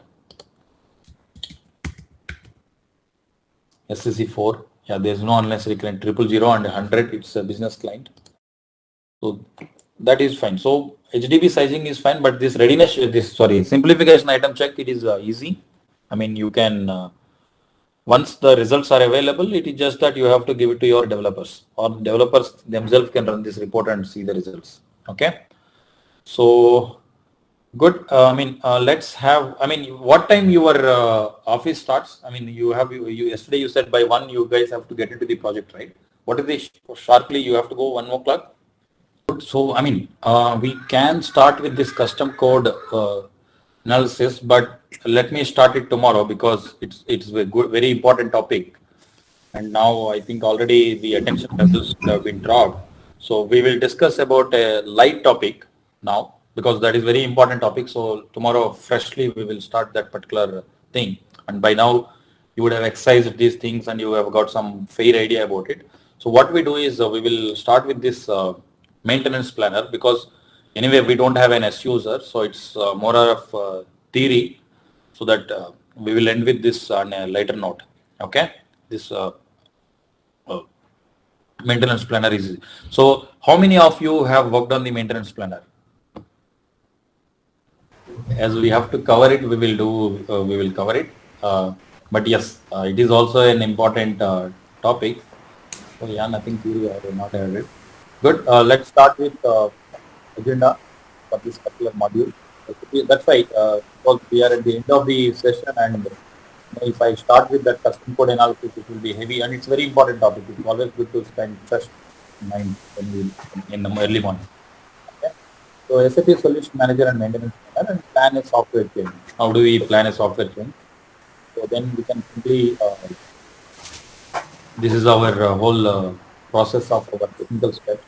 We are still into this SAP S/4HANA conversion prepare phase. Simplification checks and notes implemented. We have checked, we have discussed, and now we are discussing about the conversion target. So in some tool, as you all know, that we have to provide the stack file, right? So can you do an upgrade without a stack file? So, yes, there is an option here you can see in the screen, but yeah, it's blurred. Sorry. The screenshot which taken from the book, if I put it in a big screen, it is appearing like this. So, or when we run the sum tool, I'll explain it. So scenario using the stack file, yes, you will provide the stack file. And then there is an option, no stack configuration file required for scenario. But in general, all ABAP we have to give this stack file. For Java, we can do without the stack file also. I mean, just select the second option and it will ask you the location where you have copied the pat files or these things, and then you can do this. You can proceed with this one. And then I will ask you a question. Suppose if you have to install an add-on in a system, right? So how do you do it? Are you going to use some tool or you do it in a different tool? There are dependencies. It is always good to generate the stack and go with the sum is fine. But even if there are 2-3 add-ons also, okay, so we may prefer Saint than sum. The reason is sum there is a downtime, right? You're getting the point, right? And have you ever executed? I never tried it. I'm just asking. So after pre-processing phase, we have this downtime, right? So if you put, suppose from Saint, suppose if you have a 3 online add-ons, okay, which doesn't lead to a downtime, okay. So then even though there are 3 or 5 or 10, if there are online activities which doesn't need a system restart, it is always recommended to use the Saint. Got it? So if the downtime is needed, I mean, I think the relevant notes only, add-on notes, I never tried it, guys. I'm just giving you this thing because recently I have came across this scenario. So I had to install 5 to 6 add-ons. I thought of using sum, but the question has raised. I mean, if the sum enters into the downtime, what are you going to do? Definitely it enters to the downtime. You got it right. So if the add-ons are online, then you always do it with the Saint because you don't want to create a downtime for the customer. So if there is a downtime and then you use the sum. That is the disadvantage of sum, I would say. Okay. Apart from that, always sum is the best when to install or to patch an SAP system, or sum is the best option because it will consider a lot of things in configuration phase, checks phase. It will ensure that that upgrade goes smooth and the system is consistent after the patching. Okay. So here we are going to talk about how you generate this stack file. Okay. So in Java, okay, in ABAP, I mean, I'm just asking you your brainstorm questions. Okay. In ABAP, yes, you have a Saint option. In Java, what is the other option? So telnet is, I mean, in Java, 2 options to deploy the components. One is the telnet and another is the sum. But telnet also sometimes, I have seen it. I mean, I frequently work on this enterprise portal systems. What I have noticed is the system doesn't come up. It doesn't give you the clear logs, what exactly is happening while deploying that component. It just hangs, that's it. I mean, it completes after 5 to 10 minutes, it will tell that, okay, this is completed, or else it hangs. Then you will be tensed and I mean, it's very uncomfortable situation. So to make your life simple always in Java, even though 1 or 2 components also, yes, launching the sum tool will take time, but I would strongly recommend with my experience, use sum only in Java completely. Okay. Because it will take the restart, it will do everything. And at any point in time, you have a picture of what is happening in the system. I mean, what exactly it is doing. So have you noticed it in Telnet? You don't see the logs, right? I mean, sometimes it's very difficult. And if by mistake you do Control C or some stuff also, it's very confusing. Okay. So I've seen it. So where the system was failed to do it, it feels not so interactive. But yeah, one component, if it is successfully executed in development and test, you go proceed with that. But sum is the best. Try to be comfortable with this tool. Okay. You can use for multiple things. Conversion you can use, patches you can use, ABAP, Java, everything you can use. So it is always good to be with one tool which is more powerful and convenient than with this multiple other things. Okay, fine. Oh, is it? I have never done. I never did it. Yeah, NWS in Java or ABAP? SAP is recommended with all the latest versions. Always you stick to this. Yes, Telnet also SAP recommended, but I have seen cases where it hangs. Okay. Good. So now, anyway, we are talking about ABAP. There's no Java. Forget about Java. ABAP. So whenever it's an online deployment of the add-ons, you use Saint or Spam. And if it has to be downtime and stuff from the add-on note, you can identify. So you always use the sum tool. Sum is the most recommended. So what is the maintenance planner, and is this tool mandatory for a system conversion to SAP S for HANA system? This is the question. Okay. Yeah, before we proceed, can somebody answer this? What is the maintenance planner? And is this tool mandatory for a system conversion to SAP S for HANA? Well, for patching, we have discussed options, right? For ABAP, we have a Saint, Spam, and then we have some. And for what we call Java also, we have alternatives. But what about the conversion? Do you have alternative tools, or you are saying, yes, it is mandatory, maintenance planner? Yes, Saint and Spam, you can download the stack XML, but that stack XML is of the current, right? So, I mean, maintenance planner is needed for the conversion, and I mean, I will talk about the reasons why it is mandatory. So there are certain things which you cannot assess manually. For example, third-party add-ons, right? We discussed, and this ICC certification center and third-party add-ons and the business functions. So maintenance planner also takes care of the, assess the business functions. Okay, this tool. So that's why it's very important. So maintenance planner is mandatory to do the SAP S/4HANA conversion. Okay, good. So maintenance planner is the successor of MOPS, maintenance optimizer. It is the central planning tool for the changes in the customer landscape. Update, upgrade, conversion, and installation. So you can go to this link, maintenance planner. So now SAP has made our lives much more easier by coming up with this thing. Okay, this is also Fiori interface. So earlier it is going to be a nightmare. I will talk to you how it works. Okay, consuming tools are, for example, software SWPM, software update manager. These tools, it's very important. Maintenance planner. Okay, so just that from your SLD or LMDB, it will take the customer profile to the service marketplace. It collects the data and it will generate easily a stack file and it will give you. So simple. Okay, so this is the architecture. So this top one is the maintenance planner. I mean, once you logs into this this link, HTTPS TTN maintenance planner, you will get a screen. I will show you another screen like this. And then this has the customer profile from the LMDB solution manager system only, from the SLD. And if you define the source, and source anyway, it will get from the solution manager. And you just select the target, and then it will give you the all the needed dependencies, everything it will calculate, and it will give you the softwares, what all components you have to download and stuff.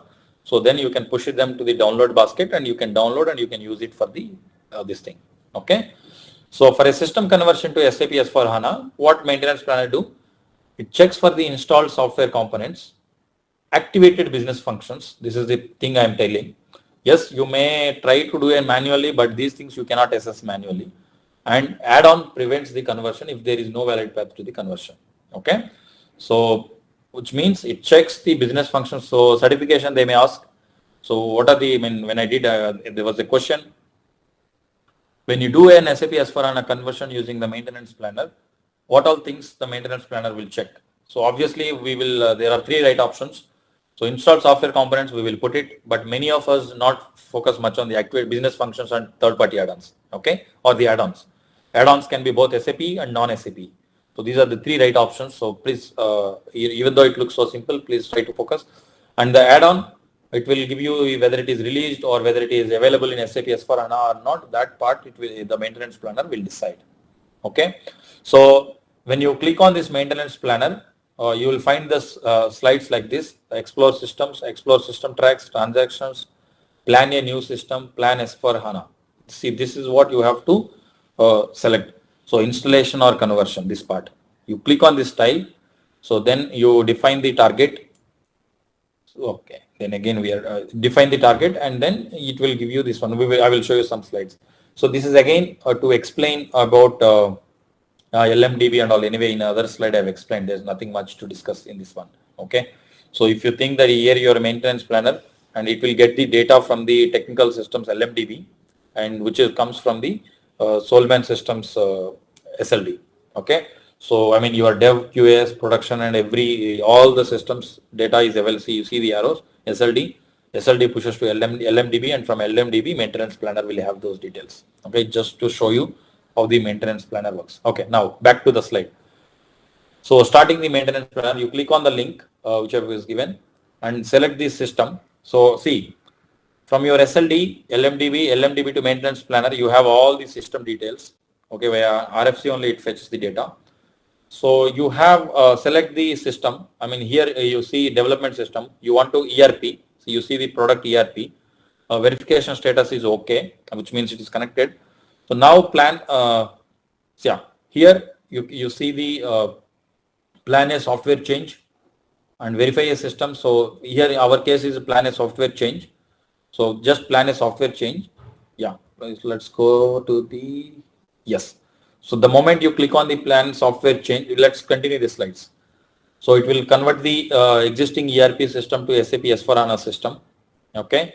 And then it will ask you what is the existing target release, SAP S/4HANA 2020 and target SP level, you select it. And then it will ask for code deployment with backend. Okay. Do you want to have these MDG and others? As I said, there are certain components which you want to install code deployment, and also the Fiori front-end server if you want to front-end server details. So if you want it, you put it. If you don't, you just select the S/4HANA. Then your development system, it will show you the details like this. I mean, plan changes. I mean, your target details, platform, ABAP platform 2020, foundation 2020, S/4HANA server, and all these things. That's it. I mean, you select your HANA database. Anyway, this is anyway you do it any update. And then you confirm the selection and selected files, spam, sign, Fiori, all these things. You select it and then press it. So you will get it to the download basket. So you download the stack XML and push all these to the download file manager and download them and copy it to the server. The central location in the server, some location where you want to copy to this thing. Okay. So good. So that's the very simple process. Plan a system change. Anyway, you worked on the maintenance panel, so you are aware. It's very simple. It's pretty simple. It's not so complicated, guys. Don't worry. Now the important question is, why does maintenance planner check business functions in the source system? This I've explained. This we discussed clean. Why maintenance planner will check in the business functions is just to see if what is the current version. I mean, current system it is on, or in the target system. Oh, sorry. Yeah.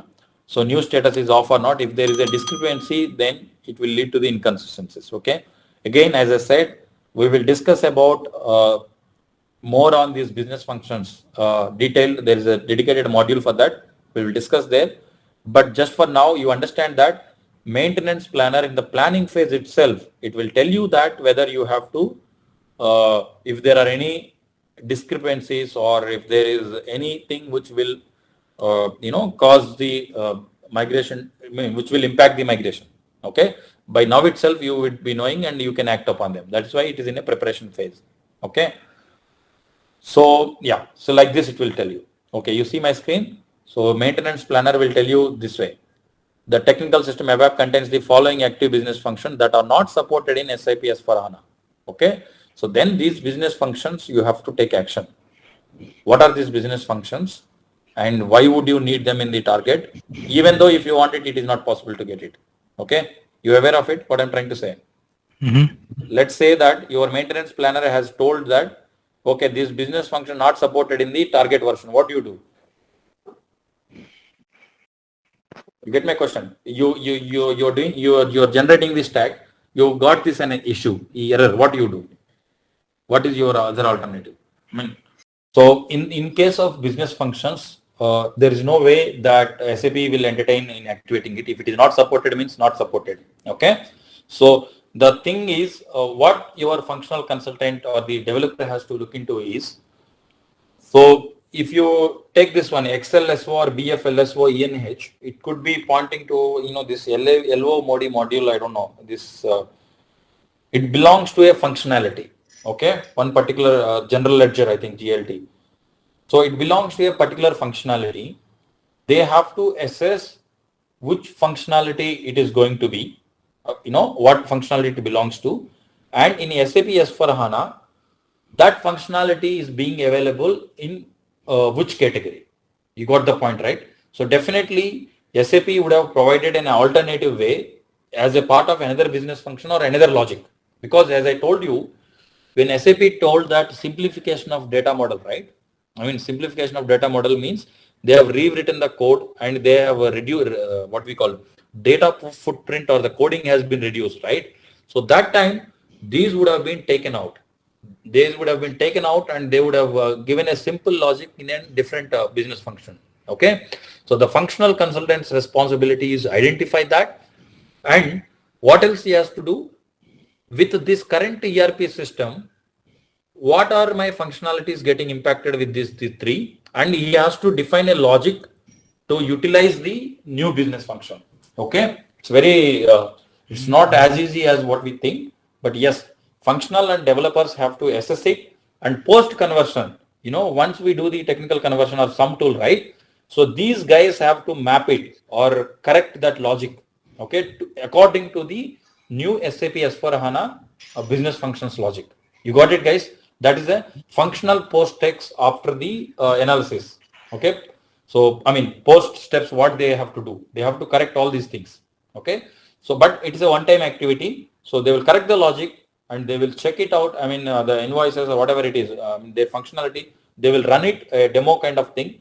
And if it is working, and they will say that, okay, this check has been done. You got it, right? So that is how they have to, whenever the maintenance planner gives such errors, there's no point of skipping in conversion specifically. Okay, just be specifically in conversion.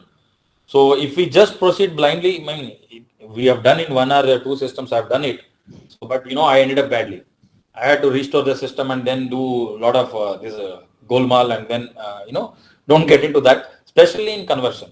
In patching, yes, we are expertised and we have some logic and we know that something we can tweak it and we can make it work. But in conversion, do not take risk.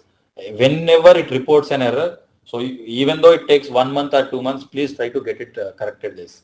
Okay, just a general observation which I have from my experience. Conversion, no ignoring, don't ignore any warning or any error. Okay, so I mean, it is always important that what is our scope or what we do. Yeah. So yes, definitely, it is obviously. So we basis and functional and developers, we all three of us have to work. Okay. See, let's say that these three business functions you have reported to the functional guy. Okay. So he has corrected and he has documented the steps, and he would have corrected in the sandbox or the development system. Okay. So he would have acted upon them and he would have defined the logic. Okay. So now the post conversion, the most important thing is before he gives, he goes and do, definitely there is no action from basis in doing or correcting in any of that. There he may ask us to activate SFW file. Okay, switch it on or switch it on and activate. There is a button to activate it. He may ask us to activate, or he can do by himself. Okay, I don't think functional will have access to do that. Even developers do not have access to the SFW file. It's a basis, administrators. We are the administrator, we only have that SFW5 access. They will ask us to activate certain things over there. Yes, activation part, basis guy has to take care. But before the activation, the most important thing, guys, so safeguarding the system until that time. Okay, having a backup, that part is again a basis. Okay, once you do the post technical conversion, so you ensure that there is a backup readily available and you can do a point in time recovery to particular time, and then you actual activation basis will do. I mean, in my projects, I only did it. Yeah, yes, functional don't have access for that. But as a temporarily, what they do is they will request for the extra authorizations, because if they don't want to rely on the basis, right? So what they will do is they will ask for a DDIC access, or they will ask for a super user access, and they do themselves the activation. Okay, you got it? And again, during the activation also, it may not go as smooth as possible, because it might have some dependency. It will tell that I have dependency on so and so thing, but the developer and the functional guy have to keep correcting it and ensuring that the functionality comes as expected after the conversion. You got it, right? So basis, ensuring the backup is available, and if you ask you have to switch it on. Okay. If you don't open the client, you will not be able to do anything, right? So SSC4 client opening or SC06 modifiable, non-modifiable, they are there, right? So those things you may have to do, but yeah, it depends on that situation. Okay, if they have this super user, they will do, but in many times I've seen developers, they always push it to basis guys. Okay, they don't want to take that risk. So good. So which add-on types are considered by maintenance planner, and why does maintenance for check add-ons at all? This we already discussed in detail when I explained. Can somebody summarize it? which add-on types are considered by maintenance planner and why does maintenance planner check add-ons at all? Please, this you have to be, this is the slide which we are talking. So the maintenance planner checks only PPMS defined, product and production management, where SAP has a master data of add-ons. Okay. Maintenance planner will worry about only two types of add-ons. One is ICC, which are certified by SAP, or even the certified add-ons also see dotted. So maintenance planner will tell you that please take action on it. That's it. It will not. It will identify and tell you that there is a third-party add-on. So maintenance, the strong line you see, maintenance planner, PPMS, so product and production management and SAP add-ons. So a maintenance planner will worry about only these things, but it will report the certified add-ons that so and so add-ons are there in the system. What do you want to do? So that you have to activate by act upon them. Uninstallation, or how do you do it in the future? I mean, after S4 HANA, whether you are going to reinstall them or again, that you have to discuss with your vendor if those versions are available or not, or if you, by in case, that part you have to deal separately, but maintenance planner will tell you. So what you have to do to proceed further, you have to uninstall them. Simple. So you have to talk to your vendor, and then before you proceeding with the conversion, you have to uninstall that. Okay. So for example, so this is how it looks. You see the screen. The technical system ICC, ABAP contains ICC Integration Certification Center. The time ABAP contains the following add-ons that are not supported in S4 as 1709. Okay, that's why I've took some screenshots of errors. When we see these things, you get. Sorry, man. What is this thing? Yeah. So if you want to continue, if you continue with your conversion planning, these add-on products versions are uninstalled when the stack XML is consumed by the software update manager. So whether you do it or not, the software update manager will take care of it and it will uninstall it. Okay. So it will, it will wipe off everything what is irrelevant for it, which is not part of the stack XML. So what you have to do, you have to go to these third-party software. See here you see third-party TCSLS. You have to reach out to them, and then either you have to uninstall and then reinstall them after your conversion. The supported version in SAP S4 HANA, there could be a different version, right? You cannot install the same add-on over there. Okay.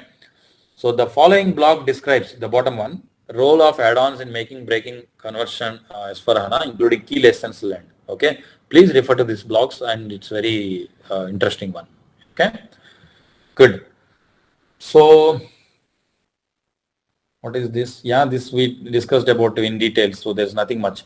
So it will just check for the add-ons, and then maintenance planner will give us the report. Yeah, same thing what we discussed. How can I handle add-ons that are no longer relevant or that are not released for SAP S4 HANA? Can somebody tell me? Same topic. Again, I know the maintenance planner is easy, but I'm actually hitting you with the problems. I mean, if you see such a scenario, what do you do? How can you handle add-ons that are no longer relevant or that are not released for example, you have add-ons in ERP, but those add-ons are not available for SAP S4 HANA. What do you do? You got it right. There is a third party open text. It is not for SAP S4 HANA. Only ERP they did and they left it. What do you do? There is no supported version. See the question, you read the question. So the customer cry, right? I mean, he will say that suppose if we lose that add-on, then he lose the functionality, right? I mean, he is using it, they will cry, Okay. Nothing, you have to daily uninstall it. There is no other way.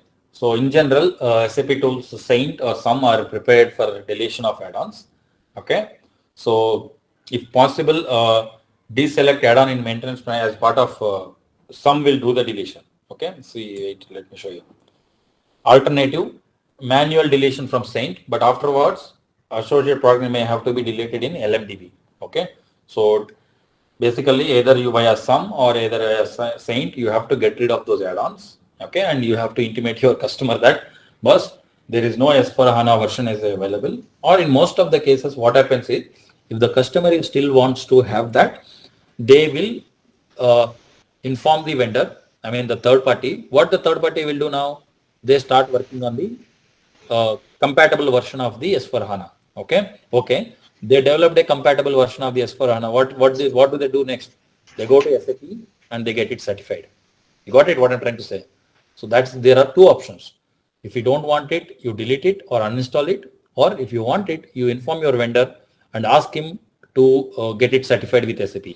I mean, ask him to develop the new version and get it certified with SAP. Okay. Do not take it with I mean, maybe you will be in a project lead or some roles. I mean, I don't know your roles and responsibility who are all in the meeting, but if some of you as a project lead, this is a very important thing.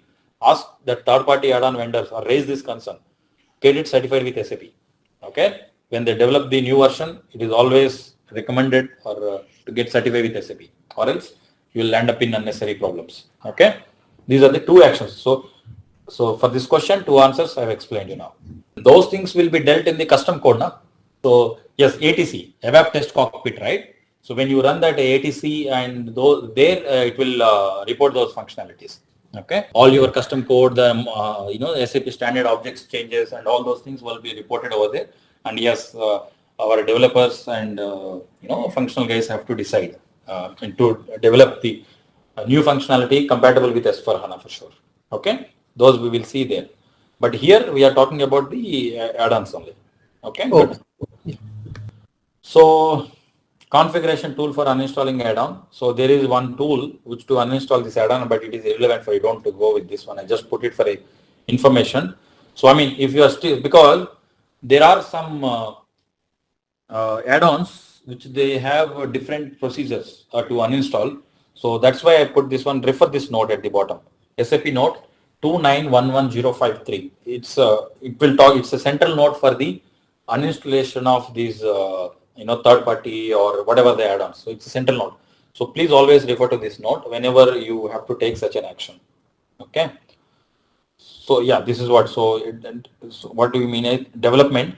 So development, you uninstall it and then create a transport, and that transport will be passed to the test system. There it will uninstall automatically, and then production it will uninstall via transport. Okay. So that's the one way of doing it. System demo we will see tomorrow, but there is nothing to do with system demo here. So I just show you there to verify the stack XML if the files are available or not. Okay, good. So key takeaways, we'll wind it up. So in the source system, maintenance planner is used to check installed software component, activated business functions, and add-ons. That is very important point. Three things. Okay, that takeaway. So business functions always offer critical and block a conversion to SAP S4 HANA. This we will discuss in detail when we talk about business functions module. Okay, I will get deep dive. I will categorize these business functions and then I will show you which of them are critical and which of them are irrelevant. Okay, add-ons needed to support it for the S4 HANA stack. Okay, so that add-ons that are not supported has to be deleted or uninstalled, or you have to take an action to get them developed for the new version. Okay. Welcome to ZaranTech's SAP S4 HANA Conversion and System Upgrade ADM 328 training. In today's rapidly evolving business landscape, migrating to SAP S4 HANA is more critical than ever. Our comprehensive course equips you with the knowledge and tools necessary to execute a successful conversion and system upgrade.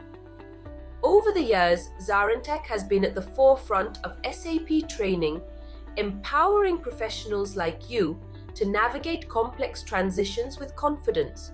With our expert-led ADM 328 training, you'll gain a deep understanding of the conversion process, best practices, and troubleshooting techniques. Join hundreds of satisfied learners who have elevated their SAP expertise through ZaranTech's training programs. Whether you're a seasoned SAP professional or new to the field, our course provides valuable insights and practical skills to drive your organization's digital transformation. If you want to learn more about managing and motivating your workforce with success factors, Employee Central, and PMGM, visit the link below for detailed course information from ZaranTech. Getting started now with this training is a smart investment for anyone looking to expand their expertise in these cutting-edge SAP solutions. To explore the details of ZaranTech's SAP S4 HANA conversion and system upgrade ADM 328 training, visit the link below. Enroll now and take the first step towards becoming a certified SAP expert. Your journey to success starts here.